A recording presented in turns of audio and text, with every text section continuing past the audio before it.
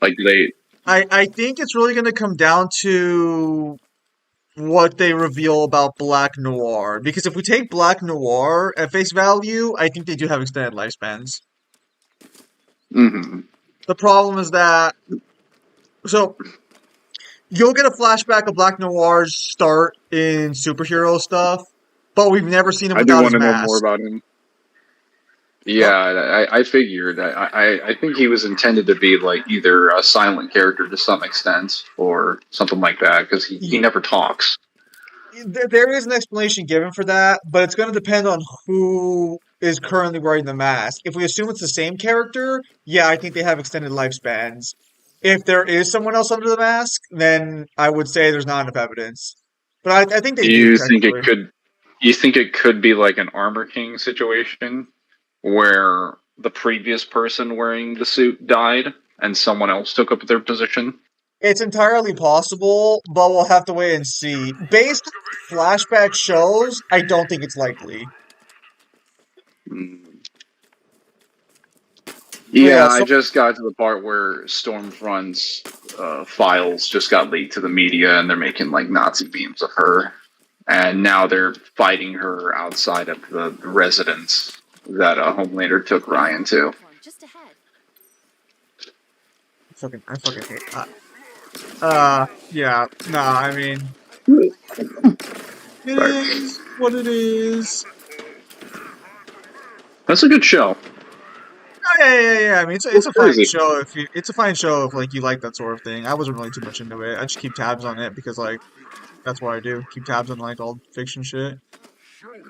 Hello, Melissa. I kind of like that Butcher's development has gone from everyone's a dick, everyone around me's a dick to okay, not everyone's around me's a dick, and I might be a dick.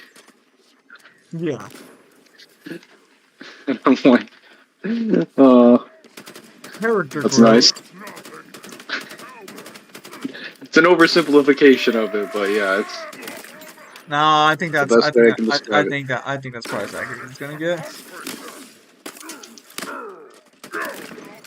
So, hey, I do Melissa. like that most people comparatively are pretty normal to Butcher, and then he's just like, like he has a line in season two that's I can't remember what he says, but it's in reference to like right when he shows up after Homelander like basically abducts him at the end of season one, and he shows up at their little area in New York, Yeah. in the little basement, and he's like, "Man, our situation's fucked 6 ways from sideways. We got soups coming out the ass, and like super terrorist in this. Looks like it's time to get to work." Like they're surrounded on all sides by enemies, fugitives, and everything, and Butcher's like, "Oh, it seems like a normal Tuesday." And I'm like, Uh, "Nothing gets past this, man."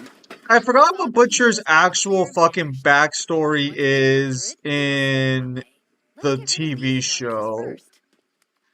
Because in the Um, comics, he was like, I think he was like an insurance agent before what happened to his wife happened. so far, I don't think they've revealed what he was doing for a living. You know what his wife was doing? She was a marketing designer for what was it, Vogel? Ver- I can't remember the name of the company. Funny enough, for how many times they say the name of the company, I can't remember. We'll just call it Vogue. For Vogue. And he was her Uh-huh. husband. He was probably doing something. We know, based on his conversation with his father, that he joined the SAS after his brother died. And he's directly corroborated with the CIA on many different operations. Probably officially, well, he might be unofficially speaking a CIA agent, but like technically speaking, I think he's more MI6 or SAS. Because at least that's what we can confirm from what his father said. Okay. Hey, Mangler, to swordsmanship, how do you think Ryu would stack against the characters in Bleach? I have no idea what that person just said. Oh, wait, that's right. You're playing Ninja Gaiden You right cut out a now. little bit. No, yeah. Sparta's asking, how do you think Ryu's swordsmanship would do against the Bleach characters? I haven't learned enough about Ryu's swordsmanship to answer that question. I am too ignorant. The Bleach characters don't even have too many good feats of skill of swordsmanship in general. Like I'm not saying they're not like Yeah. swordsmen or that they're not good swordsmen, but I don't think there's any like direct feats where you can bring up where it's like swordsmanship is actually being demonstrated. Are you cutting out? I think you might be lagging, but let me check. Hang on a sec. Maybe it's Chat, my one. chat, can you guys hear me just fine? Is he cutting out, or is it just me that's hearing this? Well, hang on, I'm asking the chat. Hey, we can hear you. It might just be you. Let me leave and read.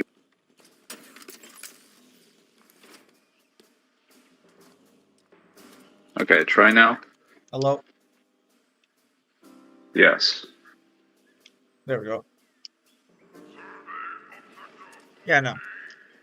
Uh, so yeah, I mean, unless Mangler has like statements I'm not aware of, I don't think there's any actual like like direct swordsmanship feats. I know they're trained in basic kendo at bare minimum, except for Kenpachi. I know they probably, I mean, they're probably like I would call them Well, master swordsmen just off the bat. Maybe like a couple of them, maybe because half of their attacks don't even use most of swords. them. Well, most of them are trained even in the academy Well, to yeah, but become what? proper swordsmen. Yeah, That's without being like lieutenants or seated officers. like yeah, they're proficient swordsmen, but like we don't like we would assume academy training would probably like compare to standard swordsmanship training, which is just learning how to swing the sword properly, when to attack, how to parry, stuff like that. Like what I'm saying is that we have combat skills for Bleach characters, but I don't think there's any like actual swordsmanship showings where it's There like, are there are swordsmanship statements for Unohana. She's stated to be a master of, I believe, 8,000 styles. okay, That's supposed to be the meaning of her name, Yachiru. master of 8,000 Um, styles and her fucking go-to plan is to pull a dagger out on someone in the middle of a fight and stab them with it. Okay, understood. I said Yachiru Unohana, not the little Yachiru Kusajushi, like No, the no, healing cap. you're talking about the Kenpachi girl, right? Yes. Yeah, like isn't that all she does? She starts fighting Kenpachi and halfway through the fight she starts fighting dirty with like knives and daggers and shit. No, I she manipulates blood off of the ground and uses it as a weapon. What uh fight were you watching? I could have sworn she fucking stabs him with a knife at some point, or is that blood? She's stabbing him with blood. She's stabbing him with blood. Hang on, There's I'm gonna no knives. uh-huh. What knives are you? I I don't could think have you're talking sworn there's about literally a fight. manga panel where Kenpachi's like, I looked up to you because I thought you were actually like strong. You didn't resort to cheap tricks. And she's like, you just weren't strong enough for me to actually use any of this. Is that in reference to her blood abilities then? I could No, have sworn that was like a cheap shot dagger or something. I mean, it's been a fat minute since I read the no, fight. there's no dagger. She's stabbing him with one sword and whatever she's manipulating in terms of So blood. so That's then it. what's the cheap thing he's referring to? Is it just the blood manipulation I would then? have to go back and read it, but it's not a fucking blade. Man, I want to deal out some hurt. The fight's fully animated, right? Yes. Let me check and see if I can look it up. Damn, there's a view for you. Stay alert, Marines. We're not out of the woods just yet. I'm out of Did here. Hmm, that Marine just die? A swap? Sure. let me see. How? How did that? How did they die? Works for me, Chief. I'm good. I don't. They'll How do never my stop Marines keep moving. dying? That's right. I didn't even. I didn't even do anything Moving in. for once. Where am I going?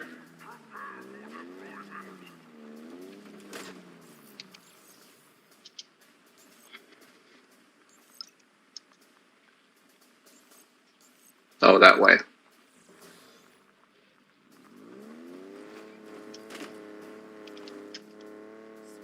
Why are you so interested in the knife thing? Well, no. So I want to see what I want to see what I want to see what I was referencing because I could have sworn she pulls out like a small fucking blade and stabs him with it. She definitely stabs him with a weapon, Well, but I'm yes, but pretty the certain problem is that that was like the I sword. remember seeing the panel specifically is Kenpachi berating her for fucking fighting dirty, and if that was just her blood powers, I don't know if that would fall under fighting dirty. Another part of the sequence. Plan B seems to be working out just fine. Oh, is Oh, that hang on, Wraith? We're getting out of here. hang on, let me see here. That is a Wraith. Oh no. Shoot the targets. God, fucking.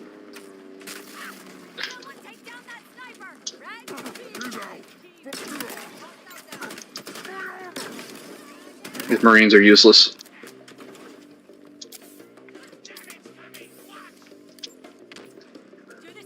It's a Wraith. Her fighting dirty wouldn't disprove anything really. It wouldn't like necessarily disprove anything if the statement's there. I would just point out that the person who knows all these styles of combat against someone like Kenpachi, who literally is just brute strength, is over here already fucking swapping the fucking dirty. Literally, Yeah, just brute strength is a little silly considering his like. it is not silly. He has no official training outside of like according to him like one class session, right? I think Neither that's does what he says. Ichigo. Well, Neither does Ichigo. actually, I think Ichigo does state he picked. Well, actually, does Ichigo state that he actually did do Kenpo in school? I could be wrong on that one, but No, okay. But no. on It top of wasn't that, until Urahara that he got any training. okay, that's fair. But I wouldn't consider Ichigo like a master swordsman either. He's just a good fighter. He just has good reflexes. Like they're like this is the thing is like there's nothing really regarding skill. I mean the Unohana statement's fair game. I would just find it a little fucking amusing that a character with all those styles, if they did fight dirty, because again I'm not gonna misremember the fight here, be a little fucking funny. If you don't consider them skilled, what would you consider their combat skills to be then? I don't consider combat skills as part of swordsmanship skills because those are two different But you categories. would consider them applicable to combat, right? Yes, reflex and stuff is combat applicable, it's fine, but that's not what Sparta asked. He said in terms of swordsmanship, how would they stack up? If we're talking in terms of combat, And yeah, Bleach characters have great reflexes, they got, like, great fucking reaction times, they have good abilities, they have fucking good, it's difference there. Hostiles detected. You may For have to fighter, I research don't know using a Bankai count as fighting dirty in terms of Bleach. No. The fight I found is kind of clipped, so it doesn't really explain the context. I'll probably have to read the manga later. I'm sure there's some explanation for it. Guys, start the I game. Have think, a oh nice no, dad, and just the beginning of Lord drops. He already given some ridiculous scaling. Nice. Bruce Lee can be martial arts, but damn, they all use Zanpakuto, fool. Uh, I'm angry killing your own people. That's dirty. I did not kill him. He just yeah, collapsed. I'm not even you joking. you didn't kill him. He just died in my presence, and it was caused by my grenade. But I did not kill him. You know you can't even kill Marines in Halo Infinite, right? You're not even able to damage them. Oh, really? Then, you wouldn't mind just shooting that guy in the head then, would you?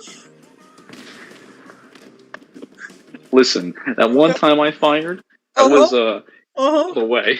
uh-huh. You know, I heard you saying you can't kill them, so I would just like you to confirm that. Put the gun, I'll shoot him in the head in a little bit, but I put actually have to use the restroom. the gun to his head, you son of a bitch. Brute strength can beat martial arts, but they're already comparable at that point. Like, that shouldn't really, and also, that's also a little true, little not, depending on the verse. I don't think Kenpachi ever gets like the same way Aizen gets, where Aizen's like inf I'm not gonna say infinitely, but like depicted as like vastly superior.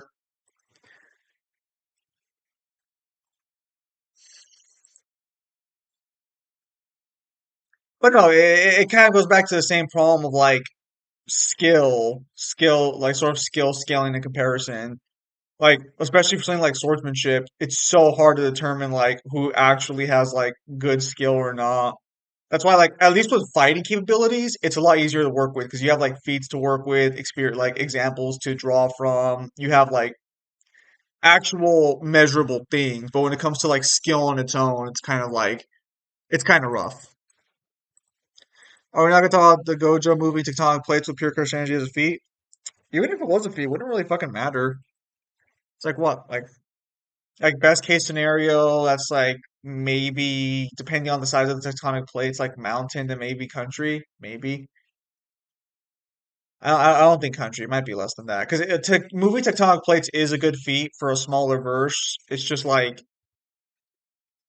no one would scale to it except for maybe Sukuna, and it wouldn't help any of their matchups because any matchups they would already win, they're already winning without like an AP increase.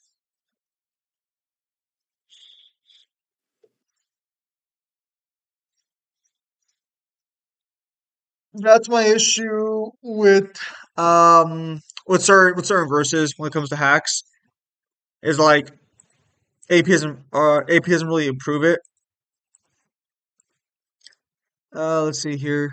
Demon Slayer's all swordsmanship combat. Yes, it caused an earthquake in Japan. Yeah, I think you can probably get to like island or higher, depending. He plays that and directly stated in the journal that his scythe can cut through time, space, and the elements, give off noxious gases, summon lightning, can make up nice cup of copy without a snap of his fingers. Nice. So Demon Slayer is all about swordsmanship combat. Ironically enough, Demon Slayer has better examples of skill versus another series because the actual training arc at the start for Demon Slayer does go over swordsmanship training. And okay, so the problem is that actually no, it might not be. Again, this is where skill kind of is super subjective because Demon Slayer characters are skilled, but Tanjiro's training for the most part was physical training. He was supposed to get strong enough to use the sword, not the other way around.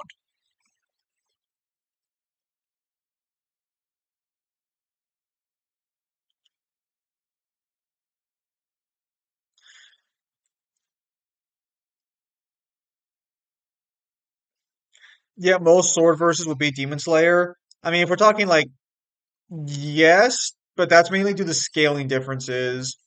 I can't think of a swordsman. I can't think of too many swordsmanship verses on the same tier unless they have like a standard for being super crazy. Urza with Body Demon Slayer, yeah, but that's a scaling thing. I hate King mains. Oh, but Kuma mains are okay, right? Right, Smosh? Kuma mains?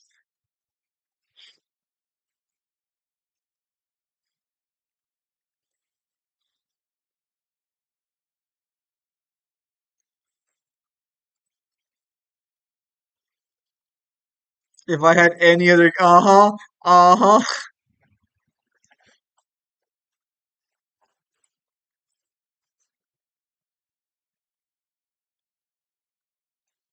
Yeah, it's why skill. It's why like most characters you would just assume are skilled or highly skilled, and move on from there. I wouldn't really. I would not personally think it's worth I'm back. entertaining a discussion of like who's more skilled. You're just better off saying like who has better like yes feats,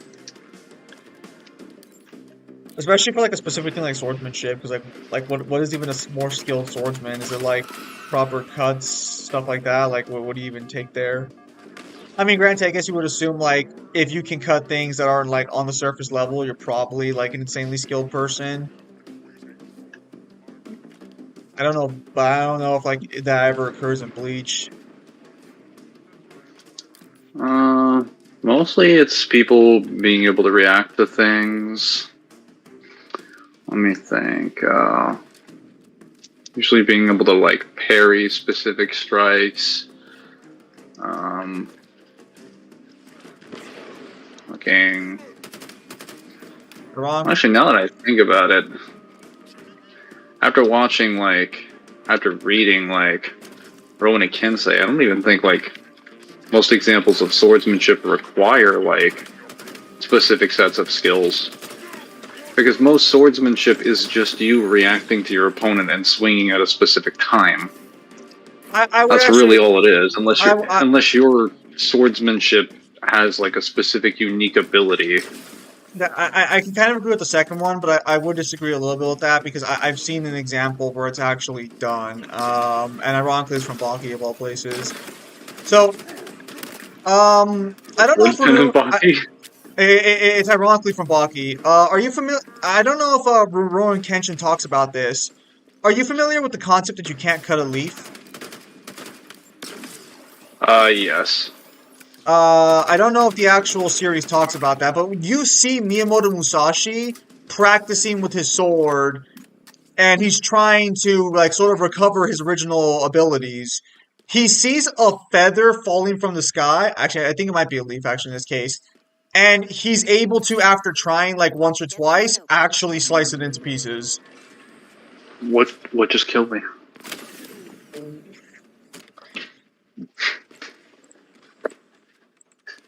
Put Tekken 8's in, just prove I can. Buy Tekken 8's in, what the fuck? Get this open.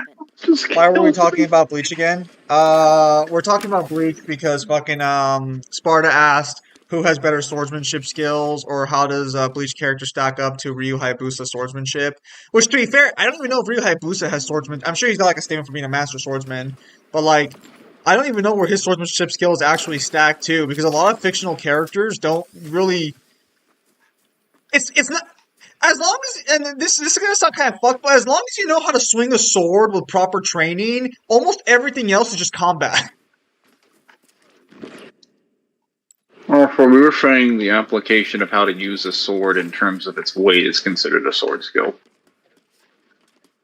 The point I'm getting at is I don't think there's a single character in fiction who is, a standard swordsman, will say, who doesn't have feats that everyone else already has, with the exception of things that are related more directly to combat. I don't really disagree. I'm just trying to say like what would we even be using as like a quantification, because like most things in swordsmanship are just reaction, Oh, just well, precision.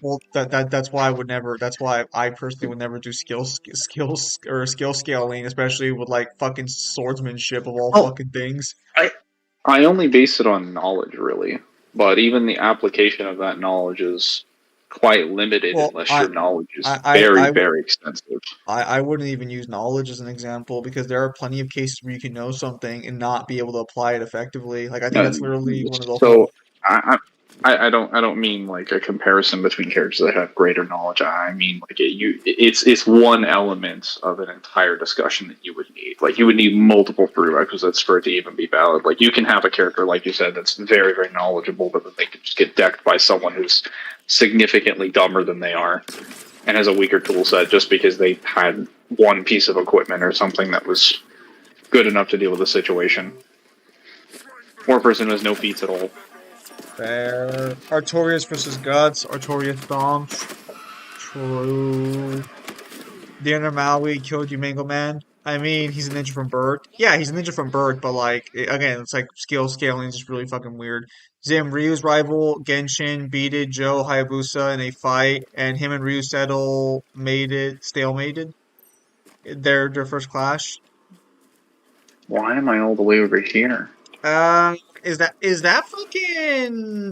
guy from Ryu's rival?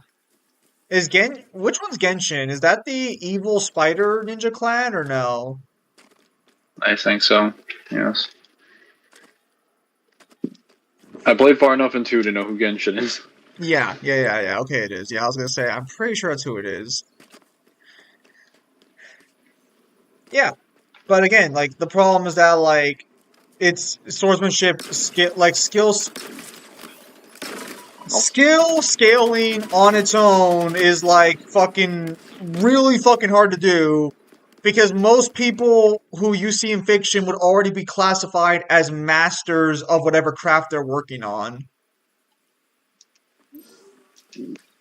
Typically, one of the reasons why I people ask me questions about what a character can do, I don't really mention like their skills or their knowledge unless it's an application to their creativity and their ability to use it in conjunction with their kit. That's what matters. It's not one individual factor. It's multiple of them put together like a sandwich. Listen, I would just assume that unless the fiction states otherwise, I would assume every character in fiction who's a swordsman is more than likely a master swordsman, unless stated otherwise. Because even like characters like fucking from humble beginnings usually end up being like experts on whatever fucking weapon they pick up anyway, so it's like, yeah.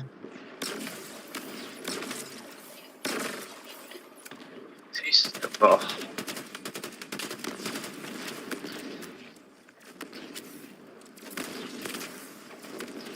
Or master martial artist. Martial arts matters more to your style than anything else. So it's like, yeah, like I would say that most, again, at least with most martial arts series, they make a distinction of novice versus master. But even if you really look at what the novices are doing, they're probably doing way more than what people in real life would be doing. And that's also the problem that a lot of stories that are very coming of the age have the protagonist or one of the protagonists or main characters start out as a novice, and then if he's doing well, he's constantly, usually talked about by his masters off panel, saying that they're even better than they were at their age, and they might even be better than them. Clearly he's not right, Um, Kenichi. well, I'm just saying that that also causes a bit of problems with comparison points. Dark Nihilist versus Bleach. That's gonna depend on where you scale Bleach and where you want to go from there.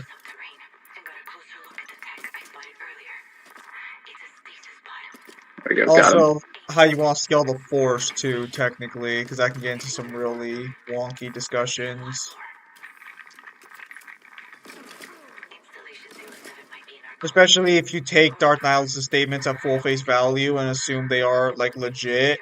Dark Nihilus was gonna destroy the Force in its entirety because he was gonna devour everything. Then like every martial arts, I'll probably know the same thing like Goku, Batman, or Sonic. Yeah. Oh god, that fuck. God, don't mention fucking Batman. You know how fucking infuriating it is having skill discussions about fucking Batman. Because some guy's like, oh, well, Batman can fight Wonder Woman, and Wonder Woman can beat Ares, and Ares is stated to know every fucking fighting style that has ever existed or ever will exist. So Batman's beyond like all fighting styles and shit, because he can fight Wonder Woman. All right, so here's a panel of Harvey Dent beating the shit out of Batman. Now, how would you like to respond to that claim? Then you ask them which Batman you're referring to, and it's like, it doesn't matter. It's like, well, I've got versions of Batman that never went to the League of Shadows. Batman's prep time So, thing isn't even the most annoying fucking argument.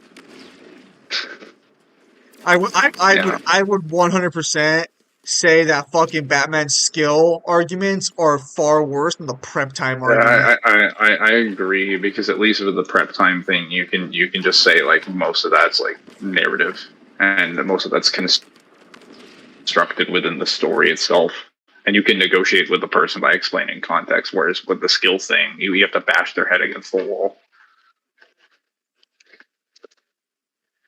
It's a lot more confrontational.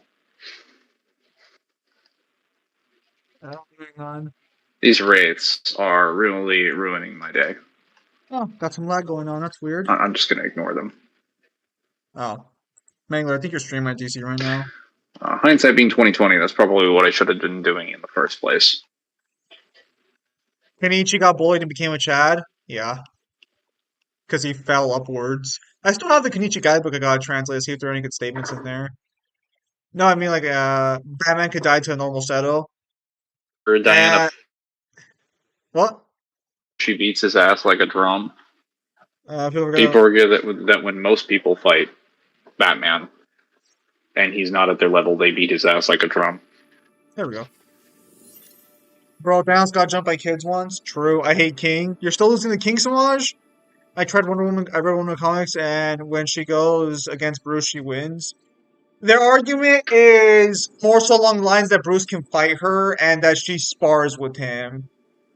I think there have been cases where, well, there's been cases where every character is beating Wonder Woman, to be fair. That's the problem with comics, is that if you look far enough, you can find like a character beating everyone at some point. Darkseid getting arrested? Yeah, it's because he didn't have the Thanos copter to get away. Hmm. Uh, Keyword I hate to be spar. that guy, but a So master and a disciple can train together, and that doesn't mean they're comparable to each other in skill. So the argument the argument they present is that in order to spar with someone, you have to believe that they are worthwhile enough to actually help you test yourself. So their argument is more along the lines of if Diana sees Batman as a good sparring partner, that means that she considers Batman a good enough fighter to push herself. I know you wouldn't necessarily make that argument, but I'm just saying like that is not how sparring works. Sparring can be done for a plethora of reasons to improve yourself, and it She's like lying to even herself. having someone there as a punching bag, even having someone there as just a punching bag where they can't fight back is still Sam, you more don't even have effective than Tekken. Samaj, don't make me buy Tekken so I can wipe the floor with your ass after learning how to play Tekken again. Samaj is not going to go Samaj, to how his are you house. already in orange? You've had the game for 3 days. Samaj has just connected himself to the fucking mainframe and he's just been fucking battling king mains all this time. Oh, it must be that you're playing Kuma. Nobody knows the matchup with Kuma. He's so Also, she obscure. clearly went out letting herself get hit. Again, the problem is how, like, look, man, this is not the main reason, but it's definitely part of the reason why I fuck. It's part of the Did reason you why just I laugh at don't me? fuck around with comics because of how stupid scaling can get. Zim also she clears going on and later herself get hit. Lies. Uh, Goku versus Batman. I mean, are we talking like a straightforward fight, or are we talking like what are we talking here? Because if we're talking like a He's straightforward fight, they're both gonna fight. Then Goku's gonna fucking ram his fist through Batman's chest and gonna move on with his day. tell us how you really feel. You're gonna have that invincible meme where Goku's gonna be looking at his hands covered in blood, and he's gonna be like, "I thought you were stronger."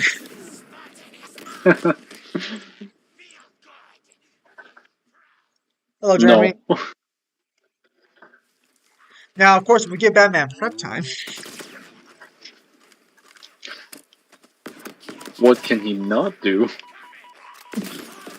Oh my god. Why what can are there Batman do without so prep many? time? Fix his emotional trauma.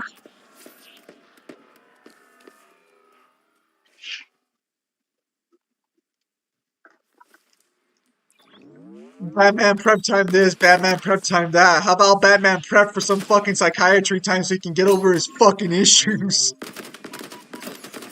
Oh my god, I hate this jackal bullshit. Dude, you're not gonna buy Tekken 8, so stop talking shit. Motherfucker, you're talking shit to a guy who doesn't even know the fucking game! You need to reevaluate your career choices. Why? Dead or Alive's the better game anyways. Also, really depends on what you get You're the Batman. judge Yeah, of like, that when I play it. yeah. Yeah, I mean, you can make arguments that fucking Batman has, like, keys or outfits where he can actually fight superpowered beings. But it's not the standard. Soul Calibur is better. I'm gonna disagree. I think Soul Calibur's fine. I don't know if Why I'd do I call not it like see those? better than fuck. I don't even know if I'd call it better than Tekken, honestly.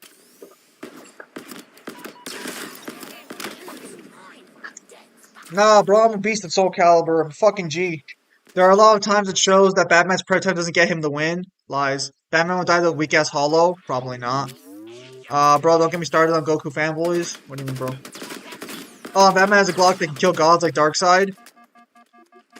You telling me Batman, Mr. Guns are bad, Mr. We need gun control on every conceivable level, is gonna carry around a Glock? Nah. When in the world did Batman ever advocate for gun control? Has he not?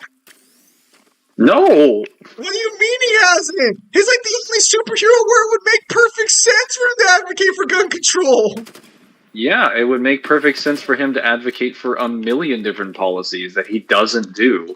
like Yes, reforming the police system or the criminal justice system, and he he fails at all those no, no, things. no, no, no, no, fuck out of here. Gotham deserves the criminal system it has. Gotham's people are not normal. Fuck out of here. Yeah, just like every other system is not normal. Like fucking, this seems to be the common trope in Marvel Comics. It's like, oh man, we always need Oh, heroes because apparently every criminal out there has such a solid case for shanking some old woman to death in her apartment in cold-blooded murder, and he somehow gets out like the next week. And this is the common thing. Like, no, no, fuck out of here. That's not a Gotham problem. That's an everywhere problem. can you That's fucking ridiculous. can you fucking believe that fucking there are still superhero stories to try to play the high road that killing people is wrong when the guy I'm killing has literally committed genocide 7 different times over. But okay, I I guess we'll let him out to I commit can't genocide number 8. I can't accept that. I can't accept that when the system doesn't hold them accountable at all, and there's no or mechanism for doing it. Because if you're not going to hold them accountable, and if the system is going to hold them accountable, then who does?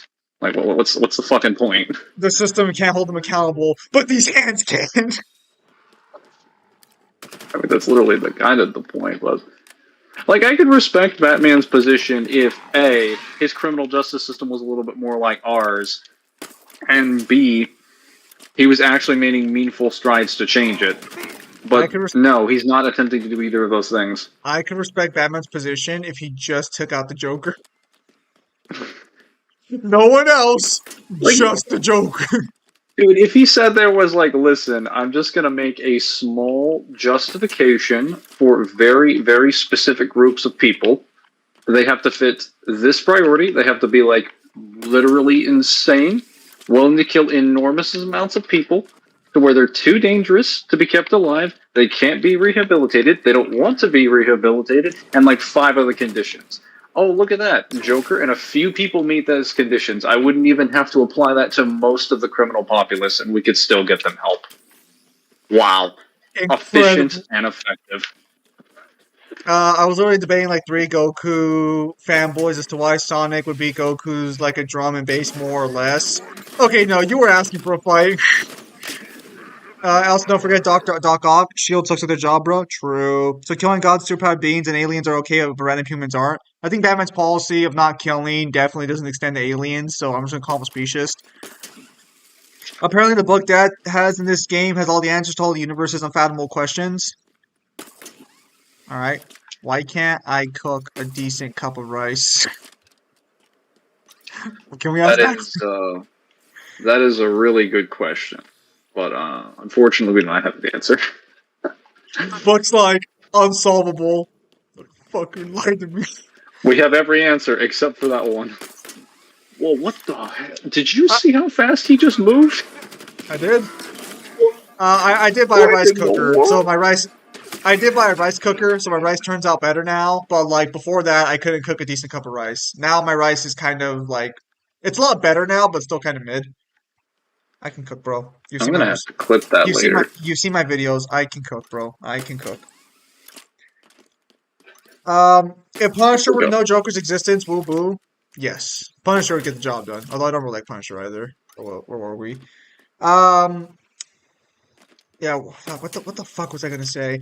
Oh yeah. No. The more times change, the more old heroes' values just make less and less sense to any rational human being.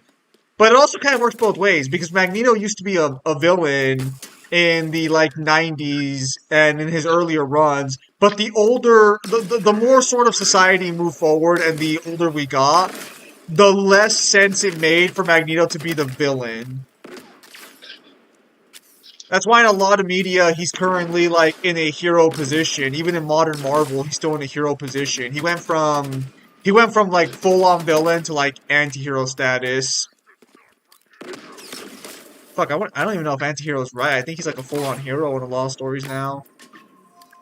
Mostly, yeah. And to be fair, like fuck. Did you wash the rice first? I did not wash the rice first. Am I supposed to wash that first? Probably. Does that actually help with the cooking? I thought washing rice was just to clean the rice. Does that actually help cook it better?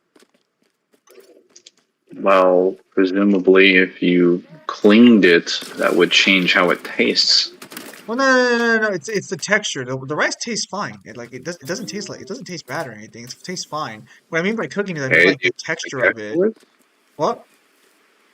Do you feel sick afterwards? No.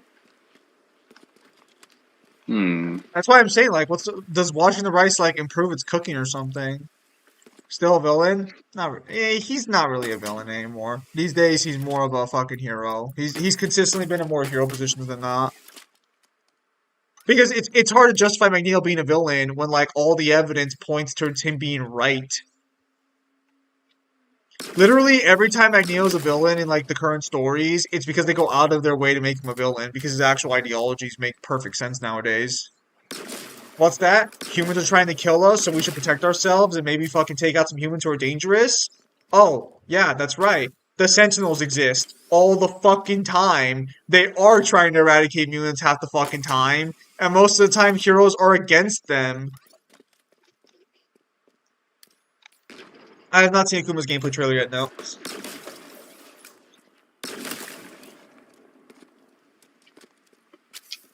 Ugh.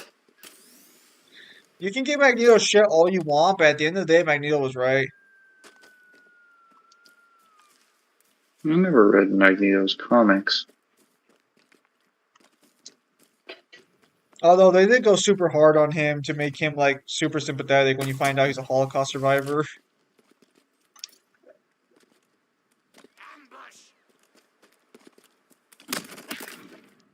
You sent that guy fucking flying.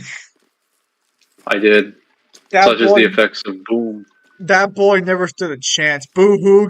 Oh, boo hoo! Get over it. You were just in the genocide of your people, and now you're gonna live another one because the Sentinels are gonna fucking do it again. Kind of like the whole basis of his character, though. Like, my goodness. He's literally a Holocaust survivor who's going out of his way to try and prevent another Holocaust through like not even the extreme measures. Half the time when he's doing shit to people, it's usually people who deserve it. Like half the humans he kills are like literally people who end up creating the Sentinel program because the X-Men stop him. And you could say like, oh, well, they made the Sentinel program in response to Magneto trying to kill them. No, they were usually already fucking making it.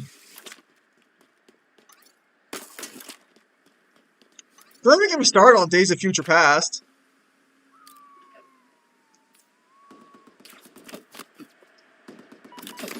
I think the problem with Days of Future Past is that he just didn't really word that speech correctly. Having a wannabe sad backstory, I genuinely have to ask, what do you factor as a sad story if your parents dying at a young age in What the kind of Holocaust is not a sad tone deaf, backstory? non-empathetic, sociopathic fucking viewpoint is that? Oh, Like, what a basic sad story, my man. He literally was in 1942 Germany in the camps. What is a sad backstory in your eyes? My how much puppy worse got can it get? Oh, like, no, his puppy what's got the killed too. standard? Let me tell you, Kuma's new agent demon, superb. Let's be correct. And it's only in the US that uses the robots, the rest of the world does not use them. Give or take on the story. That wouldn't surprise me, considering the U.S. is very militaristic. USA, robot wars. Yes. Calm your Transformers fetish. Master mold. What the? Master mold is the giant sentinel supreme that creates other sentinels. Master mold. Are you gonna die? No fall damage. What? Also, it was the fastest way to get down there. Wait. There's no fall damage in general? No, it would make platforming impossible. You could just not be fucking retarded about your platforming.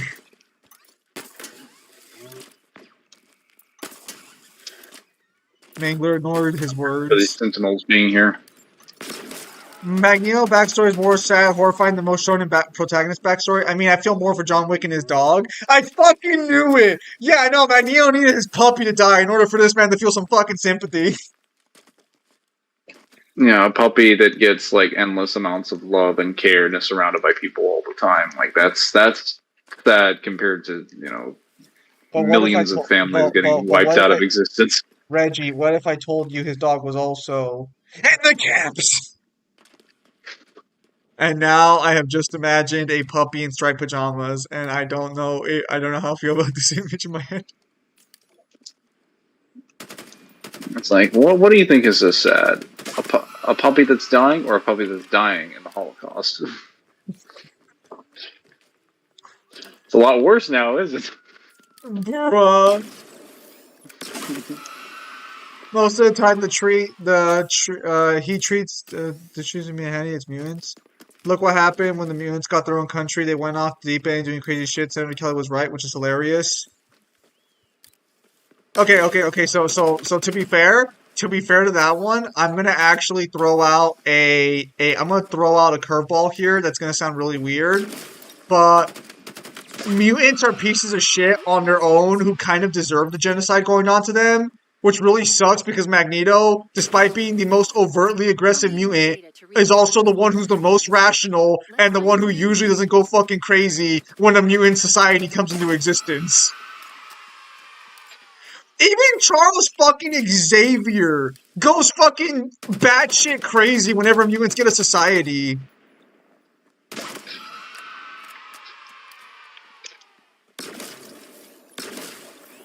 Dude, even Beast. Beast literally came out in the fucking Krakoa era as a fucking monster. Fucking Beast of all people. And I'm just like, how is Magneto the only person who's like a decent human being you guys literally left the planet, colonized Mars, and Magneto's still the most decent person among you people. What the fuck is wrong with all of you? Actually, I take that back. I take that back. While Scott's a fucking dick, I don't think Scott's done anything too badly.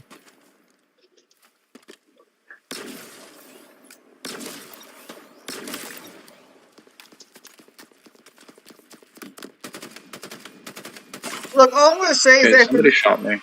if the mutant isn't doing shady shit trying to kill you before the mutant society pops up, they will do something horrible to you when the mutant society pops up. So yeah, you're right. Sentinels are needed, and Magneto should just be destroyed so that way the Sentinels can do their fucking job. Wow. Let's go genocide, I guess. Oh, don't talk to me like you care about the sake of other species. You genocided the Flood. The Flood's entire purpose is to consume all sentient life. Mangler, but isn't life worth preserving? Blah, blah, blah. They're a unique species. Blah, blah, blah. Halo Ring there. Do it. Listen. Don't talk to me like you wouldn't be the first one in line to fire the Halo Ring as soon as the Flood gets out. Listen. Let's be very fucking clear here. Any sci-fi story with a special alien species that ends up going badly for people would never have happened if I was there. I see an alien life that's even a little bit suspicious, that shit's dying in a fucking heartbeat. I will destroy that thing in a heartbeat. So you'd be in support of the Halo Rings then? Yeah. I'm just not supporting the Forerunners because they're a bunch of fucking idiots. No one said you had to be in support of the Forerunners to be in support of the Halo Rings. They had one, like, semi-smart guy, and he literally went off the deep end because his wife, who he neglected, basically did shit behind his back. I hate to be that guy, but they have many smart people. They just had one did they? Did they have a lot of smart people? Egotistical man. They had a lot of smart people. That's crazy, bro. All those smart people, and they still couldn't beat the Flood. That's crazy, bro. I beat the Flood with shotgun. It was a favor. How they lied about the resurrection, that they aren't being people back, they are making clones? Probably. I only like 4 minutes anyway, so fuck them. I will say if mutants is an allegory for racism and shit, it's not a good allegory since some of those mutants' powers are actually really dangerous, like the one that can kill everything she touches. Don't forget the dude's who mutant power was to explode randomly one time.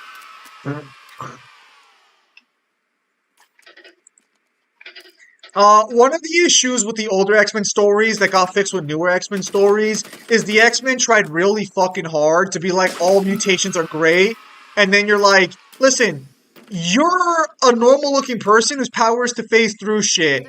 That girl is literally a pile of bones, blood, and piss. I think you two are not on the same wavelength of how, like, mutant power should be looked at.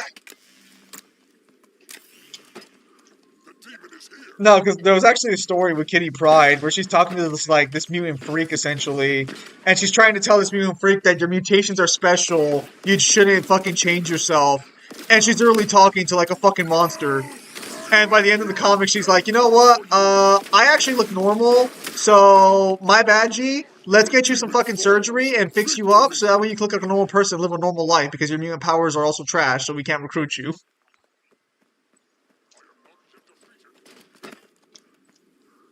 And they're just taking these blast cores like a champs. Not all mutants are good. Yeah, but the bad mutants are usually the more fucking reasonable. This is where it gets so fucked up. The bad mutants are the more reasonable mutants. Most of the time. Logan because Hugh, Emma Frost, Kitty, and Rogue because they are hot, and Gambit. Respectable. Respectable list.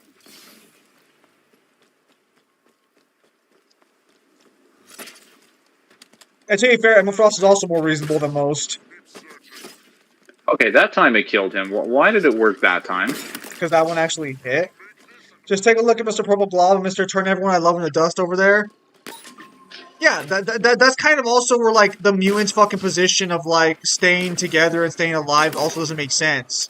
Because, like, what if you just put this power collar on you and then just inhibit it?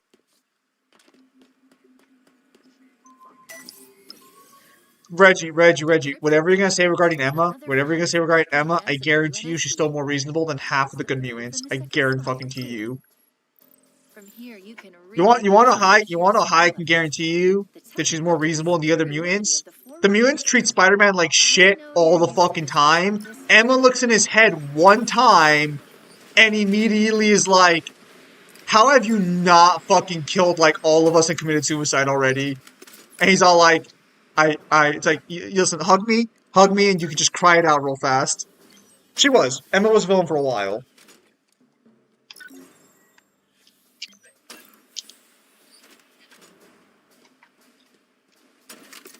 Who's more powerful, Halo Ring or Eye of Helios? From Borderlands? Fuck, that depends on how you want to take statements, but if we're going off direct feats... Actually, Mangler, do the Halo Rings even destroy inorganic matter, or is it just organic matter? I'm sorry, can you repeat that question? Do the Halo Rings destroy inorganic matter? Yes, but technically no. Technically yes, but technically no. So they destroy very specific organic matter on a level well beyond organic matter and a physical state.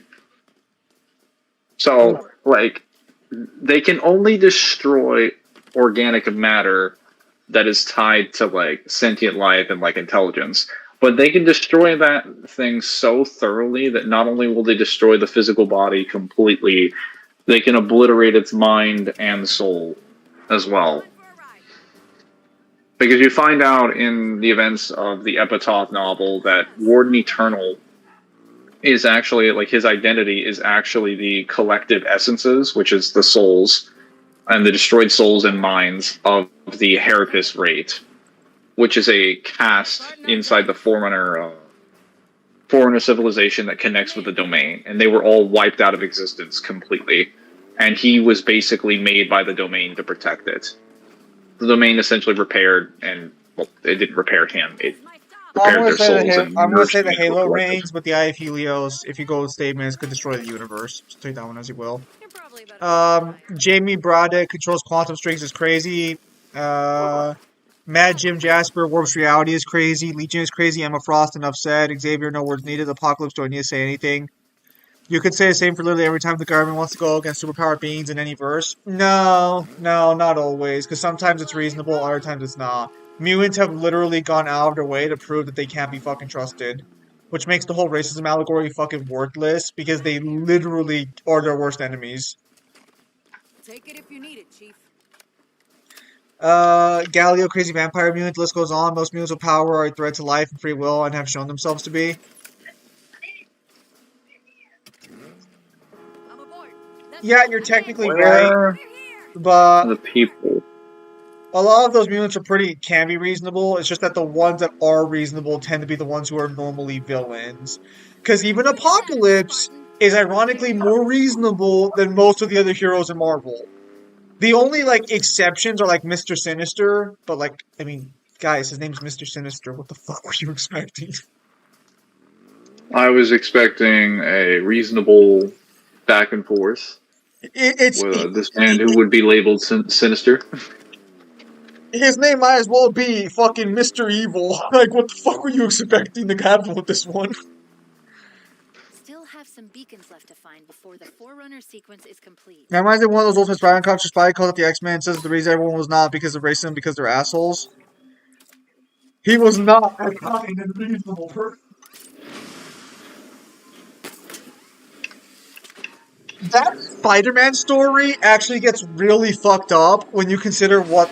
So the reason Spider-Man calls them out is because Jean Grey decides to swap, I think Peter's mind with Wolverine's or some other way around as a punishment to Wolverine.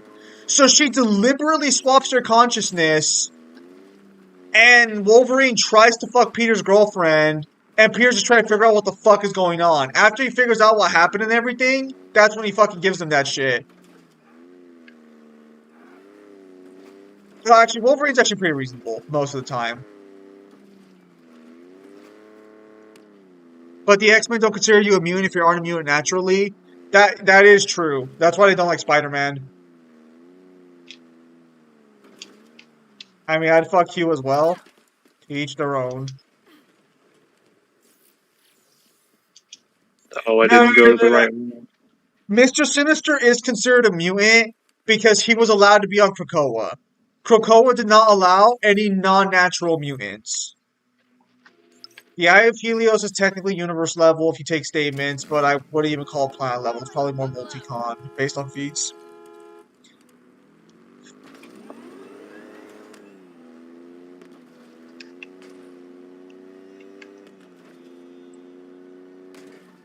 I mean, mutants are naturally born. Yes. But there are characters like Dr. Sinister and other characters like Franklin Richards who are technically not natural. Actually, no, fuck that. Franklin Richards is absolutely a natural born mutant. The fact that he wasn't considered a natural born mutant after a while was fucking retarded. So for context, and you know, you guys can disagree with me on this or not. So they kicked Franklin out of Krakoa after they fought the Fantastic Four to steal him away from his fucking family. They kicked him out because they discovered that in the womb, he gave himself the mutant gene. Let's get going. That's kind of stupid. So as a baby, he gave himself the mutant gene, and they do not consider him a natural born mutant because of that. Still stupid. Motherfucker out here literally is born with the mutant gene, and apparently because he wasn't conceived with it, it's not valid. Well, I guess we know their position on abortion then. I still don't understand why the fuck Magneto is working with Sinister when the man refuses to work with Nazis when Sinister was a high-level mutant. They just wanted them to have Sinister so Krakoa could fall. Which Krakoa fell pretty fucking quickly. Who could have fucking guessed? You put a bunch of fucking megalomaniac people in the one fucking area, and you expect things to work out well. Yeah, have fun with that. First day driving. Enemy cavalry is on us. I'm going. I'm doing my sights. What kind of crappy death metal band name is the Banished anyway? Wait, you can cuss in live chats Enemy now? vehicle is down. You could always cuss in live chats. It's just that your message will be blocked in top chat. But in live chat, you could always cuss. I'm surprised Nazi was allowed, though.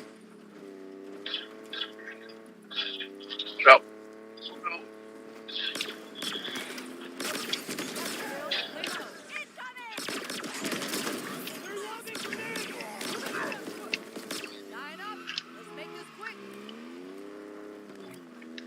okay, there's a road in there.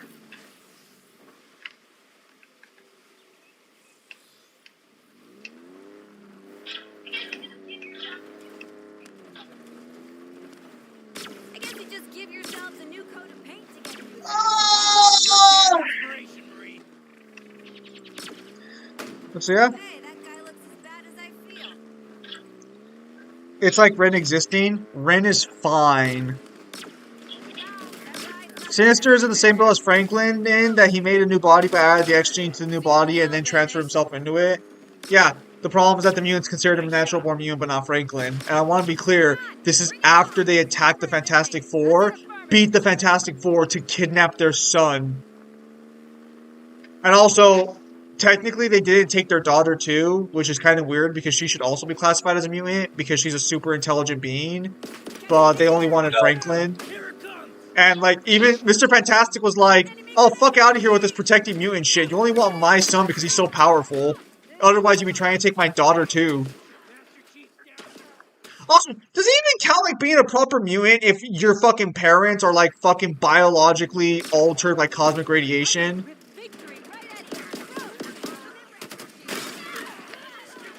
No, Franklin was born with his powers.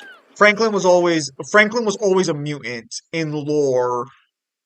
Which made sense. I mean, his parents are fucking cosmically altered super beings. It made sense they were probably going to produce a cosmically altered. Wow, that was a good fucking grenade toss.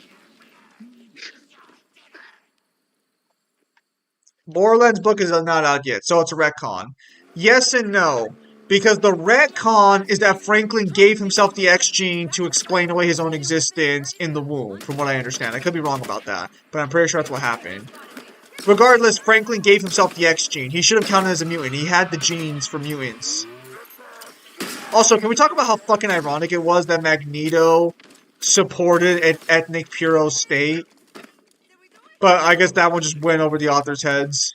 There's no fucking way. I guess Magneto's character is a little hypocritical in concept. You think he would have learned after the last super ethnic state?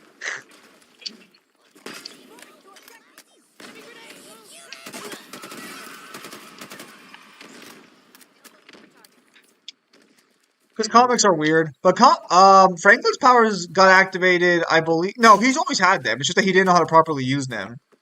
I specifically remember that as a child, he struggled to use his powers early on. Yeah, because as a kid, he retconned the Marvel Universe. You're a hard man to track down.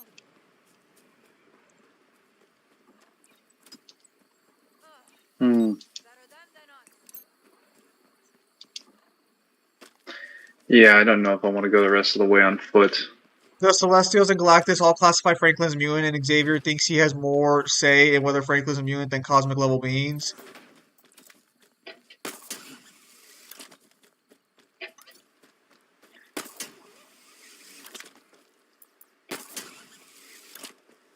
It's because and I know the writers weren't intending this, but it would actually be a perfect example of inter-species racism because it went from all mutants to now a specific type of mutant. Again, it's just ironic that Magneto, of all characters who literally survived the Holocaust, would approve of anything close to that.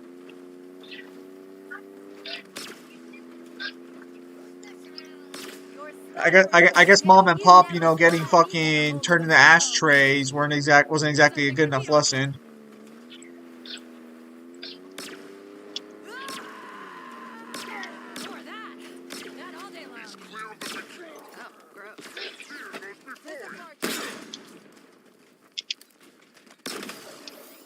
He's still alive? Not anymore. That all of them?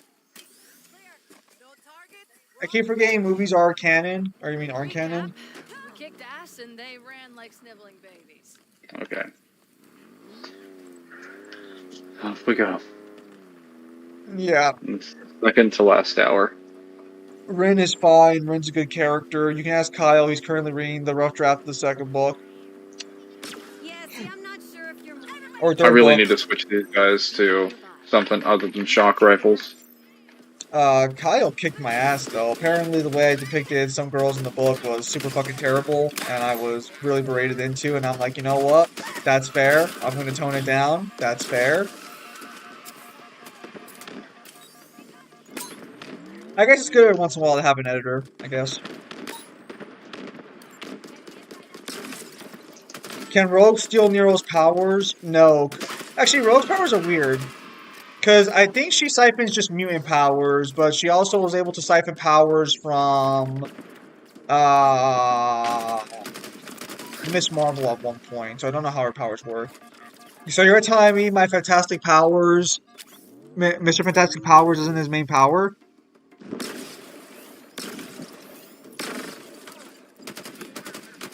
Last night was a great night of fighting game fans.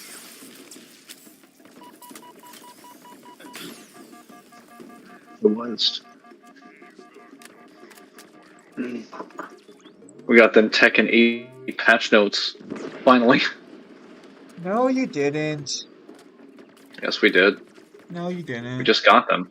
No, you didn't. It's not real. It's all in your head. What are you saying? It's all... You've gone mad. No. I've gone...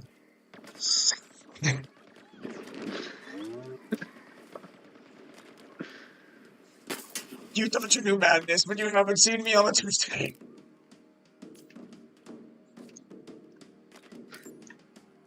She siphoned psionic energy and life force. Shame this is in here. That'll be on dunk. So, no, Mr. Okay. Franklin Richards, not Reed Richards. Franklin is his son.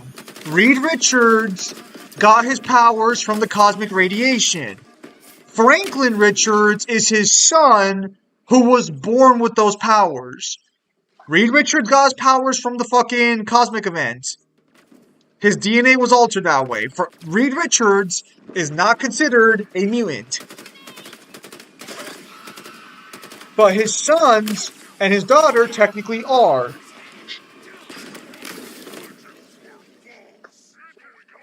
I feel like I never know where these enemies are. What the hell? Oh my god, did it go over the side of the mountain? Oh no. It went over the side of the mountain.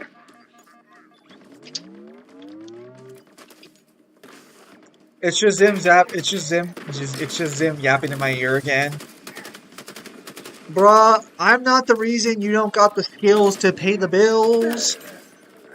That's why you need to be more hip like me. You gotta have that... Be more wizard or whatever the hell he's talking about. Franklin got his from his parents, and the fact that they used the cosmic control rod on him in the womb to save his and his mother's life. Oh wait, was that Dr. Doom? No, Dr. Doom saved Valerie. They're not twins, are they? No, they're not. I think Franklin came first. Finally. Turds out.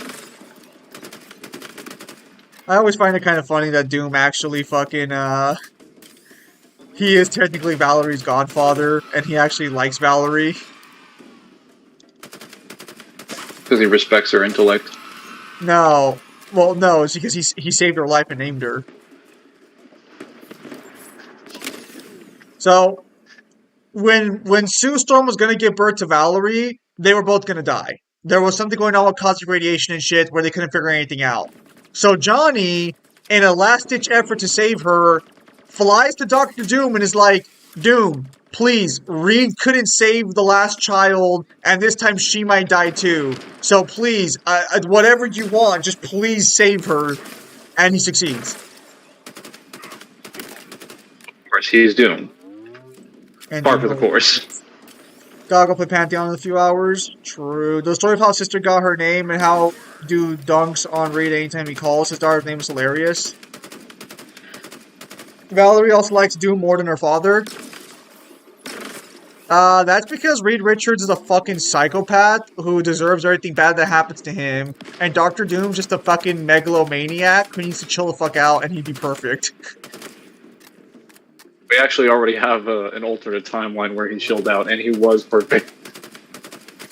Literally, We all have Dr. evidence. Doom needs We to have do evidence. is just chill the fuck out a little bit, maybe tone down the narcissism by like 1, and literally would be the best hero Marvel's ever seen. Literally not any issues. I mean, tone down the narcissism to 1. The man's literally just right there from literally having everything he could ever want, and then he kills the Doom that was chill, because it's like, no, Doom can never be chill, you dumb motherfucker. You literally can have it all. Just stop being a dick.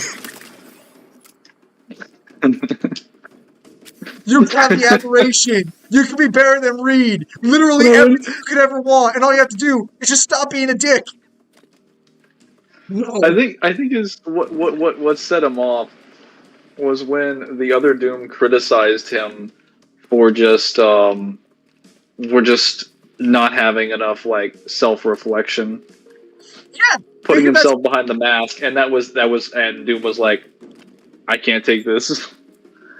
But Doom was that close to listening to him. He was that close to accepting the proposal, and then the other Doom said something that just set him off, and he's like, nope, ultimate nullifier, say goodbye to your family.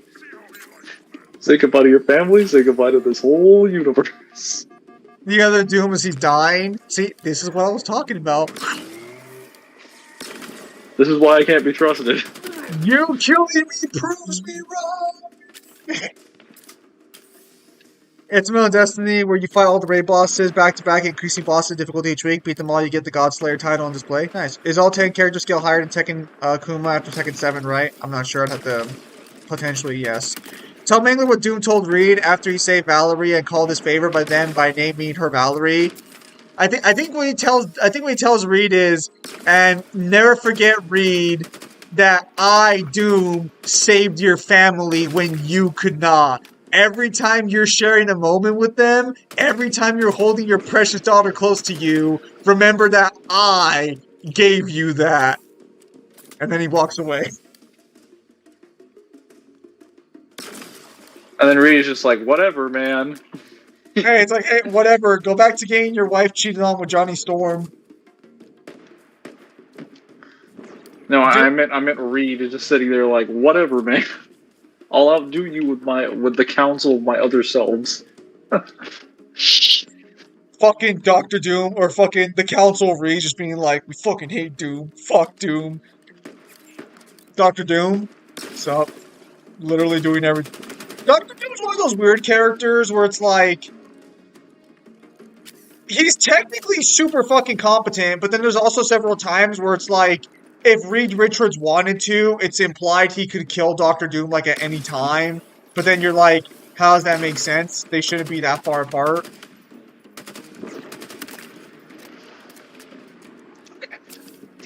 Did we kill all of you? Or are you guys all dead now? At least in the front? Yes, okay, everyone back here is dead. Finally. Also, I didn't, you know, it's been a while since Death Battle released this episode, but can we just talk about the fact that Galactus has a way to, like, dodge the ultimate nullifier? I mean, that just seems kind of silly.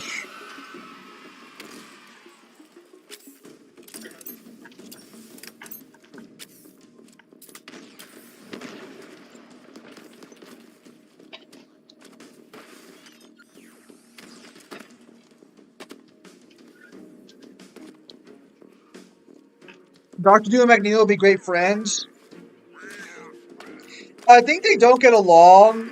Actually, no. They've gone along a couple of times, but they more begrudgingly respect each other because Doctor Doom finds mutants as a fucking joke. He thinks their whole ethno state shit is fucking retarded, and he thinks that they shouldn't be treated with any special privileges just because they were born with the ability to shoot lasers from their fucking eyes. So him and Magneto do clash on ideology, but realistically speaking, Magneto should be chill. They claim it's made of his own power, yet he's scared of it and doesn't scale to it.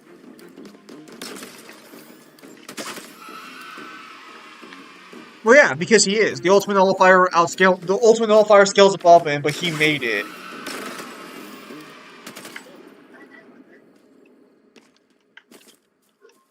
Phew, glad that's over. Doctor Doom is more Rick Sanchez than Rick Sanchez ever was. Is both Doctor Doom and Iron Man friends or rivals? Depends on the version, but they're usually more rivals than they are friends. But they would say they are probably like begrudging coworkers. I think is the best way to describe their relationship. That might be the healthiest description anyone's ever give of their interactions. Because there are plenty of times where Doom and Iron Man square off against each other, mainly Doom beating the shit out of Iron Man, and sometimes Iron Man getting the one up and beating the shit out of Doom. But there are other times where they're just talking to each other. It's like the only Avenger Doom will tolerate is just Iron Man. It's like, listen, I need to talk to the Avengers. All right, we got Captain America. Oh no, he actually likes Captain America. He actually does like him. I would just say like frenemies, begrudging frenemies or coworkers. Yeah, like Give me a second. I don't think they overtly hate each other, but they're probably not on like good terms with each other, if that makes sense. They're not neutral though. There's enough going on there. My favorite duel is Wolverine and Deadpool, as well as Deadpool and Spider-Man. I remember there was a comic where Wolverine killed Apocalypse as a kid, and Deadpool basically was like, "I don't want to talk to you."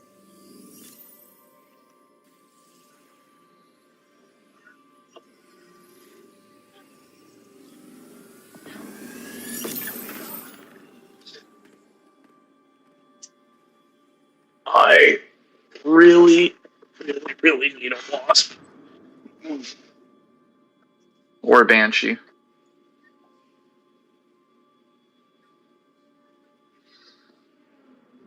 Doom's right because humans can do anything that mutants can with magic and science, so they aren't special. It's funny that Iberia, Wakanda, a lot of other countries treat mutants the same as regular people. Well, to be fair, there's a little bit of a caveat to those nations that do that. They all have people who can keep the mutant population in line. I think that also is a factor that needs to be considered. Wakanda has fucking Storm as their queen and Black Panther, two very capable fighters who can handle most mutant threats. They also Latveria, have mountains worth of vibranium. So Latveria literally has Doctor Doom and the Doombots. There's no mutant threat that's gonna beat him besides maybe Magneto.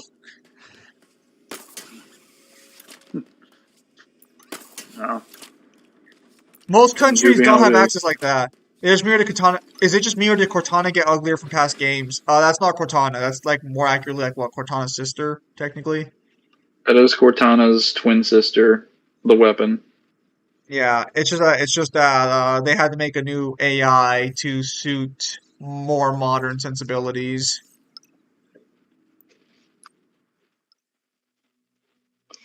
Why are we talking like it isn't just like a different change in art decision when Halo 4 Cortana had like no clothes on?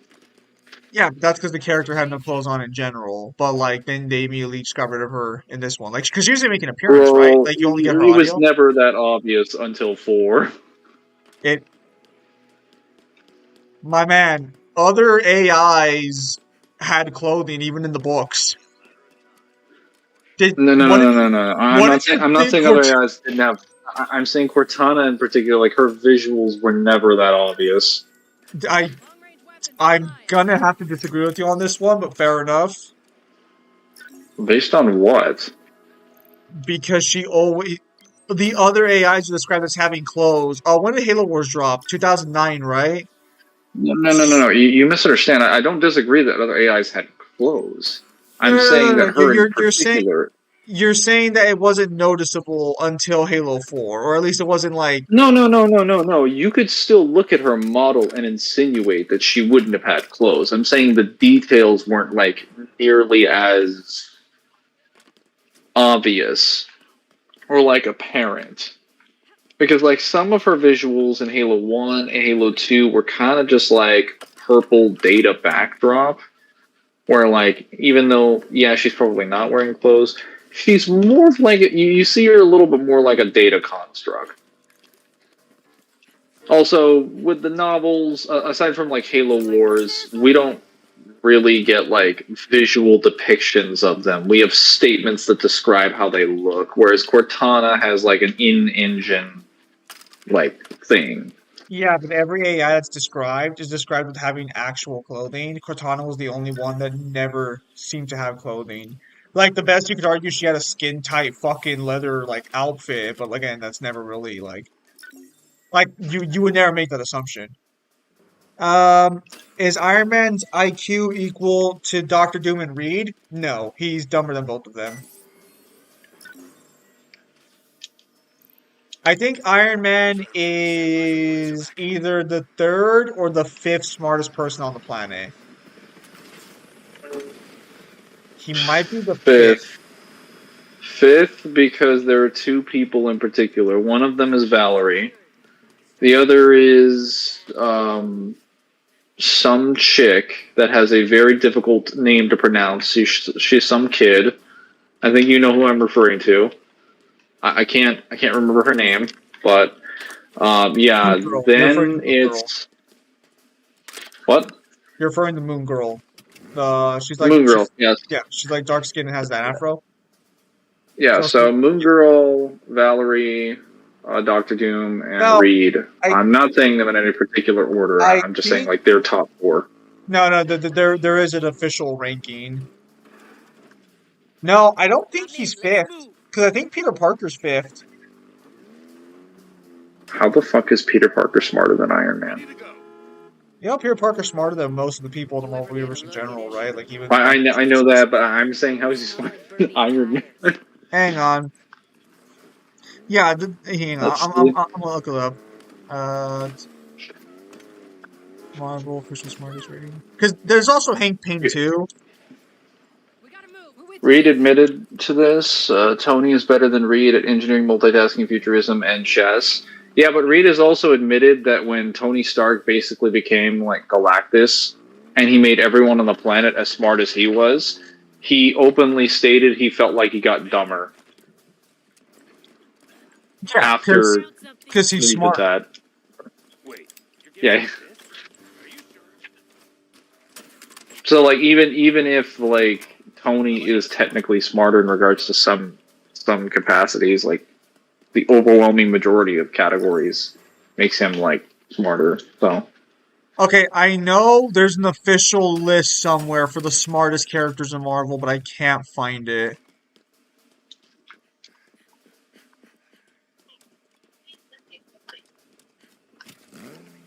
Let's roll. Buckled in. Let's get going.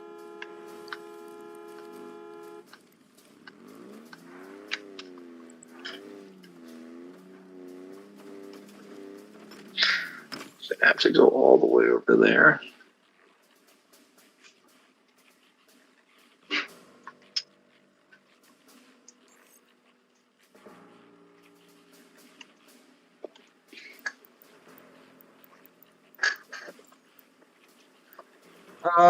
Okay, never mind. So according to the official statements by Marvel, Moon Girl is the smartest person on the planet,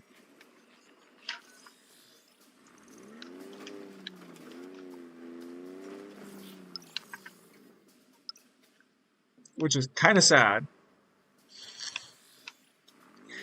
So after that, this isn't. I don't think this is an official list. Yeah, it's not.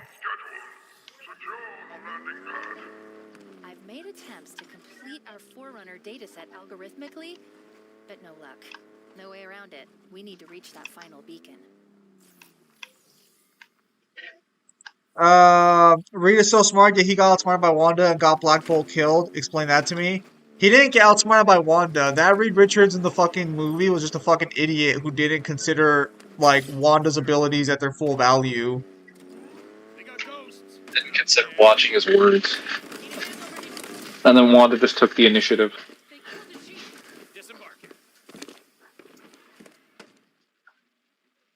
Honestly, I love the memes that came out of that because there were so many funny memes.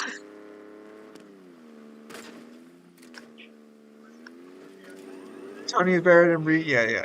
Peter is smarter than Tony. Explain it to me. Yeah, no. But also to be fair, Black Bolt should have chilled the fuck out.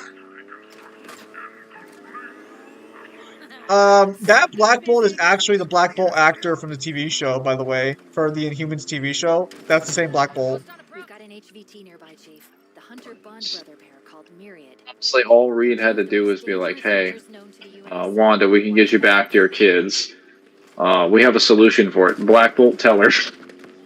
No, And yeah, bam, problem solved. that was the meme where it's all like, "Don't worry, Wanda, we have time to get you back to your kids." Go, all right, Black Bolt, go ahead and explain it to her. Now, all they had to do was right away that like it just didn't work, or that like I don't know, Scarlet Witch put up a barrier or something. Well, yeah, like that. because what you could do at that point is you could just have Scarlet Witch stop the fucking Whisper, but at least at that point, Well, he made a smart call. yeah, I know he made a smart call. Like no one would have had an issue with him killing Black Bolt after the fact. She may have been stayed, but she doesn't have single feet to back it up. Doesn't matter. The smartest person in Marvel definitely has to be Hank Pym. No, it's not. He's stated to be the smartest scientist on the planet, according to like I think Eternity. But it's like smartest scientist on the planet. His only achievement has been fucking Pym particles for the most part. And he's a fucking loser in like every fucking metric. I wasn't even gonna bring up the fact that he beat his wife because like it's Marvel. We're lying to ourselves if you think that every single hero hasn't beaten their significant other at some point or another. Fuck, I think Reed Richards beat up Sue Storm at one point. So that's always been a hypocritical position. But like Hank Pym literally does nothing with it. He's got all these statements for being the smartest. He has ways to prove it, and he does fuck all with any of that value.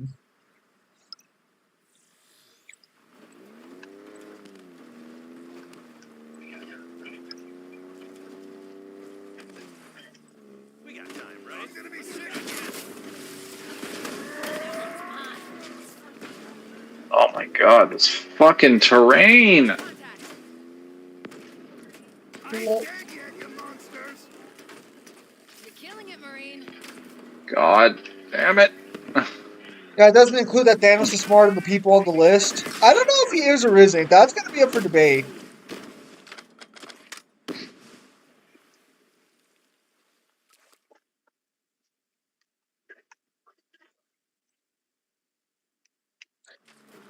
Because I don't know if Thanos is more intelligent or if he's just more knowledgeable. And there is a difference with that. Slaughter.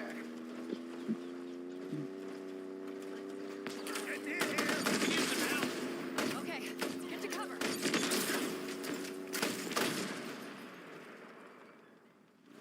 Wow, they sure have it out for us, huh? Keep up that hustle. I just gotta stay on the road.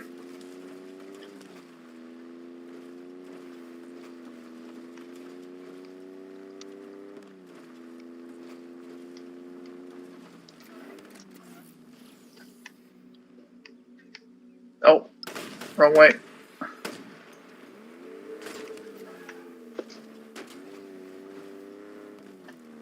Another ghost coming our way.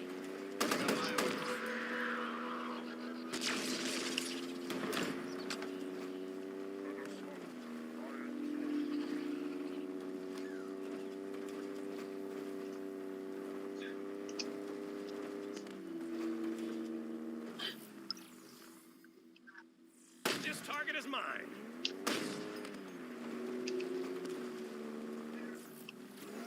Alright, we have our destination now. There. Oh, sweet. A new Razorback.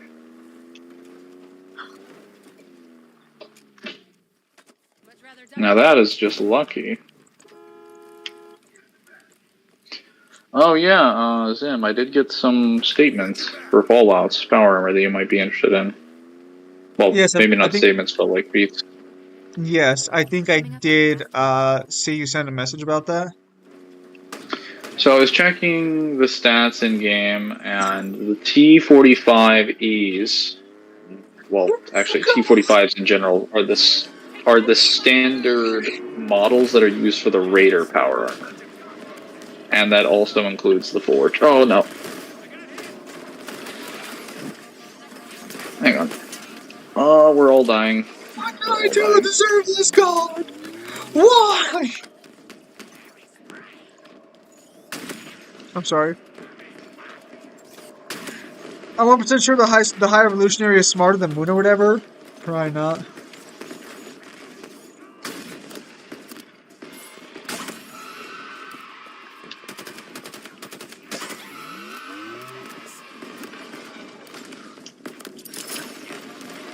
I should have brought heavy weapons.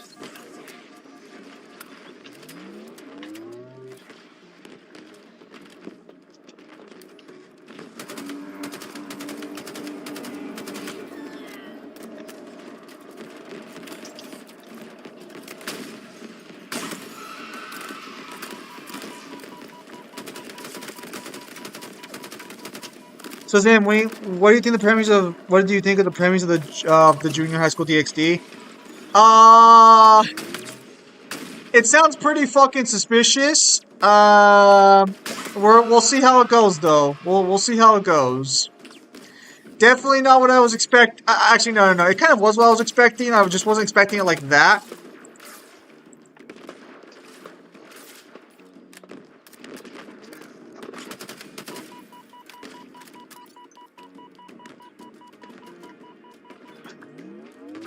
I just wanted a gun.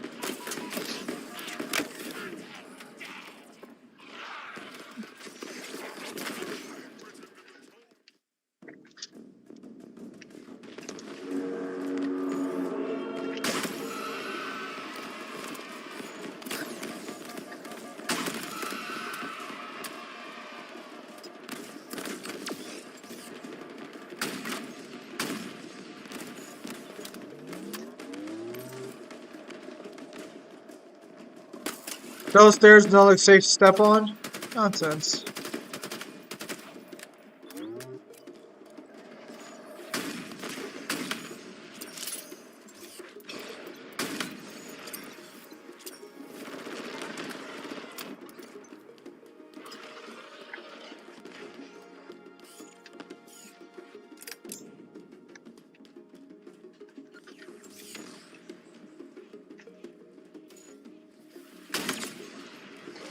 They can slide just right off? Probably.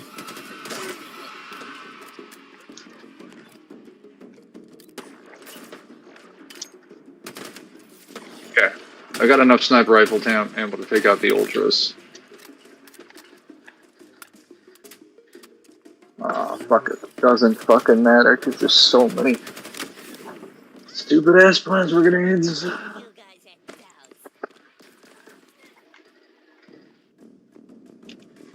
There we go.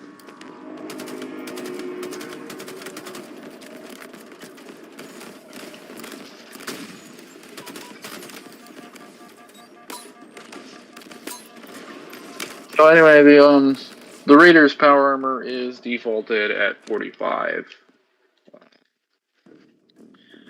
Which means most of the suits and the defense points that they would have would be significantly lower than that regular troops. I did the comparison testing, and it is like, I think, 20, 30 points for the model. If you do fully upgrade the 45, I think it is comparable to the, or it is higher than the base value of the T60s, but once you upgrade the T60s, they're higher than the T45s. Let's see. I'd have to check the 51s. But what I did notice that was interesting, the thing that you might be more interested in, is the Enclave side quests have now cut into certain locations in the Commonwealth that have started explaining certain things in the Commonwealth specifically the Forged, because the Forged, if you're not aware, are basically a raider outfit, like a ritualistic raider outfit that practice using like fire, like Molotov cocktails, flamers, and stuff.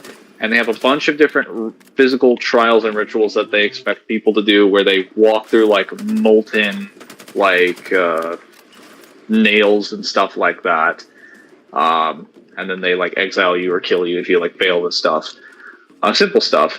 But some people decided, well, they're gonna approach some of these trials with protection, so they built heat improvement versions of the Raider power armor suits. And when you put those armor suits on, you can walk through molten lava.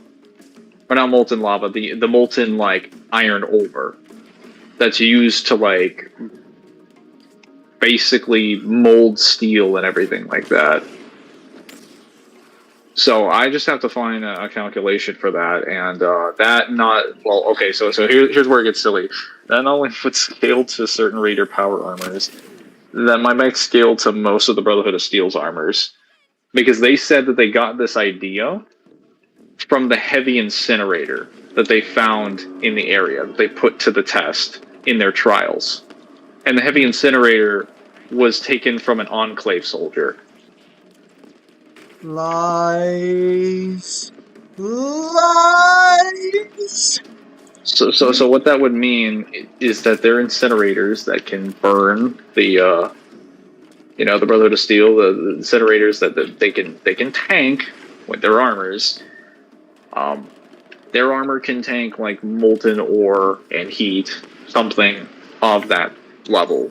I just have to figure out what that means, like temperature wise. That is a little ridiculous. Bruh.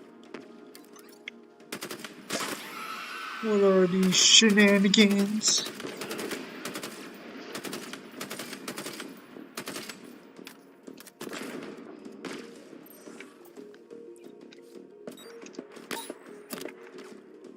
Gotcha.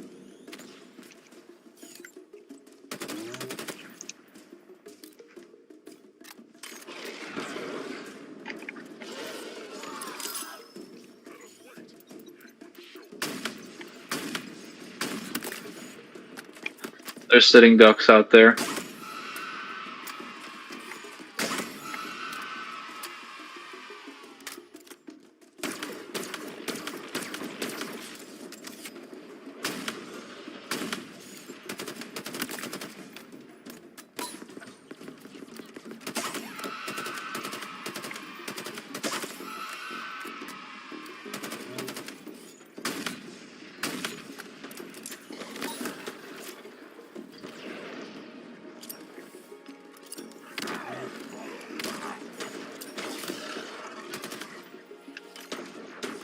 Got him.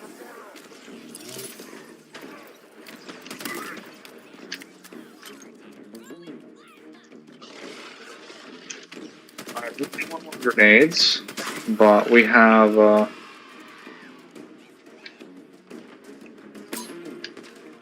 some other options.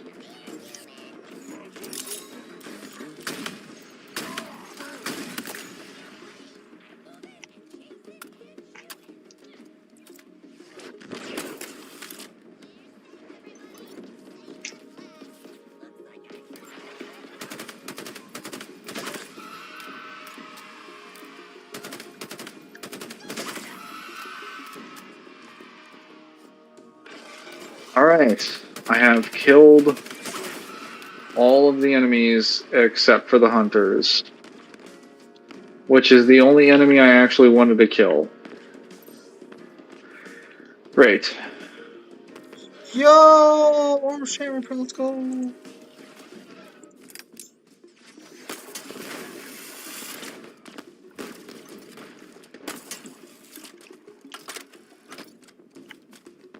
There's got to be some rockets here somewhere.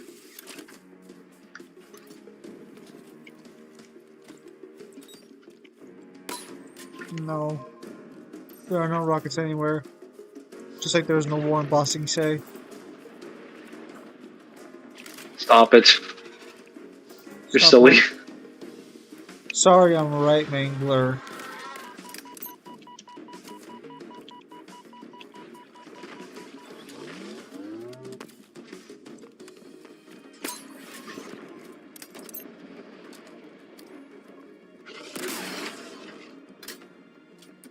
Alright. Got his back open. Damn it.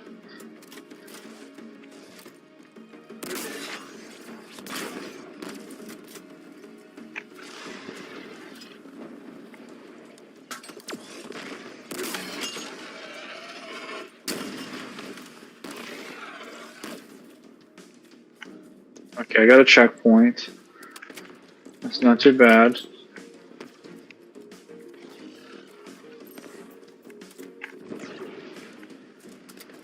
Where?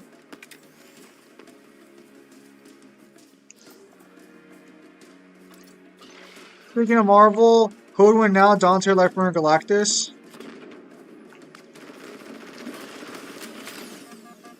Yo! Hello, Zeratos. Yo! I killed him! From the front? That doesn't make any sense. Oh, it's a piercing shot, I see.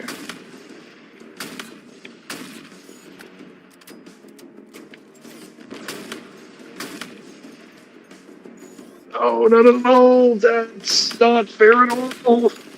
I'm gonna say Lightbringer Galactus probably takes it, unless we really want to, like, scale Dante absurdly high off the statements we have.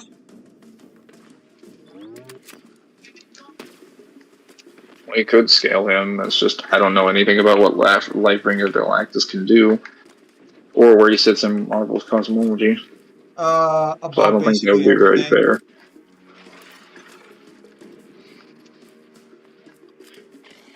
Lightbringer Galactus basically sits above everything in the Marvel universe, with the exception of one above all. And I guess, technically, the one below all. I guess, technically. They'd probably be higher, because Marvel does have multiple 1A realms. I fucking hate that I have to tell you technically, because, like, the one below all is such a stupid fucking character in every conceivable fucking way. Literally no redeeming quality I in am that the character. shadow of everything. No, you know who the one below all is, right? Yes, but he's No. technically still the shadow, even if he's just an aspect of the one above all. Well, yeah, exactly. Like, yeah, no, it's just the one above all. It's just fucking stupid.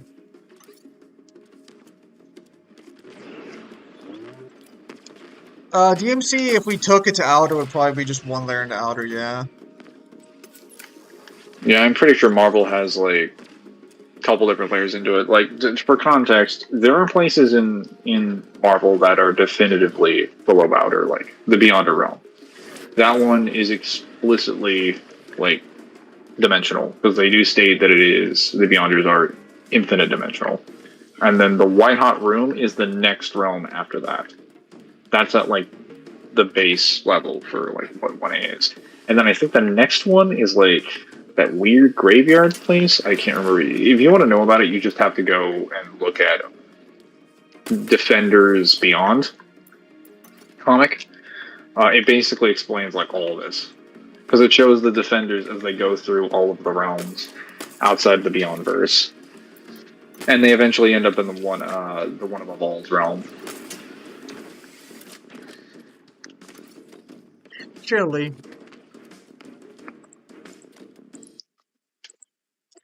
The one below also one above all, they're the same being. Well, how does Dante do when facing Galactus, Marvel vs. Capcom? Technically, he would stomp him out. His thumbs up Mephisto too.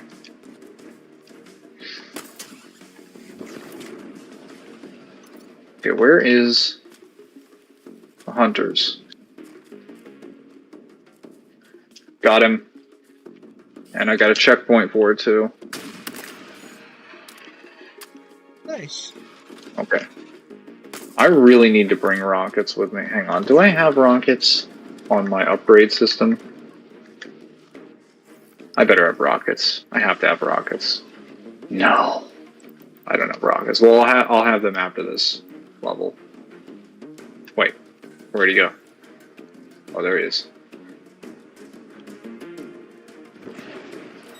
I really just messed that Oh, up, son of a didn't I? gun. I only got a couple of hours of sleep last night, so I'm feeling like shit.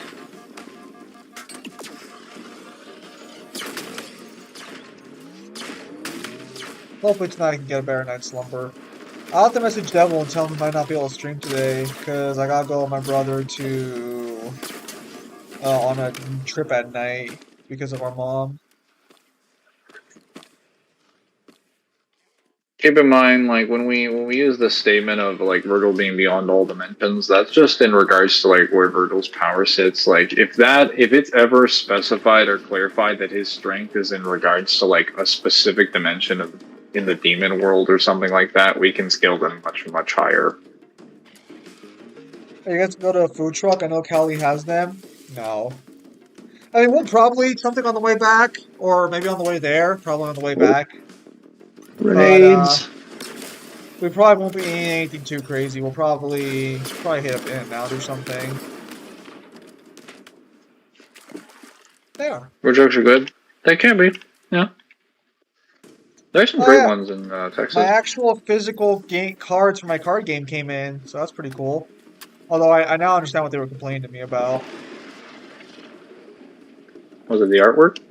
No. That I don't think they care, honestly. No. What happened was they were like, "Hey, so there's some problems with your edging, and if you don't fix it, you're gonna have this weird bleed effect that goes into your border." And I'm like, "All right, it's fine, whatever. I just need it for when I go with Devil." And they sent me the cards, and I see what they're talking about, and I'm like, "Oh, I hate that. Oh, I hate that a lot." Oh, Well, the that Beyonders is. have to be past 1A because they don't, because they do actually kill the living tribute, not one of them bodies, one of the Eternities. Well, that doesn't really matter because the Beyonders are, according to the Beyonder himself, are explicitly an infinite dimensional being. Those are the official statements. Now, if you're going by scaling, that's nice, but their actual official lore and stuff states that they are The Living this level. Tribunal, the Living Tribunal got retconned. He's only as powerful as the amount of magic in the universe is.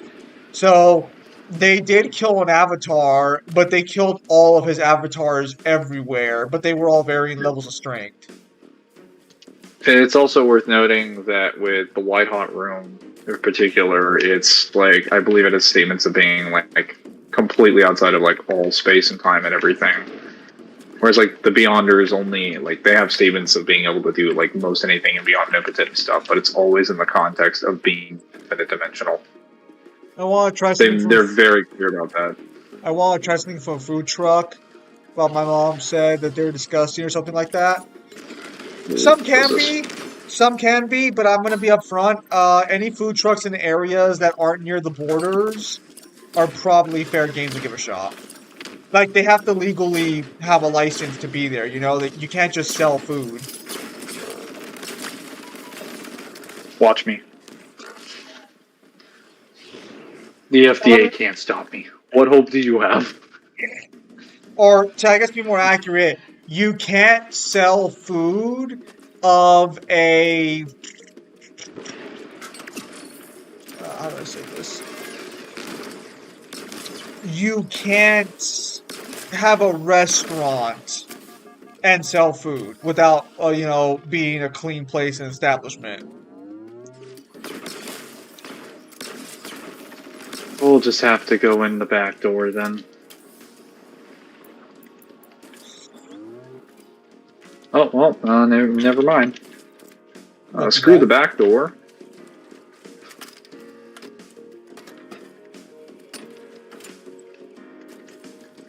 They give me this rocket launcher, and I'll make my own door. Oh. Alright, here we go.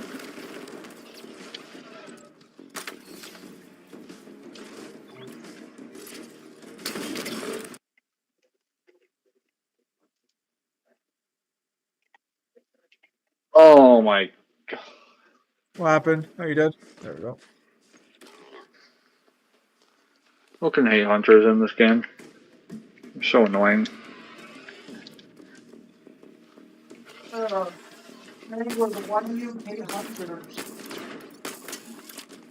Just in this game, they're fine. And well, okay, I hate them in Reach too, but like they won't die.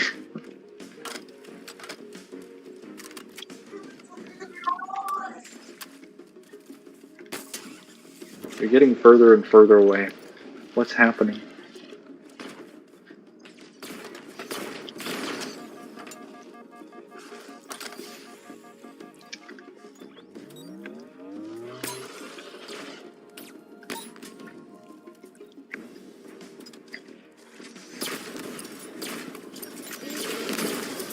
Oh.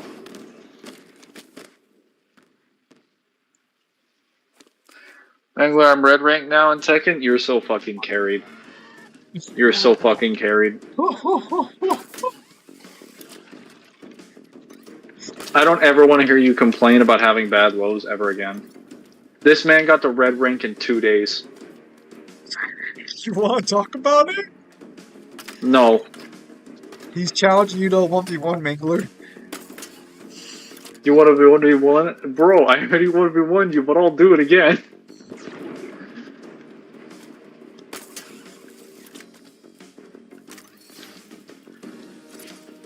And this time, when I suicide, it will be 1 suicide.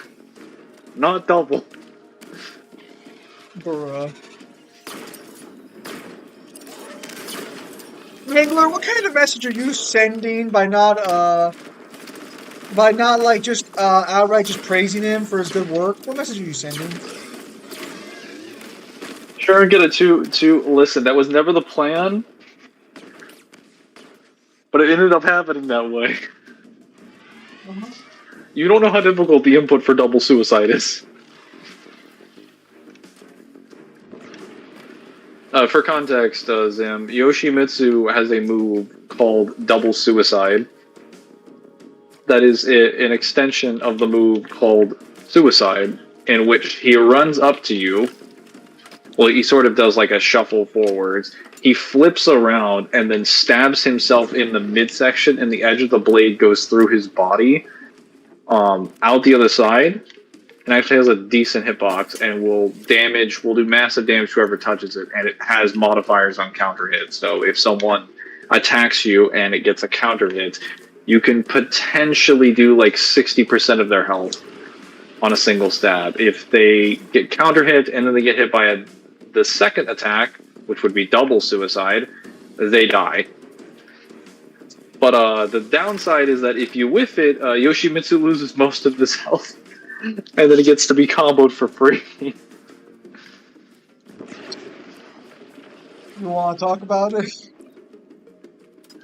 Yeah, well, I hit him with the normal suicide. He didn't expect it. He was like, what the hell? The problem was that I did a double, and I wasn't trying to do a double. I lost too much health. That's crazy, bro. Yeah, who would have guessed that stabbing myself to the midsection more than once was a bad idea? He was trying to cheese it. Mangler, do you have any Do you have any counterclaims to these accusations? There was nothing cheesy about that. I had to give up half my health or more. That was a balanced risk-reward situation.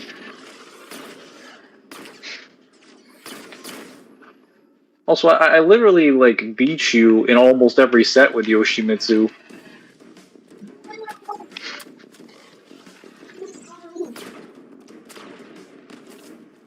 Sorry? Samaj, is this true? Were you getting stomped out? Zim, can I ask a suggestion? What's the suggestion, Zarados?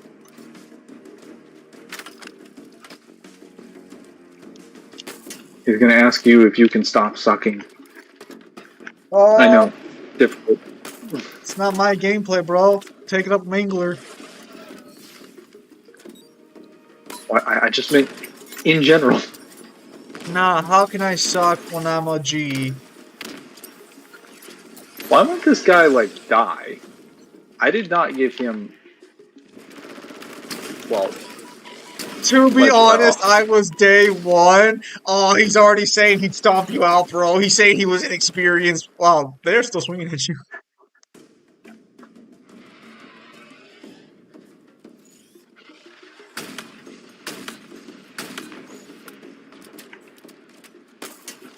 don't know what it's gonna take to kill this thing. When I play Darius top and I start feeling squishy, what do I build? Stairs Gauge or Amarat Twin Guard?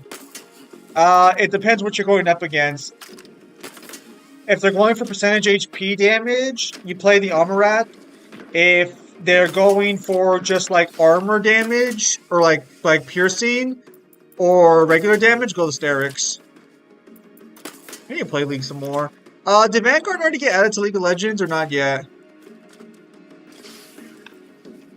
Because I gotta decide how I want to handle Vanguard going forward if I decide to keep playing leagues.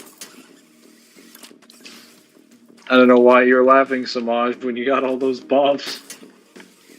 Bro, it must be so nice knowing that you can stand on top of someone's shield and just slap them over and over. Well, not their shield, they're blocked. And just slap them over and over again, knowing you have enormous damage now. Oh yeah, also, most of the top tiers in Tekken 8 got nerfed now. Like, Dragunov lost a lot of his damage, a lot of his setups. Azucena has lost almost everything. I don't think she's even top 10 anymore. Let's see. Devil Jin had his Heat Smash nerfed into the fucking ground, so he is no longer teleporting across the stage. That was always a stupid decision. Feng Wei got nerfed.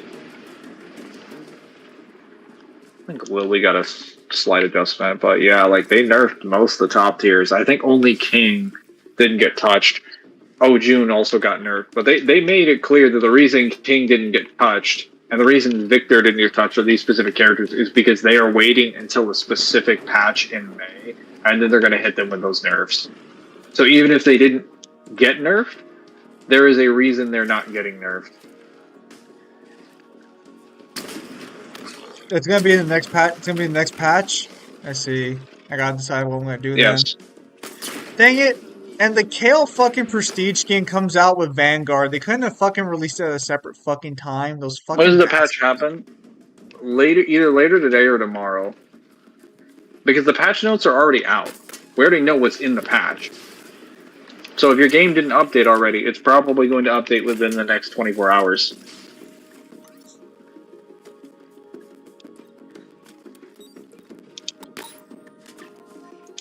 Yeah.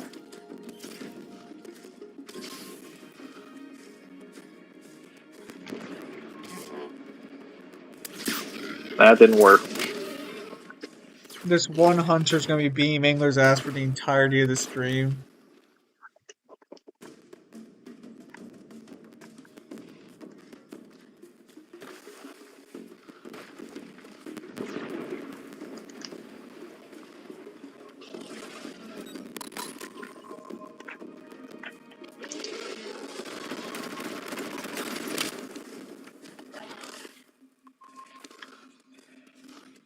Tomorrow? The patch drops tomorrow? That's lame.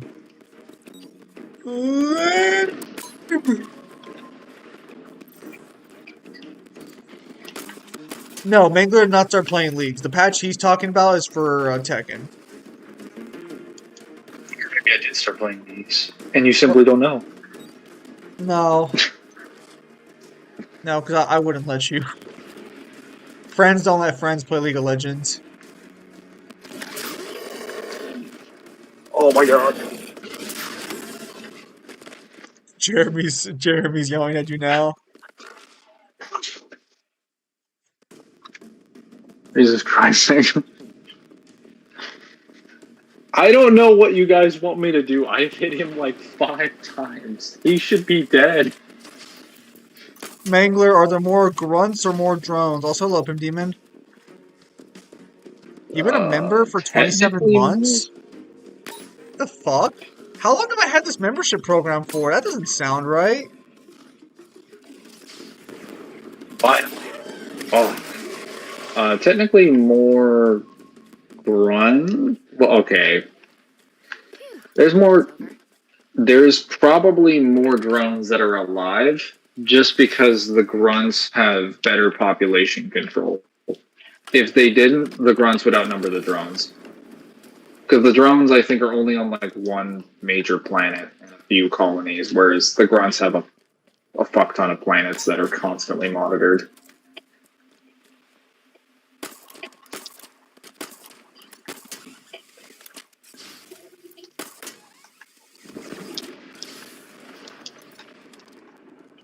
Let's go. Let's go. All right.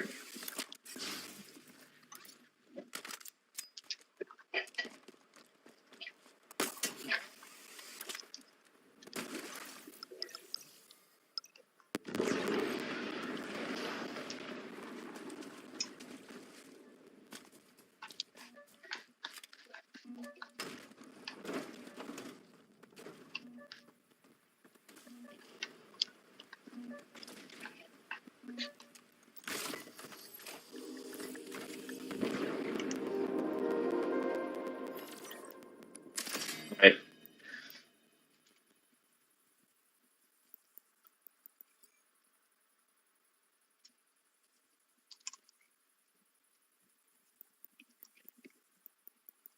That added shield strength should help keep me alive.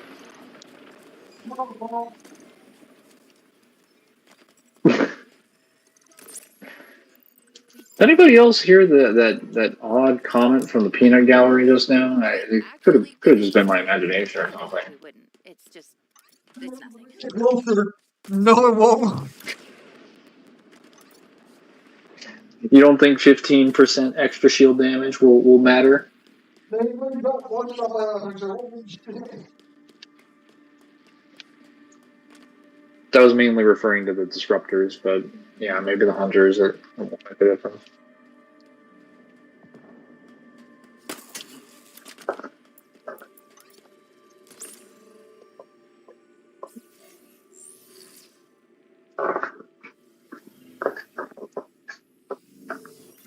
Peanut gallery, yeah, it's a phrase.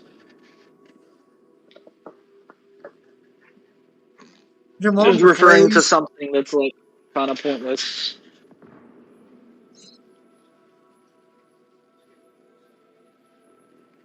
Not knowledgeable, not in the know-how. I hear you. I have knowledge.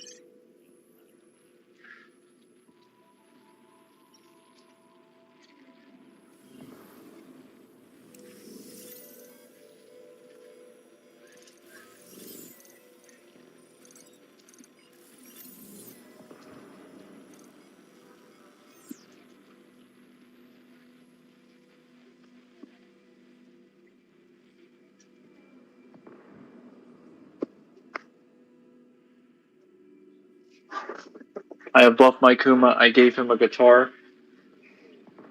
Don't talk to me about buffs. Though I did get some. I think I got like a Let's head back couple to the site. fixes to Yoshimitsu that everybody else got, which was that like my jab now hits within distance consistently, so that weird thing that sometimes happens doesn't happen anymore. Um, and I guess now they gave the Manji Dragonfly stance thing like a different property. So when Yoshi goes into Mighty Dragonfly and then he drops off of the spin to do a low kick, that is now considered a jump status. So he can no longer be hit by lows or mids. I didn't even know that was happening, but if it does happen, I guess it will no longer happen again. Halo 6, but everything killed me easily. Yes, however it does. Nice. Yeah, it's kind of like this patch for everyone else. There were several characters who got buffed. Like Leroy in particular, basically had a ton of buffs. I think 16 something buffs given to him because he was. A lot of people considered him unplayable, even though Leroy's are always kicking my ass. So I'm not sure what they're on about. But yeah, he was considered like not in the not within his range of effectiveness, and he got a lot of buffs. So did Zafina. So did I think Asuka got a few buffs. So did Steve got a lot of buffs as well.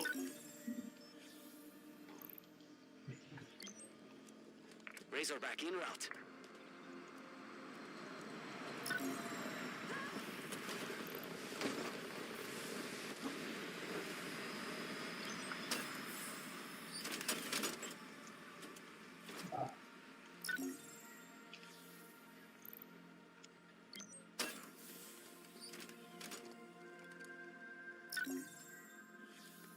Power weapon's good to go.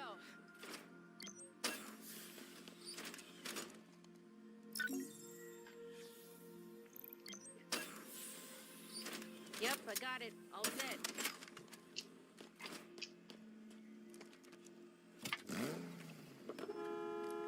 Alright, chat, I have returned. I'm using the restroom. Welcome back. Hello, Red Dusk. That's right. Holy Lemon's pathetic. Wait, what the heck? Oh, sorry about that. Someone sent a message. Hello, Rock and Alice. Almost a year, guys. Also, how's Noctis and DXD? So, I think I'm done with my biggest college project. So, No visual. it's actually pretty easy. I do have a few assignments to do, but I think it's Abilities all on mine finished sheet. now. Yep, I I've been can trained on finally this. get back to work on the Right? channel. Also, Pim Demon, regarding the next book, Tim was giving me a lot of feedback, so I'm Shotgun. going to have to do a lot of rewrites, but it should make the book a lot better. So, yeah, might take a bit of time on that one. I'll probably start working on the rough drafts for the other books, so that way I can get those out faster. Taking this vehicle. Don't you ever get a warthog with a gunner on it? I don't, because it's better to just give like a bunch of marine sniper rifles or sentinel beams or rocket launchers and then just stick them on the back of a razorback. Because it's way Miracles, I more don't know about that. firepower than a gunner.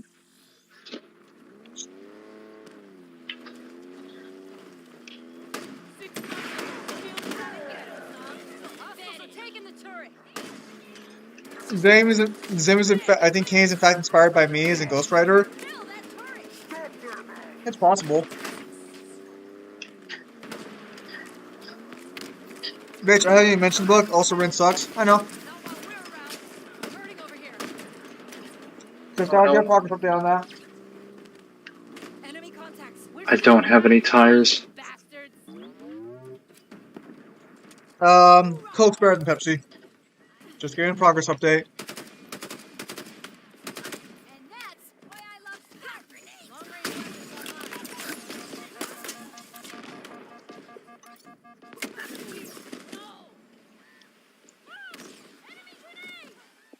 Imagine if the UNSC frigate was UNSC Infinity was just a frigate. What a waste. I call that a win. That's what I like to see. No banished here. We're good. See, we've been dealt a blow, but we're just gonna retreat and then go get another Infinity warthog. was a waste in general. It was not a waste. Yeah, stack them up. Nice. It was literally like their main offensive that they were going to build against the Covenant. And then they used it against the Storm Covenant to obliterate their forces. It was also helpful against the Didact.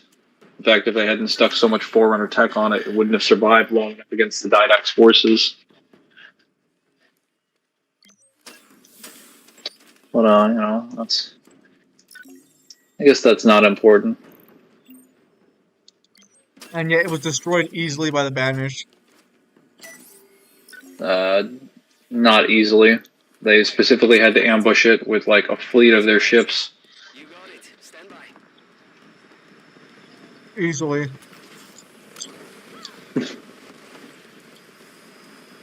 Whatever you tell yourself, man. Shotgun. The main antagonist of this game literally says that it was easy to destroy the UNSC. I bet you when I read Empty Throne, I'm not going to get that information.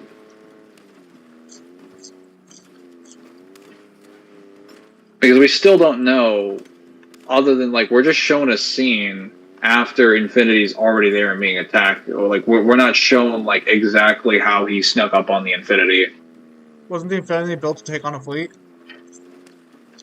The Infinity was built to take on like Covenant fleets, not Banished fleets. Because They're Banished literally using. fleets aren't made under the Covenant regulations. They're made with more reverse engineered Forerunner tech. And they're meant to break the limits of Covenant technology. They're much closer to actual warlike Forerunner ships. That's why they break down so much. That's why they constantly have to be repaired all the time. Because they're outputting so much more power. Rookie would have taken on the Banished by himself. True. You're a Forerunner ship, Mangler? Oh, you're right, you know. How could I forget that? Thank you for reminding me, Zamaj. I'll be sure to keep in touch with myself more often. I'm sure they were going to build more eventually.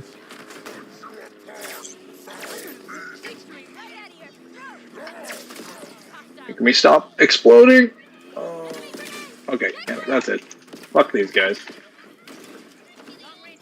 I'm a Simon ship for obvious reasons. I see.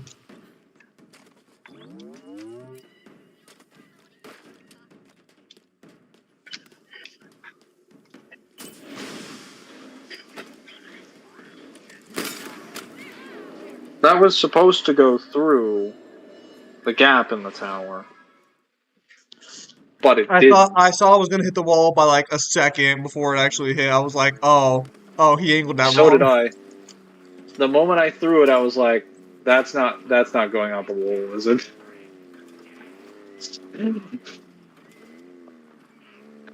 I hate that happens. That right immediately after making certain decisions. Nah, bro, I'm TARDIS. Because I go everywhere.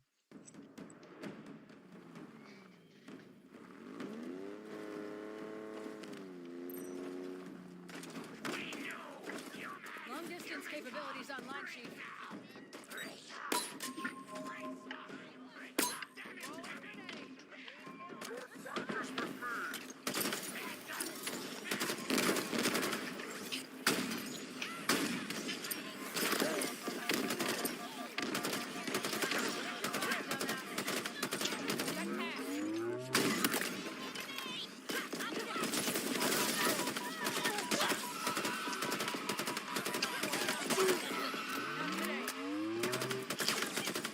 You will be the Brotherhood of Steel's balloon and you will like it, Zim? No. There's gonna be more. Roger that. I'm ready. Long range capabilities ready to go. I don't even know what's going on over here. I saw that shot. Keep it up. Did you guys hear that? Mangler didn't know what they were doing and his first thought was kill them.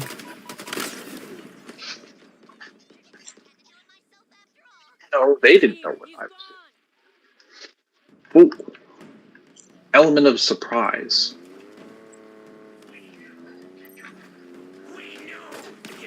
Christopher Columbus will be proud.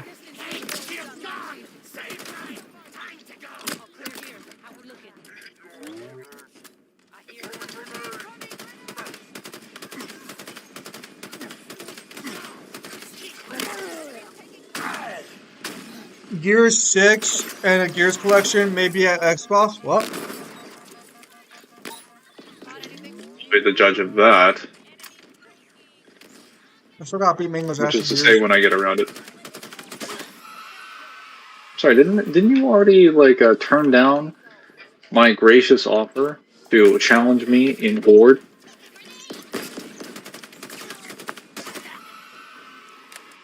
Wasn't that something that you were in the business of doing? Or no? I was saying that I didn't have Was that someone structures. else? I'm sorry, what? I didn't have maxed out structures, so I can't do that. Long range weapons online. I mean, neither do I. I only have like barriers. I don't think I have maxed out decoys, silverbacks, turrets. Don't you lie to me.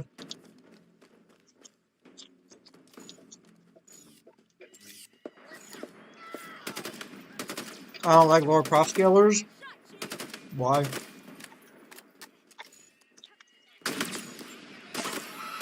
He has exploded. Eyes open, Marines. Don't see any sign of them. Take a breather, Marines. I wouldn't mind playing a remastered Gears 2 and 3. Yep. Gotta stay on our toes. When do we gain the Samus Air Empire scaling? What are you talking about, Smosh? Another decade.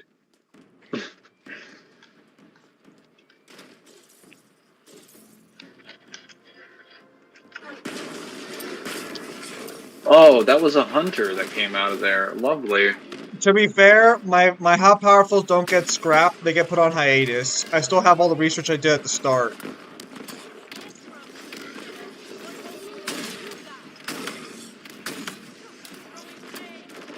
Okay, fuck this. I'm going past these guys.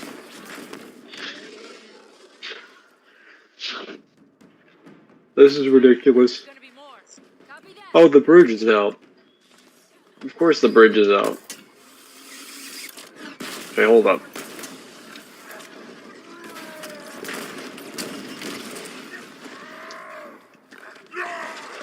Why haven't you scaled the Hero of Oakvale? Do you need money? I need time. Time I will have once I'm done with college.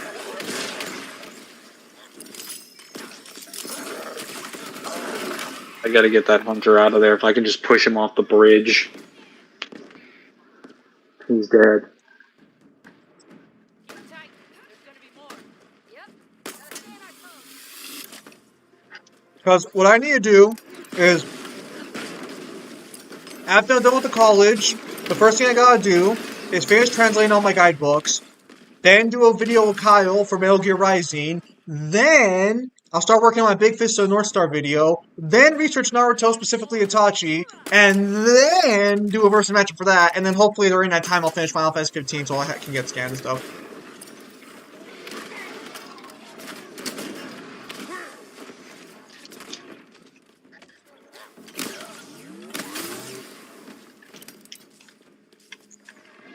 And in between there, we'll see what else happens.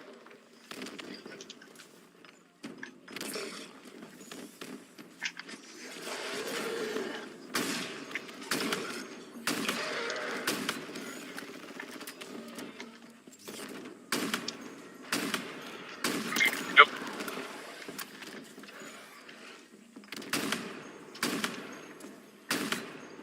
Also, I think I need to get Fable novels to scale the Hero of Oakvale, to be fair. I think there are Fable novels.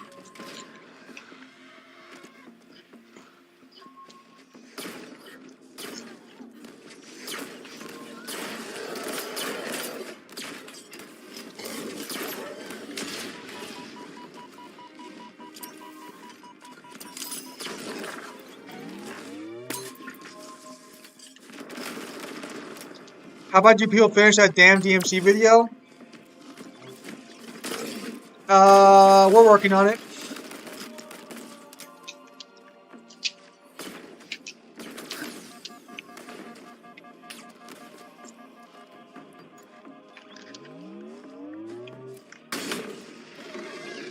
This fucking hunter. I'm in a king player quit.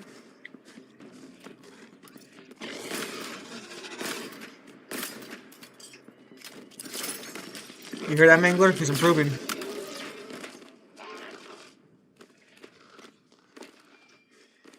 I would love to make every king player quit. Even if it made my ability to go up in ranks significantly harder. It'd be great.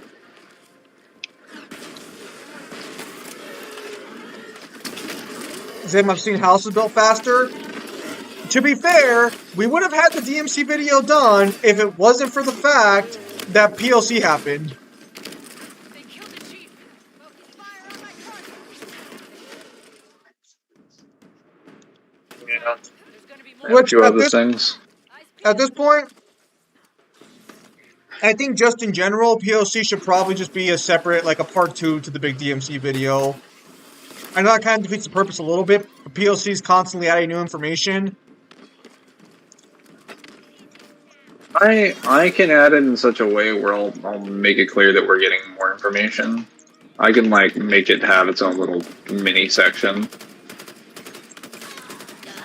But I see what you mean.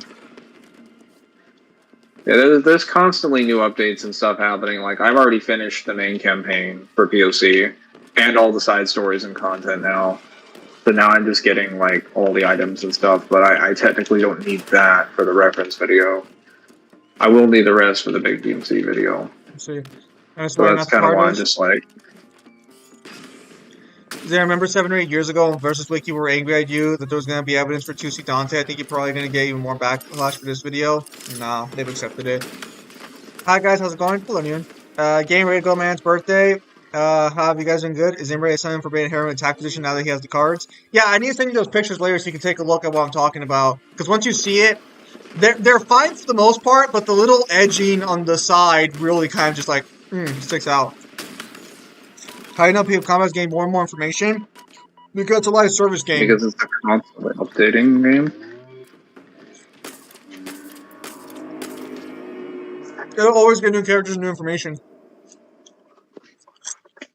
Also, because they tell you in the game, like for the trailer, we already have confirmation that Trish is coming. Whenever you're doing any of the banners or the events, they tell you in the updates that this thing is coming in the next week or so. It's a mobile game. So, yeah, that's just a common thing with mobile games in general. I'm doing well, Newhan.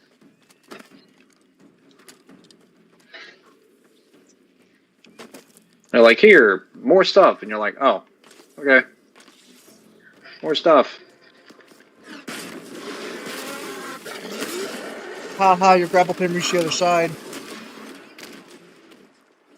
Zam, I got the Trial of a Time Lord on DVD. Trial of Time was pretty good. Tight. There's gonna be more. Okay, well, there's only one way that we can really do this realistically. Suicide is not the option. It's a wacky way. No, I was gonna say we're gonna have to take a blast core, throw it at a specific distance, and send the. Why is that gate not open? Wish I could break these controls. We're gonna have to throw a blast core at a specific range, at a specific distance, and then after that, that should send my Warthog flying through the air, which I could grapple onto it, jump off, and then use the momentum to grapple onto the bridge on the other side. That is my hope.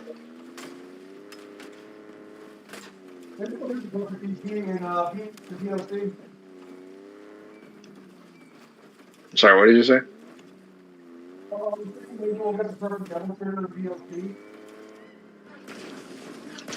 If you could talk without being underwater, that'd be great.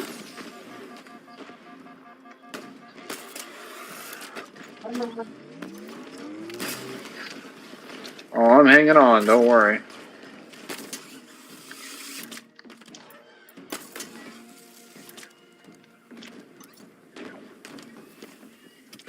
Oh no. I said maybe we'll get the perfect double trigger in POC, you fucking bitch. What do you mean, perfect double trigger? Tight. There's gonna be more. Yep. Gotta stay on our toes. Yeah, but I still have to get the Fable novels. Well, actually, here, Newhan, I think I can show you. I can just turn on the camera real quickly.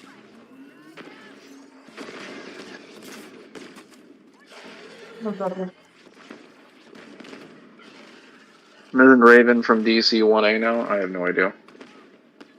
Raven could be Dante's new matchup. What in the world does Raven have in common with Dante?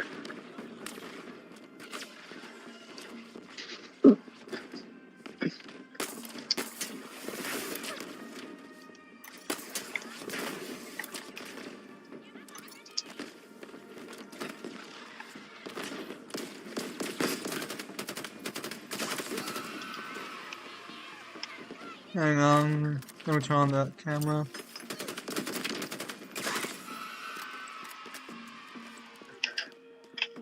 Oh.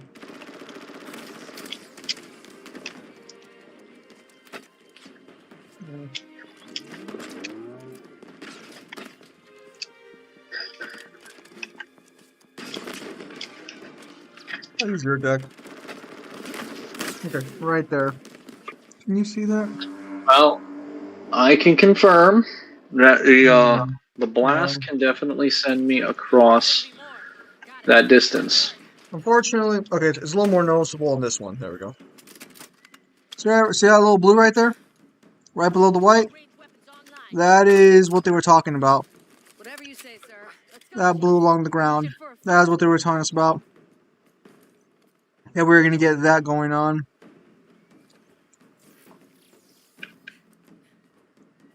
Oh, hopefully anyone saw that. Didn't really comment on it. Zoom jump scare. Ah, gee, thanks guys, really appreciate it. Ed and Eddie extreme close management. What the? What? What? Nothing happened. Don't worry about it. What in the world does Ed and Eddie have to do with Devil May Cry?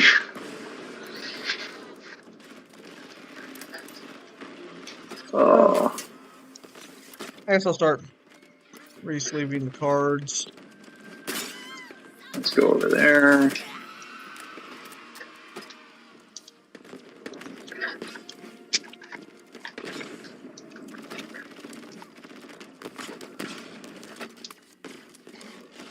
Ah. Tell us not complaining and take it like the perv they are. The fuck?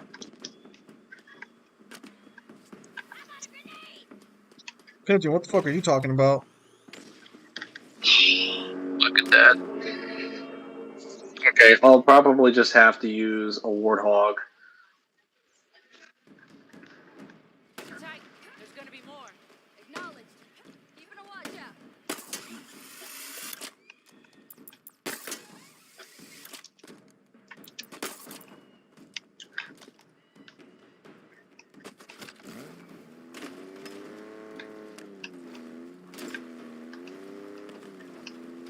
The card you showed?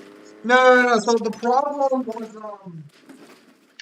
problem wasn't the card or anything. Don't care about that. No. The problem was, the format we submitted it in had this blue little border around the card. And even though we did the exact measurements, they have this margin of error situation. Ready when you are, sir. Oh, I can't get in.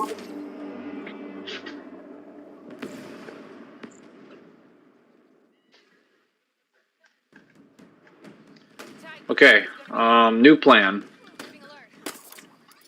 Just gonna grab a rocket launcher and send them to Kingdom Come.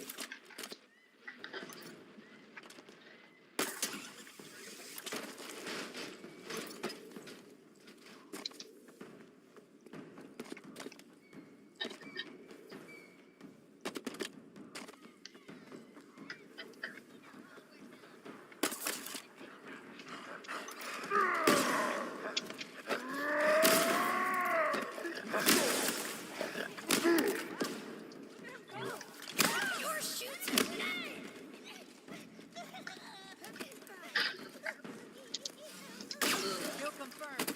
You're killing it, Marine. Go, go, go!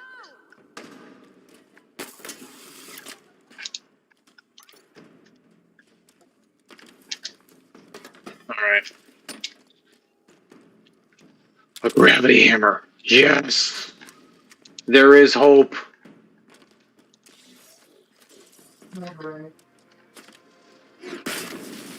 Okay, that sent him way farther than it needed to. How is he alive? And why is the rocket launcher guy so stupid I literally that did he that to can't show. just... Oh, go on. Go ahead. No, I was gonna say I literally did show you and you probably didn't see it.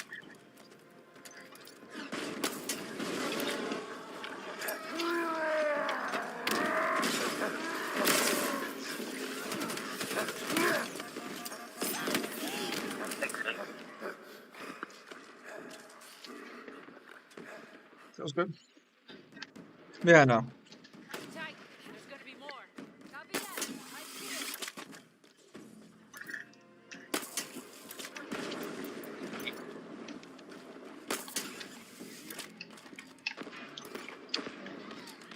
So yeah, the cards actually did pretty nice though for the most part.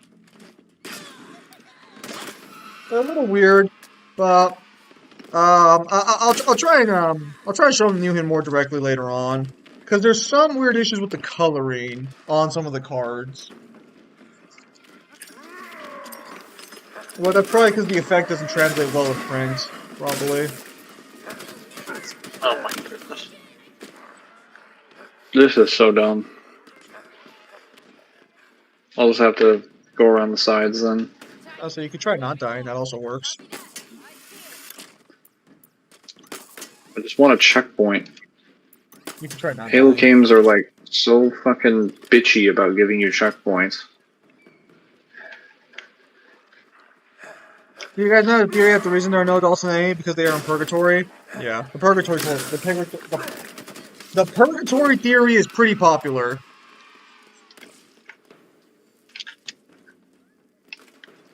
Okay.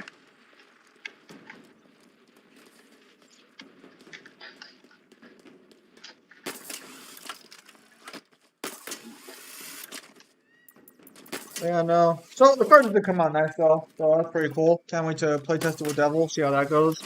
I don't know if I'll ask my friends to play test it.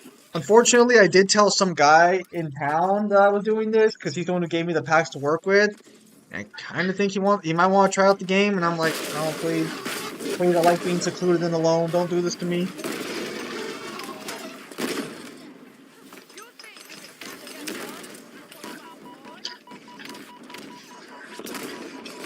Yeah, I mean, look, you see just triple the protection of Chief's energy shield, he'd be unstoppable or unstable.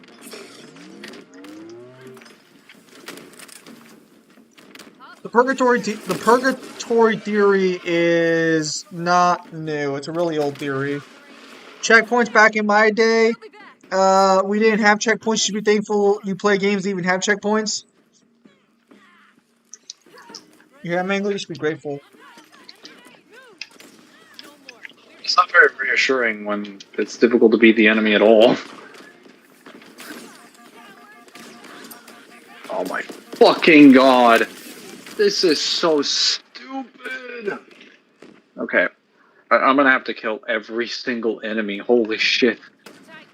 This is ridiculous. Fuck him.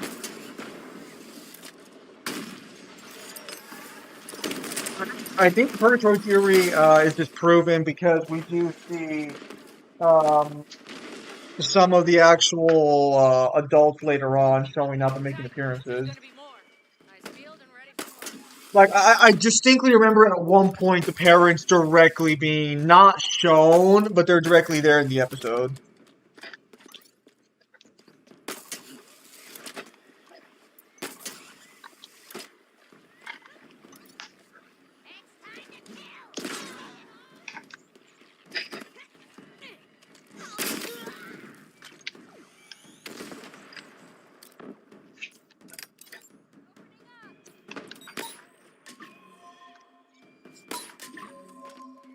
But you can make those theories for a lot of cartoons.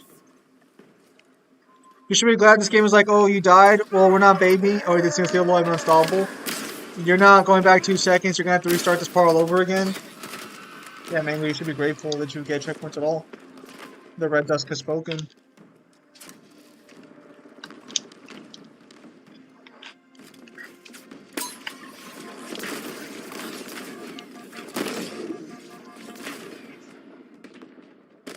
It's disproved by them leaving and going to see Ed's older brother. Nah, see, because here's where theory really kicks in the high gear.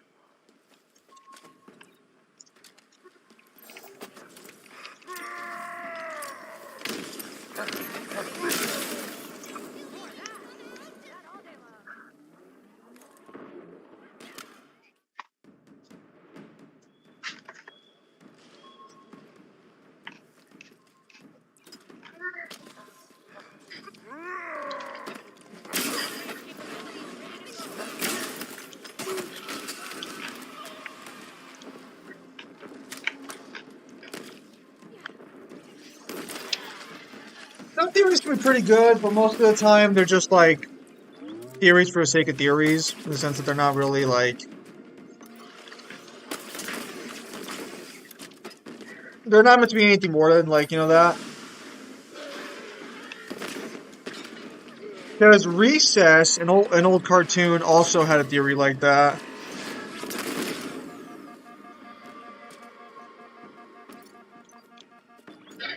I never actually watched the Recess TV show. I only watched the movie. That's fine, as long as you don't say you're a true fan, Hey, that's all you need to watch. The movie was great.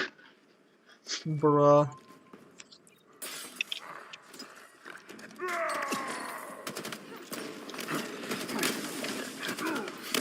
And I'm dead. I saw one theory from Avatar. It seemed pretty solid. I don't think it was ever confirmed, but it seems to make the most sense. Well, Katara's by all mom. means, share it with the class. Katara's mom. Yes. So there is a theory that says the reason she was killed that day was because the Water Tribe member they were looking for was the Bloodbender from season 3. And the reason they weren't taking prisoners is because she already proved she could escape with bloodbending, so they were just killing the last Water Tribe member so they could get away. Because the intel Wait. technically doesn't specify, the guy doesn't say specifically that they knew a Water Tribe member was born.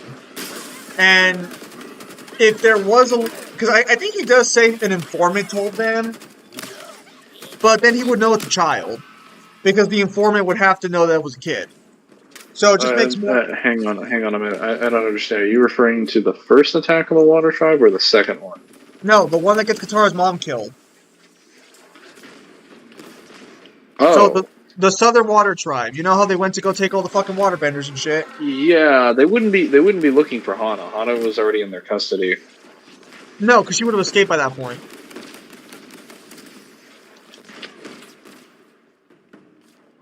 So you're suggesting that It's someone else's theory. he's under the assumption that they would have been there, or she would have gone back to the tribe? Yes. And that's the reason why they weren't taking prisoners and like capturing them. That's why he executed her. Because I think it's probably more likely. Well, actually, I guess that would make sense. I think their policy towards taking prisoners makes more sense with Hana in mind. Yeah, I do agree with that because like, there's no reason for them to take prisoners when the person that broke out of your prison can basically kill all your guards in 5 seconds. the other route you could go with a little bit is just you could tweak the theory a little bit to just be like, now that they know Water Tribe members can potentially break out like that they're not going to risk taking prisoners.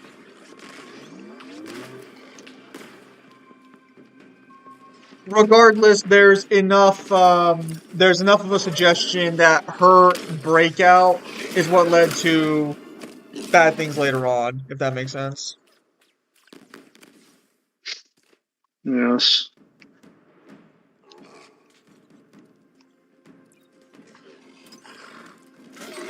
By the way, you guys know PS1, PS2 are just supposed to be Nintendo products. That's why startups are so creepy on both consoles.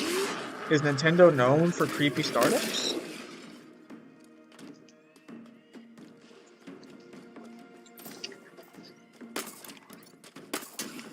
Okay, where did it go?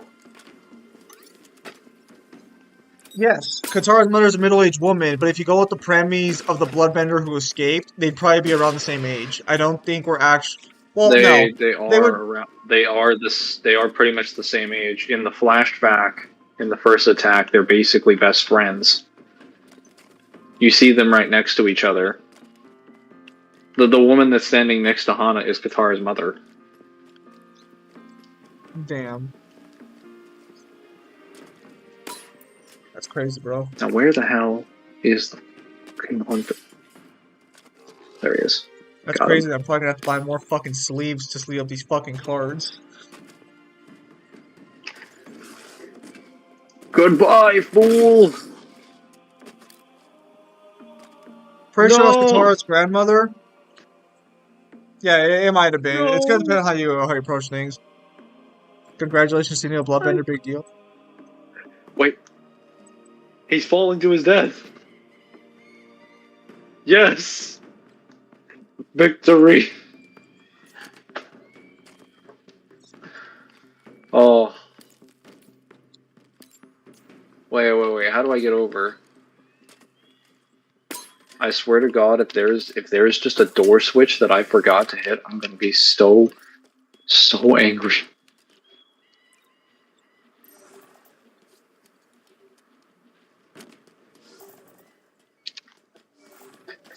Okay, no, I actually had to kill everyone in the room. Angry, I'm dead. Yeah, all my Marines died again, but it's okay.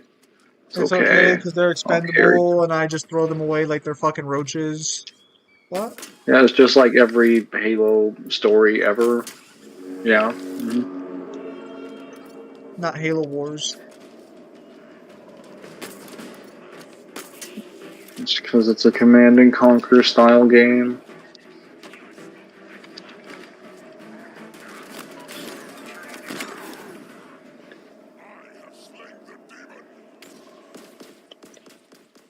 Pretty sure that was Katara's grandmother.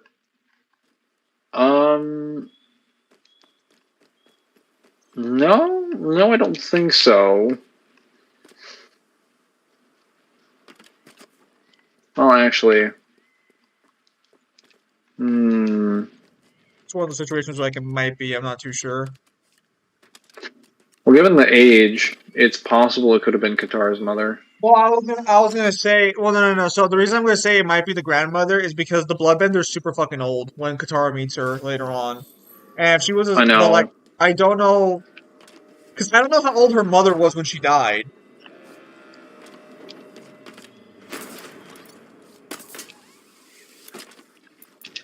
We also don't know how old she was when she gave birth to her kids. Yeah, that's why.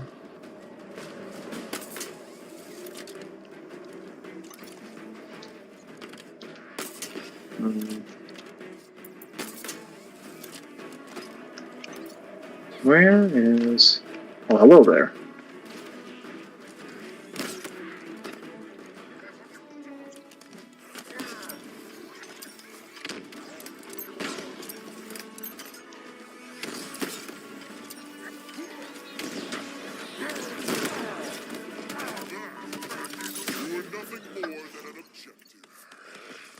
Seeing all the Marines die, Master Chief be like, at least I made it. More like, at least I made it. Again. For the millionth time. But that is a sacrifice I am willing to make. A sacrifice that we all knew was going to happen, because it's happened dozens of times before, literally hundreds of times before. But hey, it's no less meaningful each time.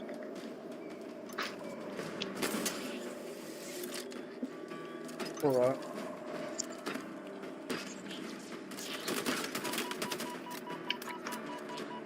You die?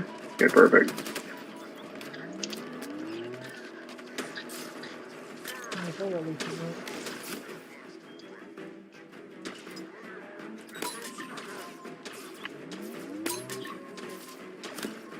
Wow, okay, that was fair. Can Halo Rings kill Godzilla? Depends on the version of Godzilla. I can't stop imagining in my head Dante Troy Virgil in the demolition attack. It's like in the PS2 startup with Virgil using the Dante scream voice line from 5. You guys remember that fairly odd parent theory where calls on Wanda medicines for Timmy's depression? Yeah. I think the reason why Katara did appear at Death Battle is because they couldn't find a matchup against someone that she couldn't bloodbend. No, because they'll do stomps. The Even problem is when that they don't want to. Katara has no good matchups. Before someone inevitably is like, oh, well, she can match up against this person. You also have to remember the matchup has to be with popular characters more often than not.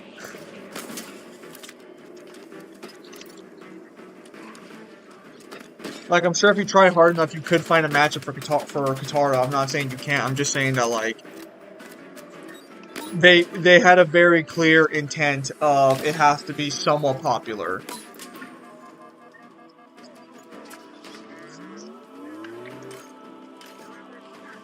Because that's how it's trying to make money.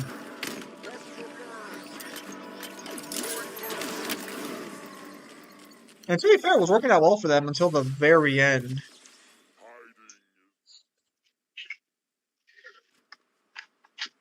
And even then, I might be being a Remember the little. theory that Cosmo and Wanda are medicines for Timmy's depression?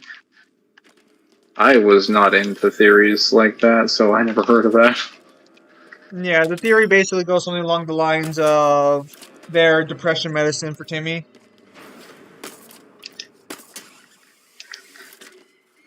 What, that he's just seeing hallucinogens?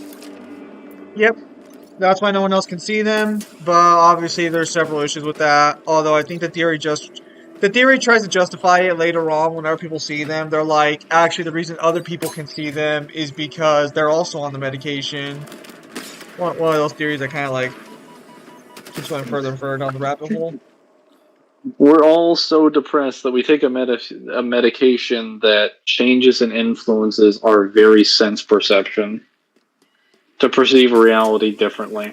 Yeah, Yeah. I've never heard of a depression medication that is so powerful it can shape your perception of reality. To be fair, I don't think they were actually referencing like a real life depression or like a real life medication. I think they were just referencing the idea.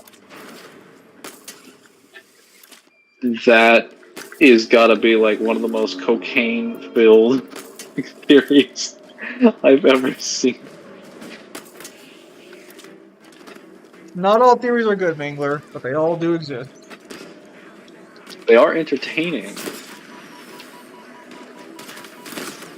And as long as they're a good job of being entertaining, isn't that what matters?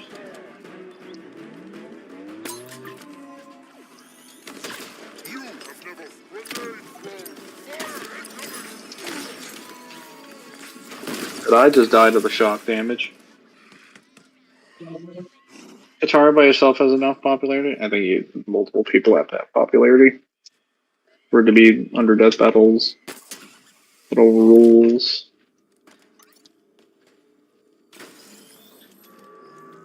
Katara says Hummer reminds her of Gran. Yeah, here we go. Percy beat her ass like a drum. Aspen Matthews do the same. I mean, there's Katara versus Juvia from Fairy Tail. Katara by herself has enough popularity. I'm not sure on that one. Ahama 80 years, so unless Katara's mother was 65 when she had Sokka, I highly doubt it's her in Hama's backstory. Bro, they're magic beings. They can turn it into medicine if they want. I mean, if they can turn into magic medicines and play with their powers, hello, magic beings. I mean, the theory wasn't so much that they were his medicines. It was basically arguing that he was essentially taking a medication What the that was theory, altering his perception. And what what the he was theory perceiving in argues, the show is from his depression medication. yes, what the theory argues is that everything that goes on in the show is a result of Timmy taking depression medication.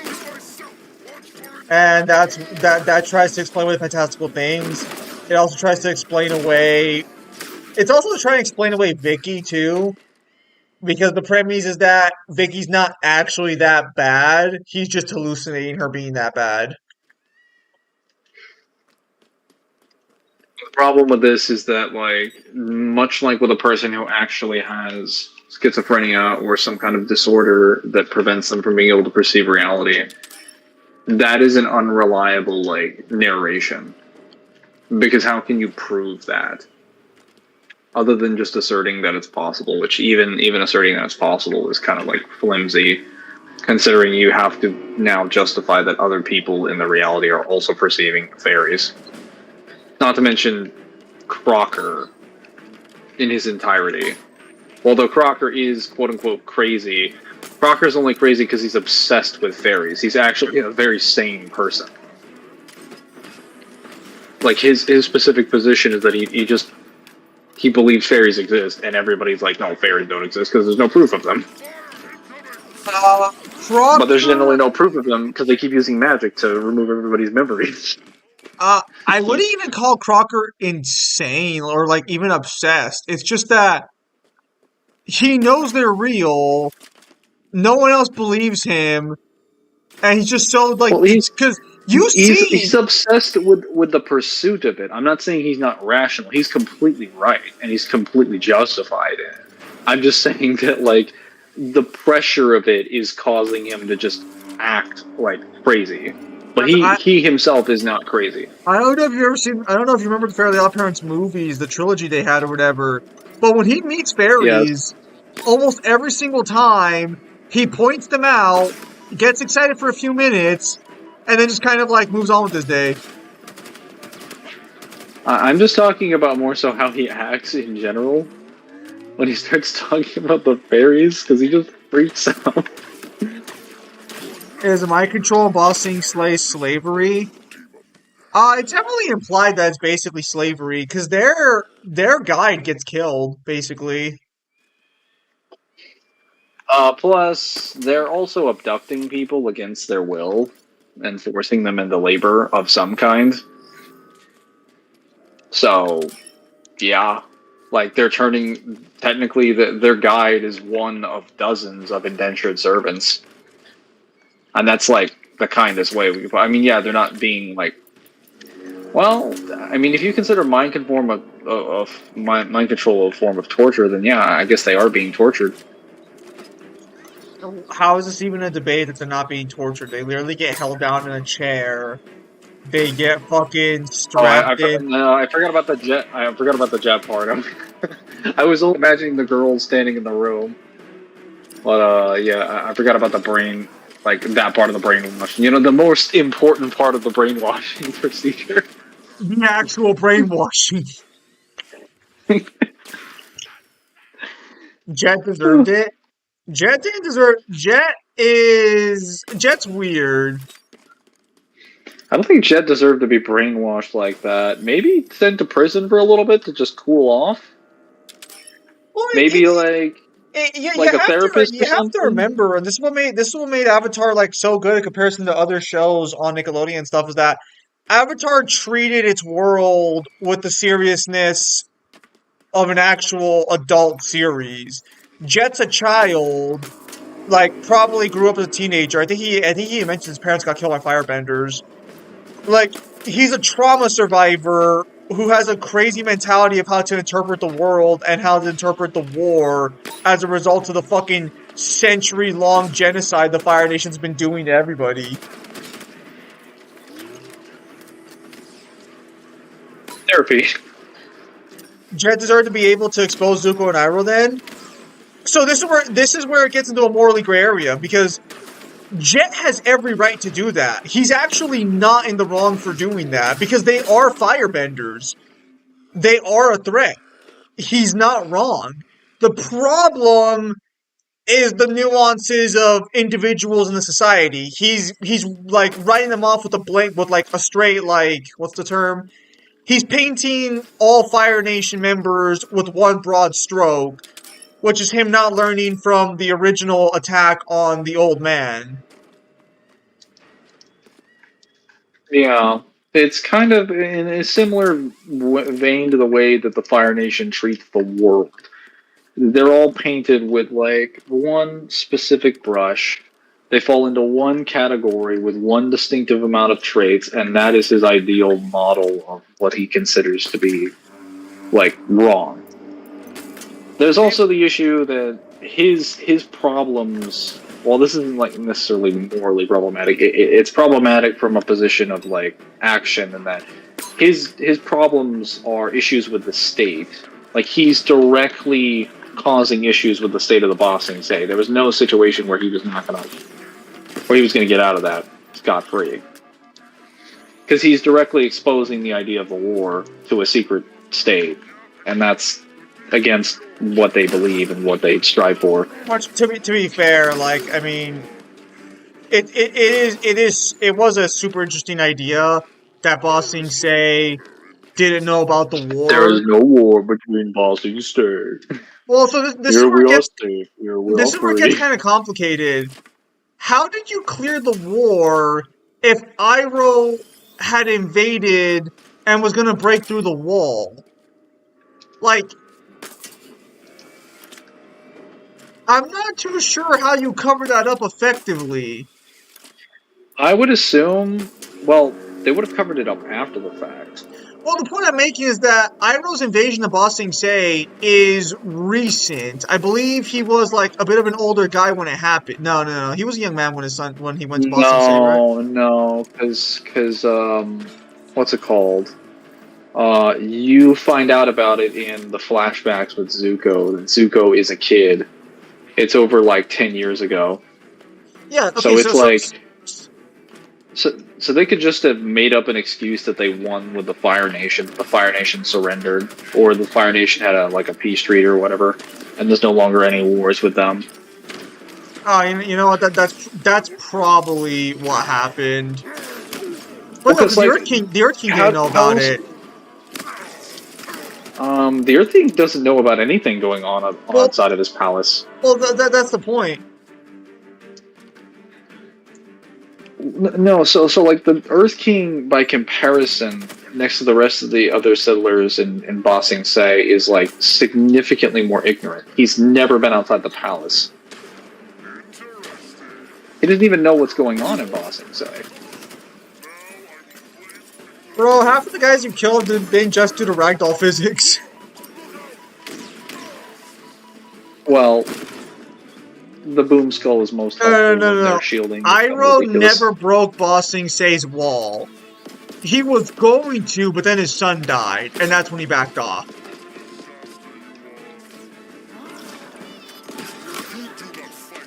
Well, they say specifically that he got inside. Do they say he got inside Ba Sing Se? So they said so. So the general says when they're at the wall and the drill shows up that it's like this wall is completely impenetrable. No one has ever got in. And then Tom is like, "What about the Dragon of the West? He got in." And he's like, "Well, yes, he did, but he was quickly expunged." Oh, okay. Which that kind of implies he left in a hurry, like immediately. Well, quickly expunge just more. So yeah, more than likely what happened was Iroh breaks the wall, gets in the Ba Sing Se, his son dies in the first line of the fighters, and he retreats because his son died. And then fucking Ozai has to go talk shit, even though Ozai does nothing in the entire war effort.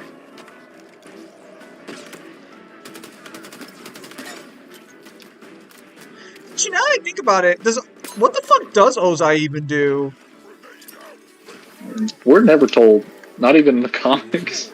Yeah, I was gonna say I don't think he ever actually did anything for the war effort.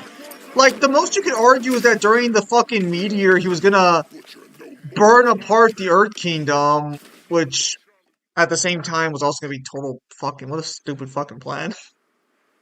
So I will burn everything. So the Earth Queen and Doctor from the ashes. This man has no idea how conquering works in general, but whatever. So the Earth Queen indoctrinated the Airbenders in Legend of Korra. Was that slavery? I need to remember what she was doing specifically. I know she was. Well, actually, she was already like making. How she was uniting the Earth Kingdom in general was already like pretty. Well, wait, hang on. Was she like forcibly taking them out of their homes and putting them to work? I believe Because if so. Well, because there's a bit of a difference point between what she was doing to the Earth Kingdom and other nations. That's why I'm trying to clarify, because I don't remember either one. Well, if I remember correctly, Zahir went after her because she was doing something to the air nomads. Zahir? Yeah, because he kills her. Zahir does not kill Kuvera.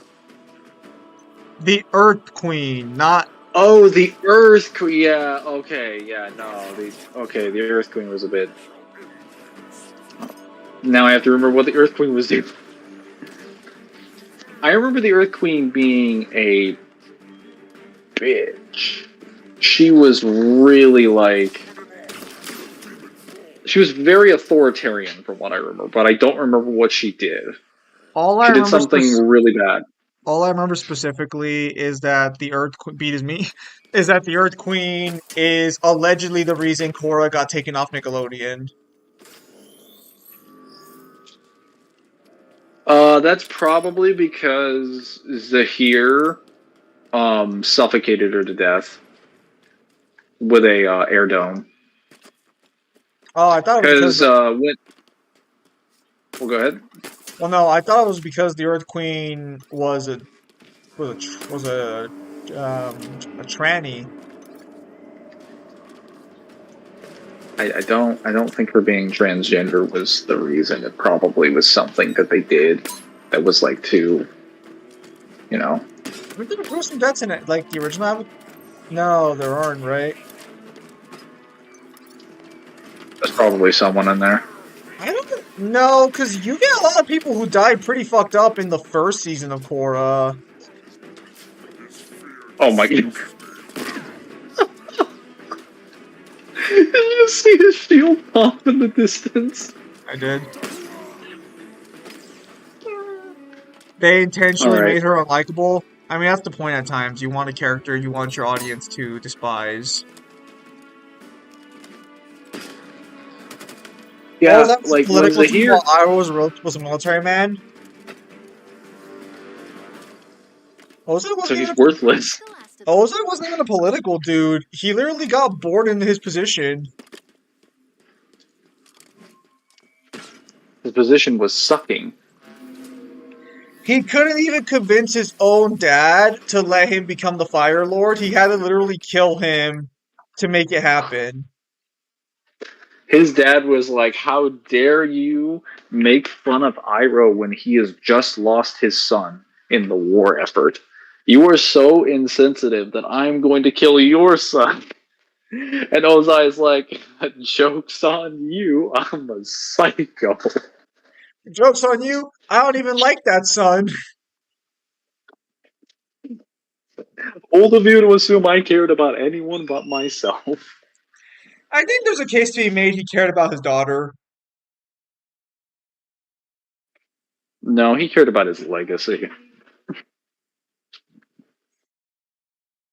I feel like if that was the case, he would have had more children. I mean, it's not like he does anything besides sit around all day in a pit of fire.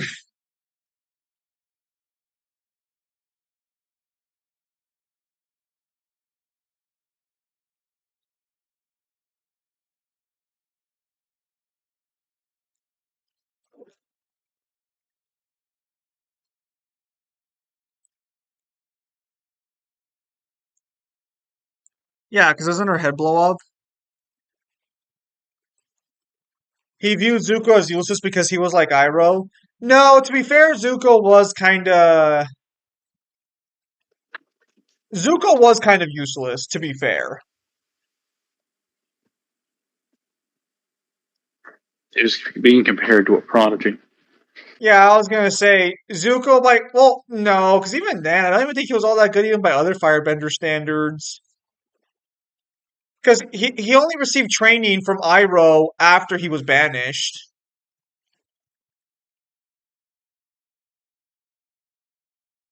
Because how long has he been banished by the time the series starts?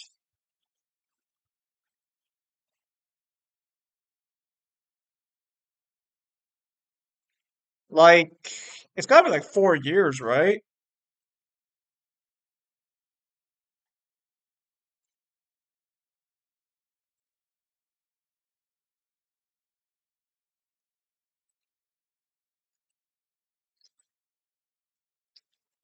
Cared about his daughter. Hello, 911. What the fuck? What does caring about your daughter have to do with 911? Bad Pimp Demon, get your head out of the gutter. If the fighters did win the war, would they be allowed the benefit of conqueror's rights? What do you mean allowed the benefit of conqueror's rights? The whole point of the war was to conquer everybody. No, no conqueror's rights. Yes, they would have conqueror's rights, but it'd be contradictory to like the fact they would have conqueror's rights based on the fact that they would just conquer in general.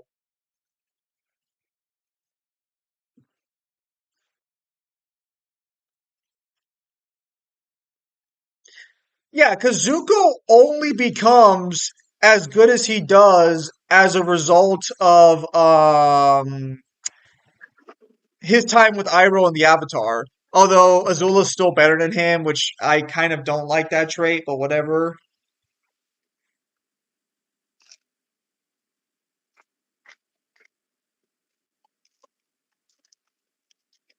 And before someone says he only lost the final fight because of Katara being targeted, I think the comics do show that Azula's still a better firebender than Zuko is. Which, I mean, I guess it kind of makes sense because she was a prodigy, but at the same time, it's also like, Well, this man, what? they do they do make it clear that the main reason he's able to beat her is because she's unhinged. Yeah, He himself states that. but it's still kind of fucking silly. Zuko goes out this way to learn he learns a more pure, complete version of firebending, a more superior way to create fire, and his sister can still beat him in firebending. I'm not saying it isn't dumb. I'm just saying Honestly, the entire Agni Kai, as like, it's a great looking fight, but it makes no fucking sense. Zuko can create rainbow flames. Why not just have that have the property of being able to just beat other flames? It's a superior firebending technique. Although I guess you can make the argument that Azula's flames are blue, then they burn hotter, so there's that too. they Should the never cabbage man explain still a why her Fire flames Nation? are blue. Nothing, but it came from the Rainmaker. Wow. Should the cabbage man solo the Fire Nation? Yes. They should have let Zuko learn lightning bending. Uh, yeah, lightning bending kind of gets silly when there's a bunch of lightning benders later on in Legend of Korra. A lot of people make the argument that the reason lightning benders became more common is because more common people were given the training necessary to become lightning benders. But I don't think that's ever confirmed that lightning bending was exclusive. That's not the reason why. The reason why was because of the United Capital and how the royal family was treating lightning bending. Well, Because you yeah, find out that the royal family was not teaching anybody or allowing it to pass down via the bloodlines. But when the United Capital and United Republic formed, you started realizing that most of the nations around the world started sending people there to immigrate. And that resulted in a lot of different children. This is why you see in Korra, there are so many children from different families, from like the Fire Nation, the Earth Nation, that have different benders, despite being from a plethora of different nations. So there's more crossing of the bending arts. There's more physiological traits that are being passed down between their DNA. So there's a lot more opportunity for like different benders and different levels of skills to be expressed in children. I mean, this is happening over the course of decades. We're talking like multiple generations. Not to mention improved technology. Because yeah, but technology's Korra not gonna happens like, fucking matter for lightning bending. well, I mean, if you're using it for educational purposes, I feel like it's important. No, because they don't have fucking. Well, they do have cam. Do they have video? Yeah, they have TVs, don't they? No, they're like World War One styles, but like Well, the point I'm getting they, at is that like it it's not a big deal. It just always seems weird that a character like Zuko never learns like the full extent of firebending, despite the fact that he should have the bloodline for it, and he also has the I like I think he just never cared for it. He probably should have, but I think he just didn't care. probably. Well, because Yeah, I think when he got the ability to reverse shoot lightning, he was like, "All right, I'm good. This is solid." Problem with lightning bending so easy to learn is that Azula, as a prodigy, still took a while to learn it. Yeah, because she only had like one teacher, being Ozai. no. So that's wrong. That's actually wrong. It didn't take her a while to learn it. The problem with Azula and lightning bending is that she wanted to be perfect at doing it. Like what? Also, the way they teach, it's important to know. Sorry, Zim, I'm just going to cut you off. But the way they teach bending, as is established by Korra, is not consistent with an actual practice of like okay, it is consistent with a practice of martial arts. It's not consistent with a standardized form of fighting because every nation teaches bending a very hyper specific way with regard to specific stances and specific movements. When you see Azula learning lightning, and this is what Zim is talking about. She's being overseen by two old ladies that tell her almost perfect, one hair out of place. And Azula is doing a dance because she's moving her arms from left to right and her full body and legs. She has to do a specific choreography in a specific way. That's how she's being taught how to do lightning. We literally It's see very, later very on she doesn't even OCD. need to dance. She literally just extends her hands out and just fires No, the no, lightning. I understand, No, but no, that's no, how they teach the no, no, no, technique. no, no, no, no, no. I'm not contradicting you. I'm pointing out that later on she's able to do that no problem. Minato, I'll get to your question right now. We're still talking about the lightning bending. No, no, So I agree. we don't know when Azula learned it, but when we see her training on the boat, she's already learned lightning bending. The problem is that I guess her form is a little off, and that's why her hair falls out. Although, can we talk about that for a minute? You're dancing around. Unless your hair's got hairspray on, it's going to move. Well, doesn't she have a hairpin? Shouldn't Well, that yeah, keep it but in the problem place? is that, like, the hair that was out of place is from her front bangs. It's not from the Oh back. yeah. So I'm kind of here thinking to myself, that should be like, what's the question there? Also, can I just Well, like how they don't see her face when they don't see her face to criticize her. She's looking away from them. They already know the hair's out of place, which might mean that if she did the dance wrong. I might also mean this isn't the first time that's happened. Well, no, no, it can't be the first time it's happened because she's training. So more than likely she's been doing it for. That's probably why she got so upset, honestly, because like she's supposed to be able to pick it up instantly. Maybe that's why they train her because she actually like is pushed when under their Well, training. we do need that most of the martial arts movements aren't needed for bending as booming and top. I think booming is the greatest like example of why most of the martial arts moves are just way over the top and unnecessary.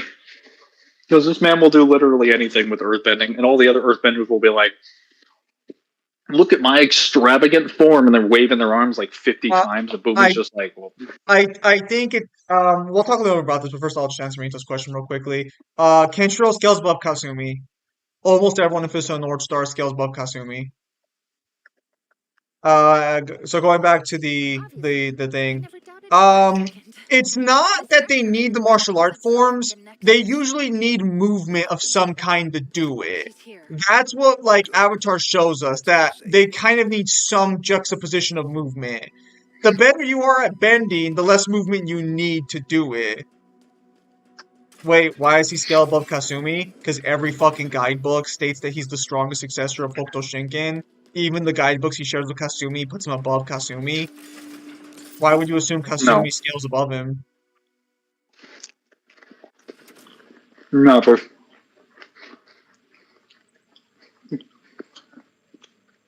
No, because there's a genuine meta where people claim Kasumi's stronger or like equal to Kenshiro. No, he's fucking not. Every fucking guidebook they share, because I own all of them, Word. directly states Down. that I Kenshiro guess. is the strongest successor of Hokuto Shinken. Yeah, this is all new. And even the I'm most impressed. recent guidebook with Maybe I'll have to Kasumi use and some of the rules and Kenshiro, the graphics most to keep recent for track. the 40th I need to anniversary, find it. has a direct passage that states that Raotoki and Kenshiro are the strongest warriors Hokuto Shinken has ever produced.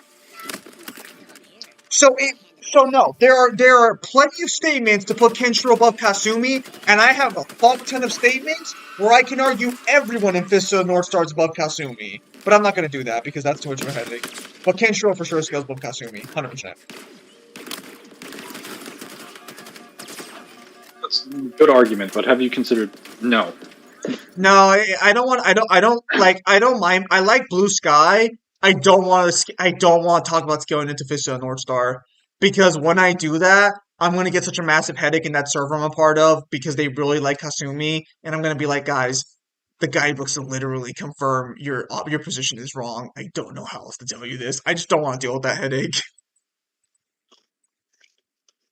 You forgot to say Kasumi? No. Like it's a fine question. It's fine. It's just that like I know that meta. I don't like that meta. I understand why that meta exists because Fist of North Star power scaling is not linear the way a lot. This is where it gets so fucking weird. Fool, still Dante and Johnny Blaze victims.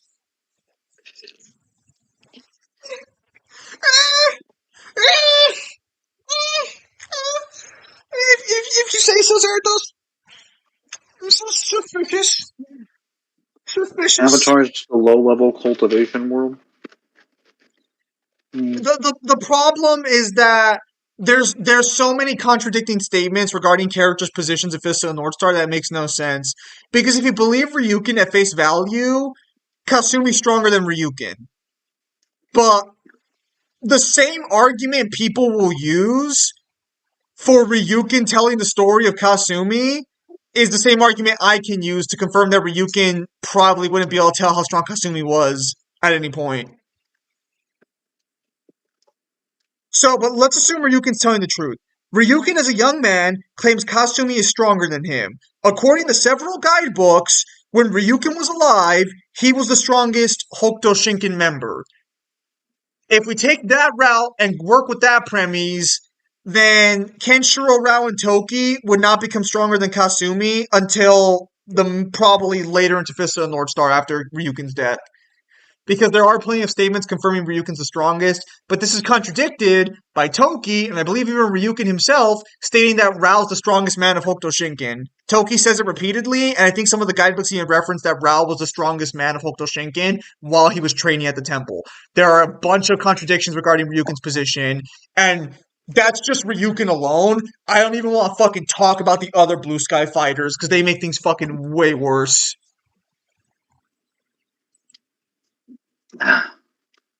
Like, I like Blue Sky, but Kenshiro scales above. I have plenty of guidebook statements confirming that. That is easy to work with.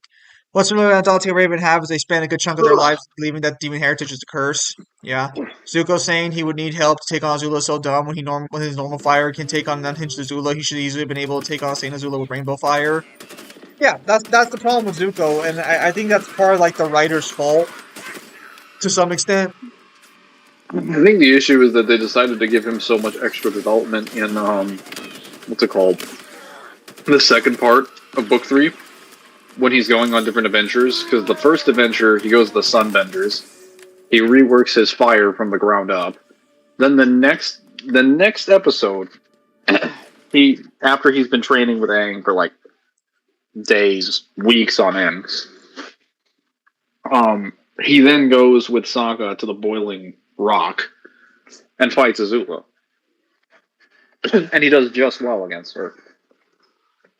Actually, yeah, I forgot. Like, he does end up losing the fight, but he's able to hold his own pretty, like, well. And then he fights her again when he goes with Katara. Because Katara shows up to the Western Air Temple. Or not Katara, Azula shows up to the Western Air Temple, and he's like, I don't understand why she's so happy. He's like, I'm so happy because I can finally celebrate being an only child. Right. I actually forgot about that fight. Yeah, everybody does, but yeah, he fights her twice. Yeah, everybody does. I fucking What the hell? hate... What? Oh. My game froze for a second, and then it unfroze. It's also strange that Zuko is one of the best swordsmen on the planet and a high-level firebender. I think what's more strange is that Zuko never combined swordsmanship and firebending. Except that one time. That one time against Jet. Well, the point I'm making is that, like, well, I mean, actually, no, you are right. No, he doesn't use firebending against Jet. Yes, he does. No, that's how Jet. Yeah, because if you remember, when he's not firebending for most of the fight, but then he does a little bit of it when he swings his sword. There's a blue line that traces out from his sword that cuts the air where Jet is, and it cuts the thing in Jet's mouth. I don't think I'll have to rewatch that fight. I don't remember that happening. I always thought that Jet just remembered them. Well, no, there are a few reasons why Jet goes after them to prove that they're firebenders. Clearly. So Reggie, welcome back. Obviously he's obsessed with them, but like during the fight he does that. I'm just saying in general, like yeah, that's just one example of the times like he doesn't do it often enough. And even when he does use firebending, when he does have the swords, like yeah, but I can just time, plug it in real quickly and factory reset it. When are we leaving? he just uses his legs. So But you can still trade it for credit. okay, I'm dead. Well, like when do we leave? He's both firebending his sword when he fought the Earthbender, I believe. Yeah, no, that's He like the does seem only fine at time like I remember one him of doing it. So I gave up a hate reds, couldn't even the first one. Yeah. So me and Tope are still here. You can ask more questions, just like know that at least when it comes to Blue Sky versus North Star, I don't like that's a really fucking Will it work? it's a really touchy ground situation. If I told you what I I'll just say for sure that like probably 3 hope to burr scale above costing me based on statements. But then that gets into a bigger headache of scaling other shit. I died of my own dynamo grenade. Well, I mean, to be fair, you did shoot the canister before you threw it, so you also hit yourself with your explosion earlier. Yeah, this entire stream has basically just been me punching myself in the face and then wondering why am I taking so much damage. I think it's more. He uses both firebending and sword. Yeah, so I gave him hit rates. I think shadow bending is a thing in the comics. It's possible. I haven't read the comics. I've heard the comics are nice, but they're also kind of stupid because, like, at one point Zuko and Aang are fighting because, like, I think Zuko's scared about becoming his dad. So Aang is, I guess he's doing something Aang doesn't like. Katara tries to get involved, but Zuko grabs her arm and like holds it tightly, and then Aang goes fucking Avatar state on him. If I told you what I And I'm just like, sarcasm. yo, Aang, could you like chill the fuck out? This is still your boy regardless. You're really gonna fucking kill him over like slightly hurting Katara? We're talking about Aang, right? Seems pretty in character for him. Oh, it is. It's just like, damn. So we have red fire and blue fire. How strong would black fire be? I imagine it'd be like kind of corrupted, like he or It's fire, except it gets to say the N-word. Every time it comes out of their hands, it just comes out like it with a massive N-word yell. If I told you what I I wish we got Like more one of the of those spiritual little aspect of comic bending sound to discover effects. more about your element, basically more cultivation aspects. I mean, doesn't Korra go into more spiritual things about bending? Yeah. Simp behavior? Or just expands a little more. And I don't know how I feel about Aang. Aang's one of those characters to where, like, you like him as a child, but personally, I think, like, at least for me, the older I got, the more I kind of thought, like, Aang, you're a fucking asshole.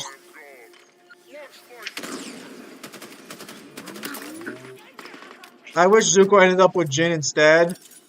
Yeah. It would have been a lot more thematic, too, than ending up with another Fire Nation girl. If it makes you feel better, he didn't really end up with May because he broke up with her multiple times in the comics. Yeah, so fucking stupid. Actually, That was kind of dumb. No. Actually, I take it back. We've never actually been confirmed who the mother of his daughter is. It's actually never been confirmed. Yeah, So, no, I'm just saying, like, it's actually his still relationship possible with he May might was have better. died with Jin, but I think that ship might have sailed. I'm not sure. Well, yeah, he did have a kid. Yeah, he has a daughter. No, he has 2 kids. No. Is General Iroh from Korra his son or his grandson? I think that might be his grandson. Because his daughter's the Fire Nation General.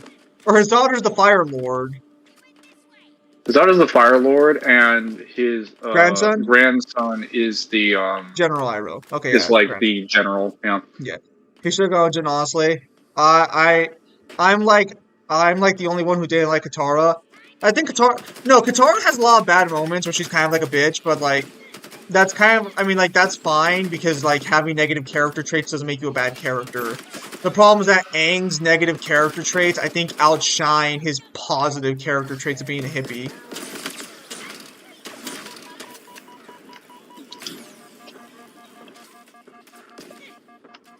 It also doesn't help that fucking Avatar had one of the biggest cop-out endings of, like, any show. Something that was hyped up for like almost a decade, which is what made it worse. Because you guys remember when it first started airing back in, what was it? Was it 2006 or Yeah. was it four? Like whenever Avatar started airing, how many times all throughout the entirety of book one we're told he's going to fight the Fire Nation? Then years later, with book two, he's going to fight the Fire Nation. Then book three, Day of Black Sun happens, and it doesn't happen. And then we're like, oh, we're doing a second part of book three. The final fight's finally here. They're like, well, I got energy bending, and I'm in the most bloodlusted state I've ever been in, and I have the total culmination of all the Avatar strengths and powers, and basically none of their weaknesses, and I'm the strongest I've ever been. But I don't Guys, want to kill you. guys, never forget that Aang was ready to kill Zuko for mildly hurting Katara, but he would not kill the genocidal maniac that killed his people. Never forget. Actual simp behavior. Actual legendary simp. To be clear, that's not a joke either. Katara has to hold back Avatar Aang in order for him to calm down. So yeah, he was gonna fucking kill Zuko, but when he kills And like she that, does all the time. it's cool that Arrow basically ascended to spirituality and just hangs out traveling the spirit world. When I heard Azula was gonna have a redemption arc in the comic, I straight up told Avatar Twitter that they are fucking stupid and should shut up. I want Azula to kill Zuko and Katara.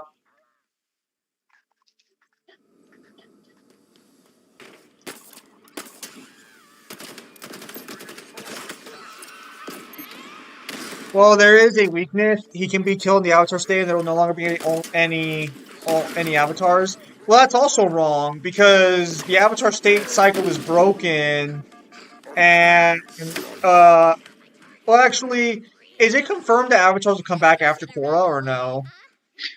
Yeah. No, so what happened specifically is that they attached what is it? Trying to remember the spirit of evil that essentially possesses Unalaq, the guy that Korra is fighting. It's supposed to be the spirit of like darkness, and the spirit of Rami, which is basically the spirit of light, manifests with the first Avatar, and that's what starts the Avatar cycle.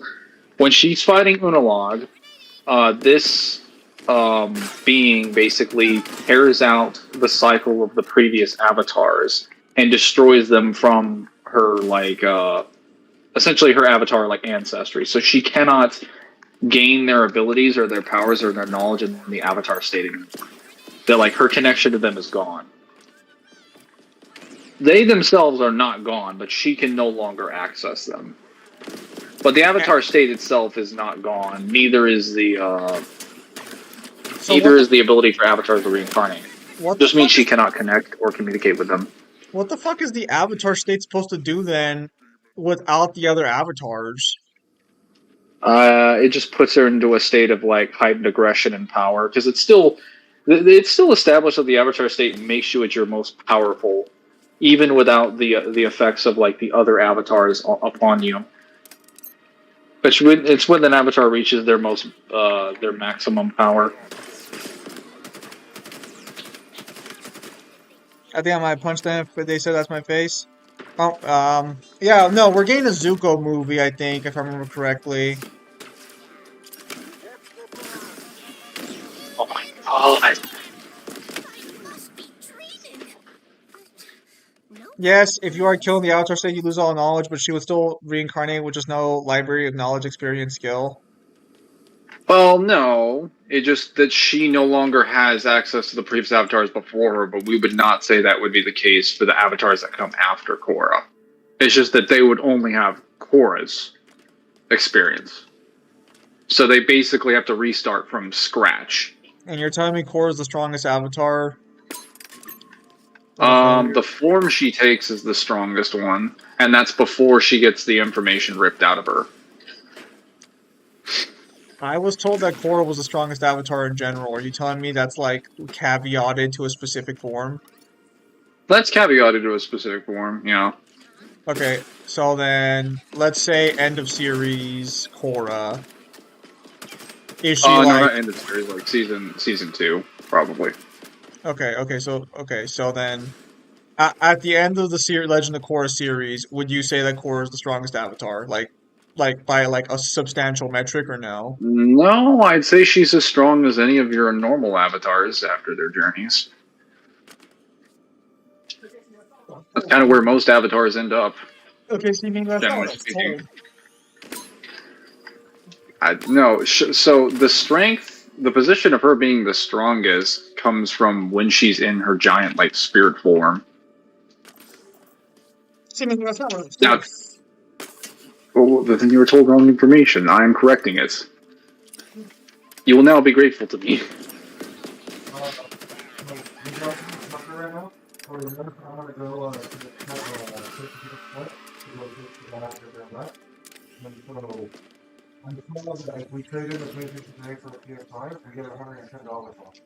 Okay.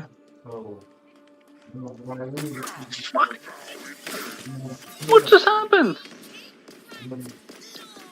Bakura wouldn't have the knowledge to We just have the redirect one lightning. controller. That's not I mean, I'll check and see if we have necessarily more PlayStation true. controllers. We only have the one controller. We'll see what happens because you're gonna have for a while, anyways, right? Yeah, that's awesome. Like, she could Before learn that information. I'm sure by the time the actual Legend of Korra series happens, Zuko probably has told other people how to redirect lightning. That would be kind of a dick move if he didn't. Zuko's like, Imagine they're everyone just else like, has lightning, so I won't tell them. well, so one of the reasons they're able to power such massive industry is because they've been teaching people to use lightning as a job for conductors so that they can use electrical energy to fuel trains. Can you imagine when they were starting that industry? They're like, man, it'd be really cool if we could redirect it. And Zuko's just standing there like, yeah, no, that'd be crazy good. And inside Yeah, his mind, he's just like, that's gonna be my thing. if It's someone could my thing. redirect lightning, they'd be almost unstoppable in this area. I'm not telling them how to do it. At this point, Iroh's dead, and the only other person who's seen it is Katara and Aang. Korra doesn't have great feats. The strongest would probably be Kyoshi for being over 400, 200 years old, but still being physically under 40 because of the form of immortality she learned. Kyoshi also has the best feat for power. Korra is the word avatar, basically. When is it established that Kyoshi is over 200 years old? In her novel. I think her novel talks about that. Oh, well, convenient. That seems like important information. I feel bad. I feel like Minato wasn't expecting me to lash out that way, but he doesn't know how much fucking shit I've had to deal with when it comes to Kasumi and King Shiro. The boy wasn't ready. The boy doesn't know. Oh. Oh.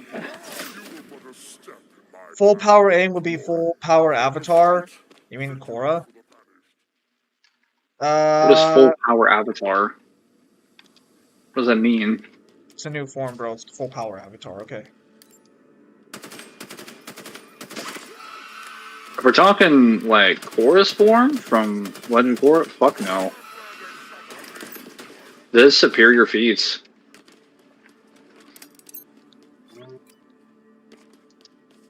You don't got feats. Boy, Bayonetta versus Ninja Gaiden. Bayonetta potentially scales higher. No Kyoshi one gets unfinished with 230. Ninja Gaiden.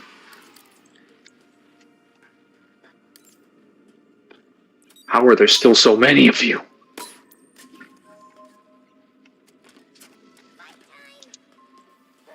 Alright, I need more battle rifle ammunition. Oh, is this a plasma coil? Hello? Hello, Cypher.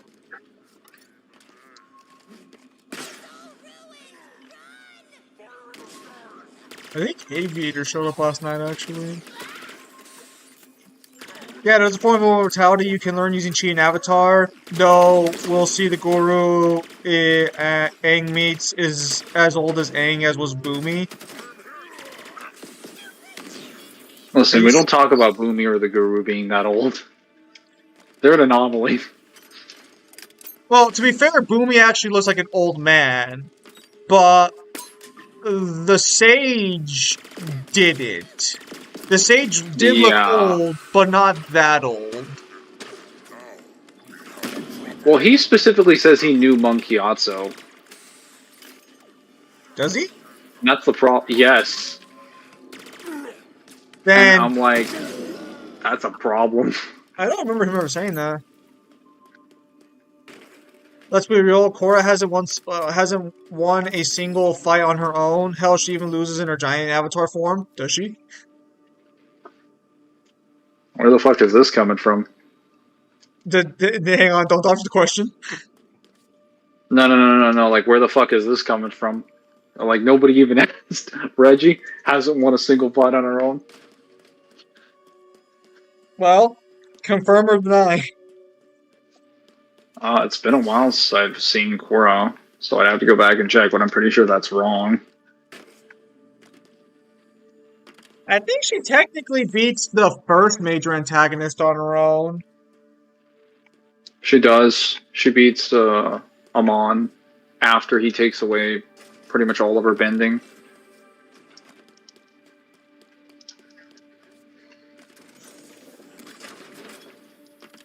I think Amon being a waterbender kind of ruined like a good portion of that arc's like messaging. It would have been a lot better if he genuinely just was able to take away Bender's abilities with Spirit.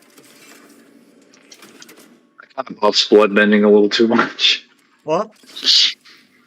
That kind of buffs bloodbending a little too much, like its potential.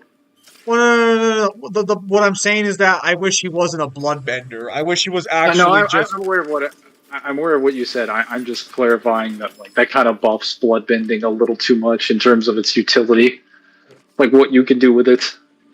I mean, to be fair, you can only use it during a full moon for most people, anyways. Yeah. You think if he had the ability to remove fucking people's chakra, he would have done it to the Avatar, but Aang probably could have like broken through it pretty quickly. Well, to be fair, the last guy that tried to bloodbend Aang was trying to kill him, and then Aang just went into the Avatar state. Was like, "Fuck this, you're done now."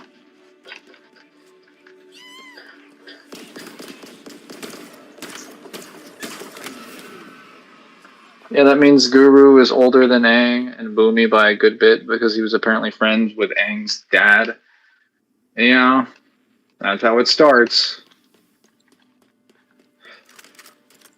Okay, where is the enemy? That's weird. Oh, there are skimmers.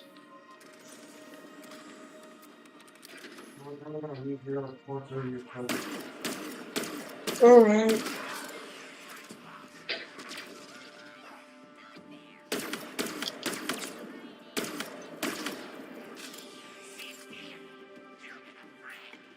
After done with this area, Mangler probably got to call the stream a little short today.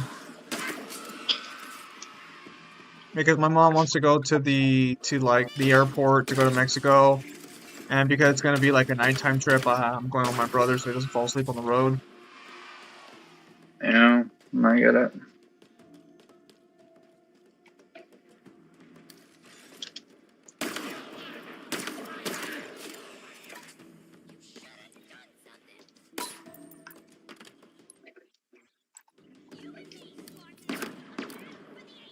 So yeah, with most of my college work a little bit in the wayside, I just have like I just have like 3 major things to do and that's it. I should be free to do some more streams going forward, but I might be spending that time making videos instead.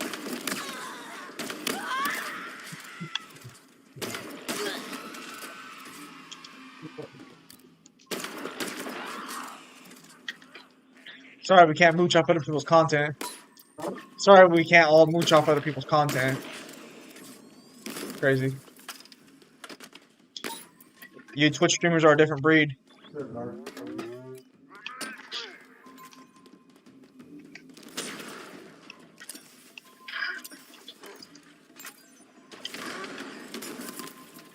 Yeah, the person that Kyoshi learned immortality from was centuries old. If Kyoshi could live forever, then why didn't she live forever? You want to say Did something, I Wolf? just I was gonna fucking say. die? Every fight she's been in, she has needed help in some way, shape, or form to win. Her and her avatar state was beaten by normal benders. That's not true. Normal benders being Zahir, the guy that learned to fly Zahir only learns and to poisoned fly. her with mercury. Zahir only learns to fly after his girlfriend dies, to be fair. Yeah, and by that time he uses it in the fight with Korra. So But wasn't she being earlier out of the avatar state? Because they do capture her, right? I don't remember how they capture her. When they do capture her, they're trying to kill her with mercury. Yeah, isn't And like the entire it, fight, if we're not being disingenuous, Zahir is running at full speed trying to get away from her when she's trying to kill him in the avatar state. He spends the entire fight running away from her. isn't that like a core theme of the last season of Korra is that she has like PTSD from being poisoned by the mercury? Yes, she spends a lot of time in rehabilitation because she was in a wheelchair for a period of time, and then she got Yeah, back on her feet. yeah. Isn't it that Toph ends up ripping the mercury out of her? Something like that. Again, it's been a while. I'll have to go through it again. I only saw Legend of Korra season 1. I never saw seasons 2 or 3. Yes, I believe you told me this. Wait, where are these guys? Okay, this fucking annoying little killed him. Yeah, because I ended up dropping the Oh, there's more of them. series. Actually, I don't even think I dropped the series. It just stopped airing like at the time I'd watch it on Nickelodeon.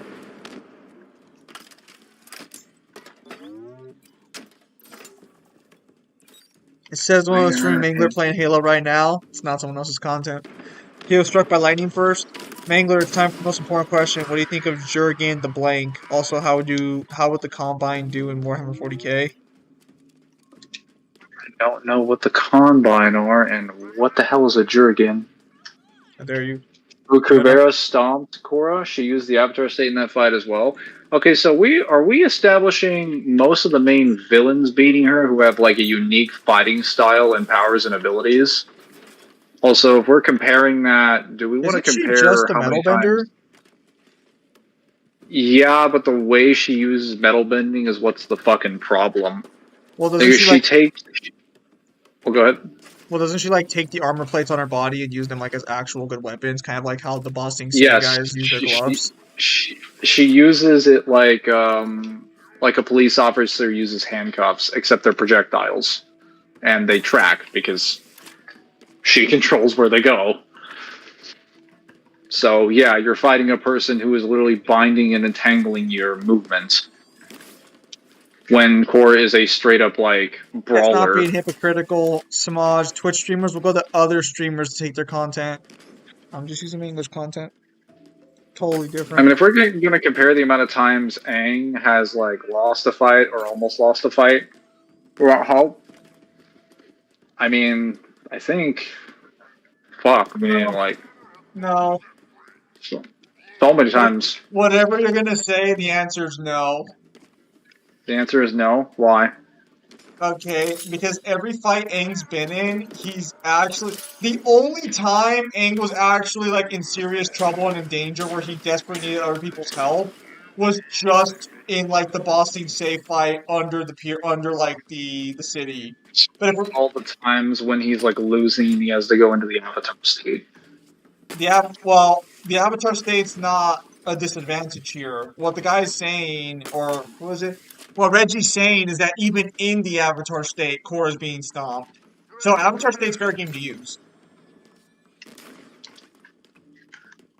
Reggie's claim is that Korra, even within the Avatar state, is still putting up terrible performances. The only example he gave was Kuvira, and I provided an example as a here that that's not true. Also, Red Dust says that Cora would have won against Kuvira, but Cora ended up having a mental breakdown right before she was about to kill her. I'll have to go back and watch the Kuvira fight. And the log fight. To be fair, I think she did actually lose to the first guy. It's just that she got saved by Mako. Would like to point out that in Legend of Korra's world, where well, not Kuvira, just any person fighting any battle is fighting in a world where most bending secrets and styles are no longer actually secret or isolated. They've been spread out over the United Republic for like 80 years at this point. So most styles of fighting are pretty well known to the world, and they're not like kept secret like some isolated principle. Whereas Aang, for comparison, is an airbender that belongs to a tribe that's been extinct for 100 years and has been frozen in an iceberg underwater, and no one has ever seen an airbender since that time. They don't even know what they look like, let alone what they fight like. Most of the times that Aang is usually winning fights, if you watch in the series, he's not even touching the person because they can't touch him and they don't know how to fight an airbender. So Most of the people that are are successful at you fighting gonna against take? him Are you are gonna assert? firebenders. Are you gonna assert the position that the reason Aang puts up better performances is just because no one knows how to deal with him? I'm saying that's a large contributor. He's a good fighter. Well, actually, I don't even know if I can say like he's that great of an airbender because we have no other airbenders in Avatar: The Last Airbender, like the first series. We have no other airbenders to actually compare to. The only other time we get them is in Korra, when people already know how to fight them. So I'm gonna give a take here and say that Aang is a good airbender in general because he was able to make the air smoother at a young age. I think I heard part of what you said, but it was kind of underwater.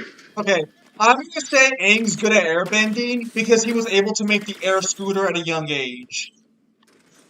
Yes. He's Because very that's his creative. technique. The air scooter was not taught to him. He made that technique himself.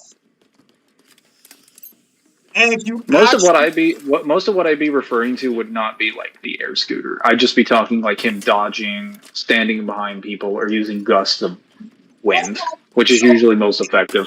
Aang doesn't fight by like dodging the way normal people do. He just moves in response to objects coming towards him. Yeah. So it's like he's just moving like as free as the wind. That's why no one can really touch him. Yeah, but that's like something that is a genuine problem if you're a firebender for one, when your entire style is based on like aggression, or like an earthbender where you're based on defense. Well, earthbenders in general, it's really weird for them because they're controlling the ground. They need you to keep on some level. They need you to stay on the ground, Look at or that. at least stay in the air for a limited period of time. And Alright, Aang is like, I'll be right I'm just back. gonna So drift and fly. Heading in the right direction. What's happening? Am I being left alone? Oh no. How was Aang struggling against Jet then? Honestly, Aang struggling against Jet, if I remember correctly, was that he was trying to reach the dam because his goal was to leave, and Jet stole his glider. Also, he's fighting Jet in a forest, and Jet, from what we understand, is not just like a master climber. He excels at that forest and the navigation of that forest. He's lived there for years. So Aang is fighting him on a territory he's very familiar with tactics he's very familiar with. That's why Aang's abilities wouldn't really be that effective, because Aang usually excels at messing up grounded people, or people that are on the ground, using his aerial abilities. But in this case, he has to fight at a high elevation, using his aerial abilities to stay in place. And for a person who excels in fighting in the trees, that's not really a huge disadvantage. Nope. Except lava bending. What about lava bending? Speaking of Aang, Ty learned how to make how powerful is Zang video. Oh, nice. I don't know who that is. Did this guy stay away from me? Okay, that's.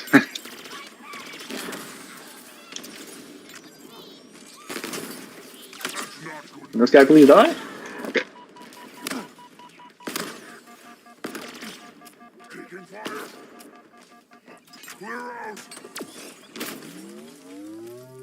There are way too many rockets in this place. Too many rockets. Too little time. It's not safe.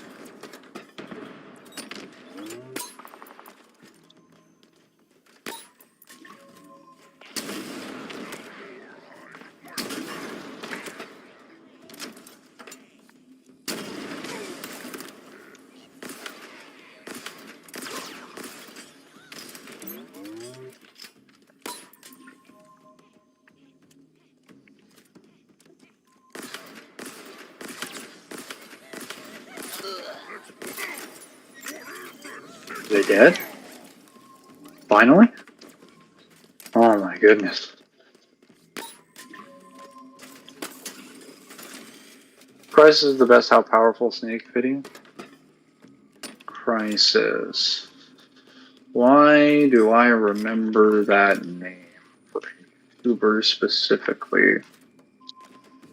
Oh yes, I think Zim and Kyle have talked about it a lot. But that is their wheelhouse, so I guess there's no point in me commenting on it. I just remember the name.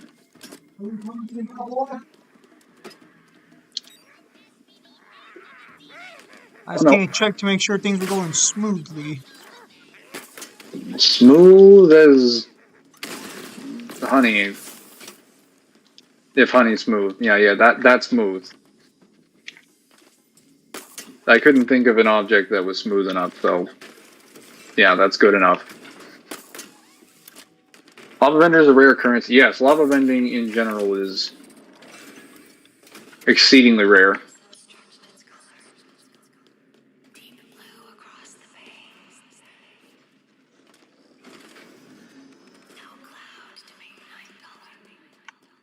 Where is the window?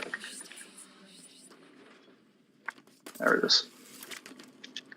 Ty Learned is a Power Scanning channel who's also good friends with Crisis. Ah, yes.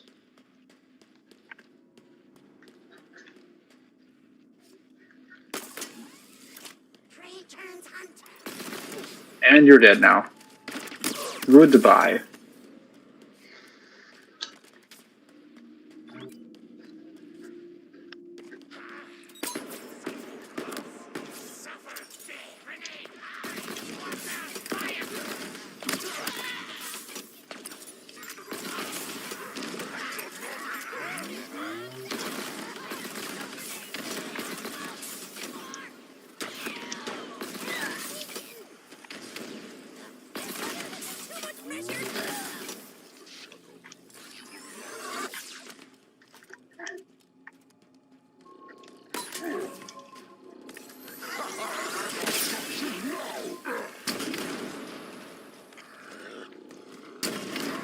Hard to move around like that when I can see you.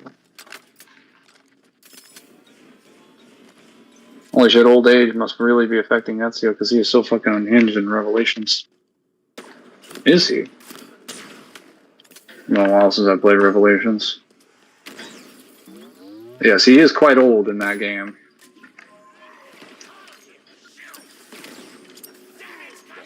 What the hell? What killed me? What even hit me? I don't even... Oh, that was my mistake.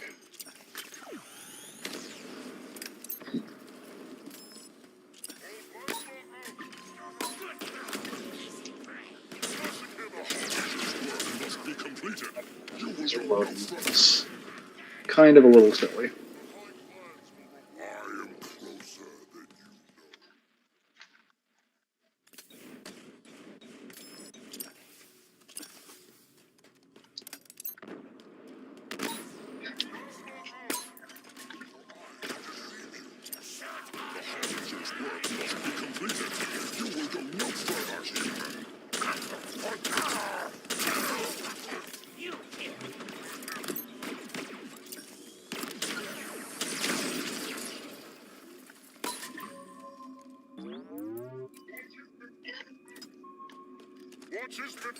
Prices had the best how powerful salts make video.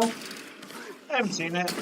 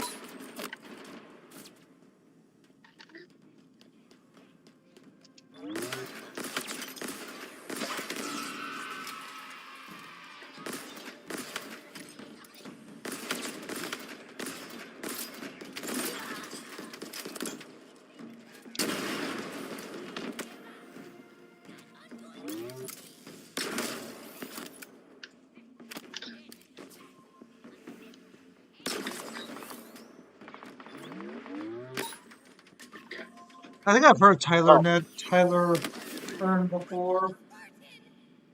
Yeah, he's also a little overrated. I feel like saying Vegeta was overrated. Yeah, Vegeta was very overrated. He is overrated. Think about this for a minute. Let's put everything on the same table. Vegeta is perfectly was hyped up, despite the fact that he never won a fight against any of the major villains, and while he did beat Goku, never actually acknowledges beating Goku. Can you say that without being like underwater next time? I have an idea of what you said, but like, fuck.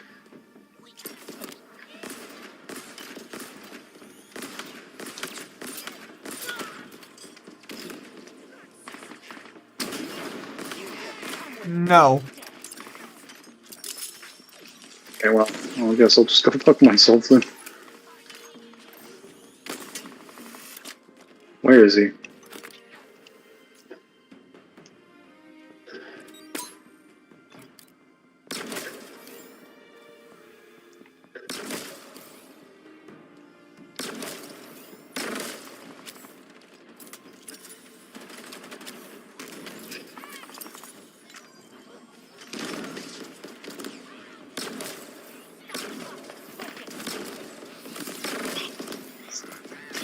Christ! Can you repeat the whole sentence then? Yes, Red Dust would like you to repeat the whole sentence. I would too. Once more for the class.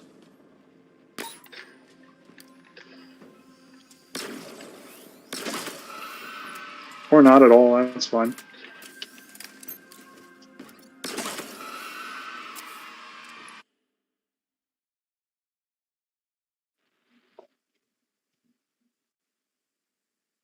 Zim, stop talking away from your mic. We can't hear you when you do. Agreed. He keeps like walking away.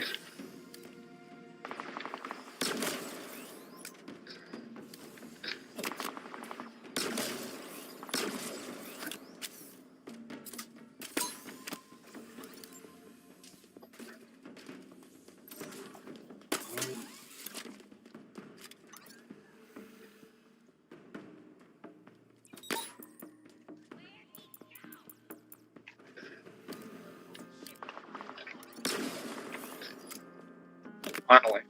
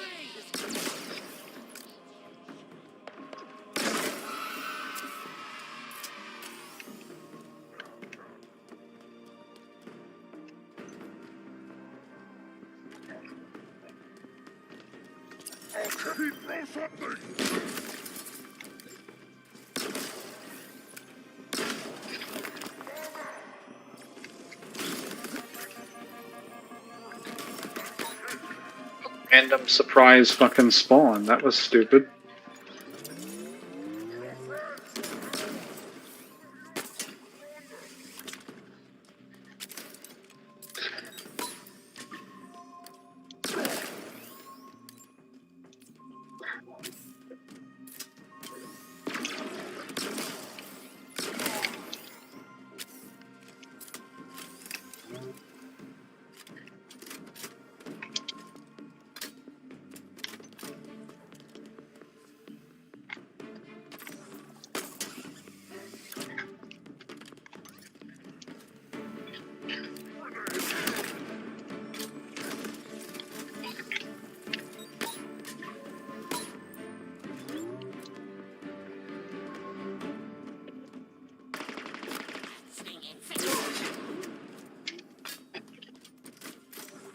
Seems the Zim has been lost to us.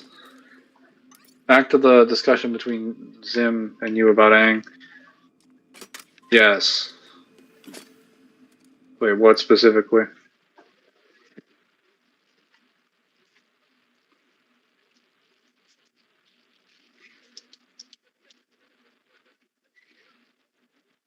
Like, for example, Ezio stabs a man with his hook blade between his mouth, drags him to another soldier, and shoots them between the hook blade, still between the man's cheek. What friends does Master Chief have? I mean, aside from his fellow Spartans, I guess he's friends with Lasky. I guess. He was friends with Johnson, but Johnson's dead. Yeah, a lot of his friends are just Spartans. Alright, I'm back. A lot of whatever Marine friends he makes usually die. He's kind of used to his friends dying at this point. Probably not something you want to get used to, but okay. No, definitely not. Okay. So I don't have a mic on this laptop. I just have the laptop and that's it.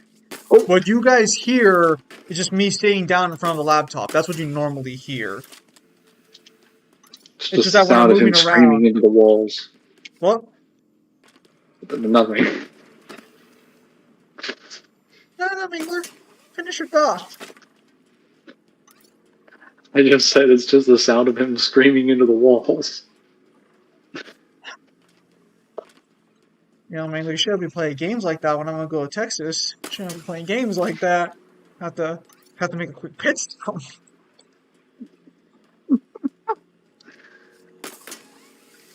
What the hell? I didn't mean to grab that. Where's my destination? Oh. Hey, if things were to get unpleasant. Yes.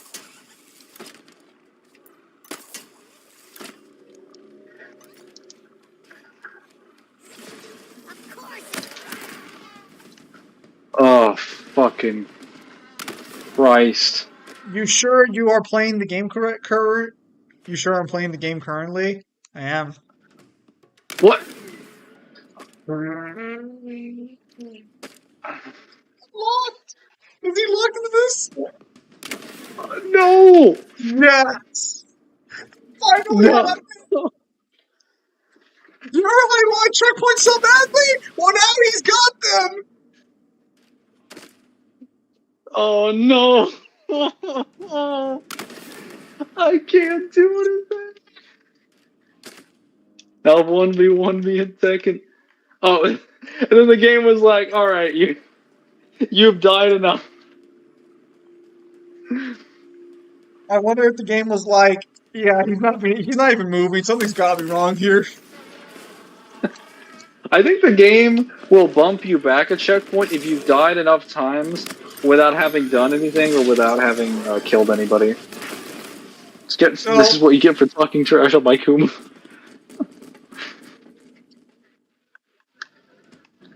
We'll probably call it here. I think after your next death.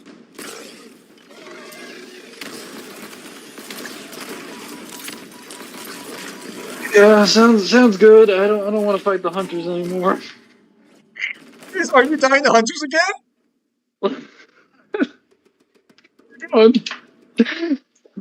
We're done. All right, Mangler, make sure to download Halo Wars 2 so I can play against you with the hunter army. I think I know your weakness now. Well, All right. So, evil. with that said, I don't think there's anything that really needs to be announced today or anything like that. My college is almost done. When it's done, hopefully I'll be back to making more videos in the future. But beyond that, that should be about it. So, with that said, thank you guys for your time as always. Have a nice day. I'll see you guys on next stream or video. Take care, everybody. No stream later tonight. I'll message Devil about it, but there might not be depending on when I get back because I gotta go to the airport with my brother, and we might not be getting back till late. But we'll see what happens. If there's a stream tonight, it'll be late. So take care.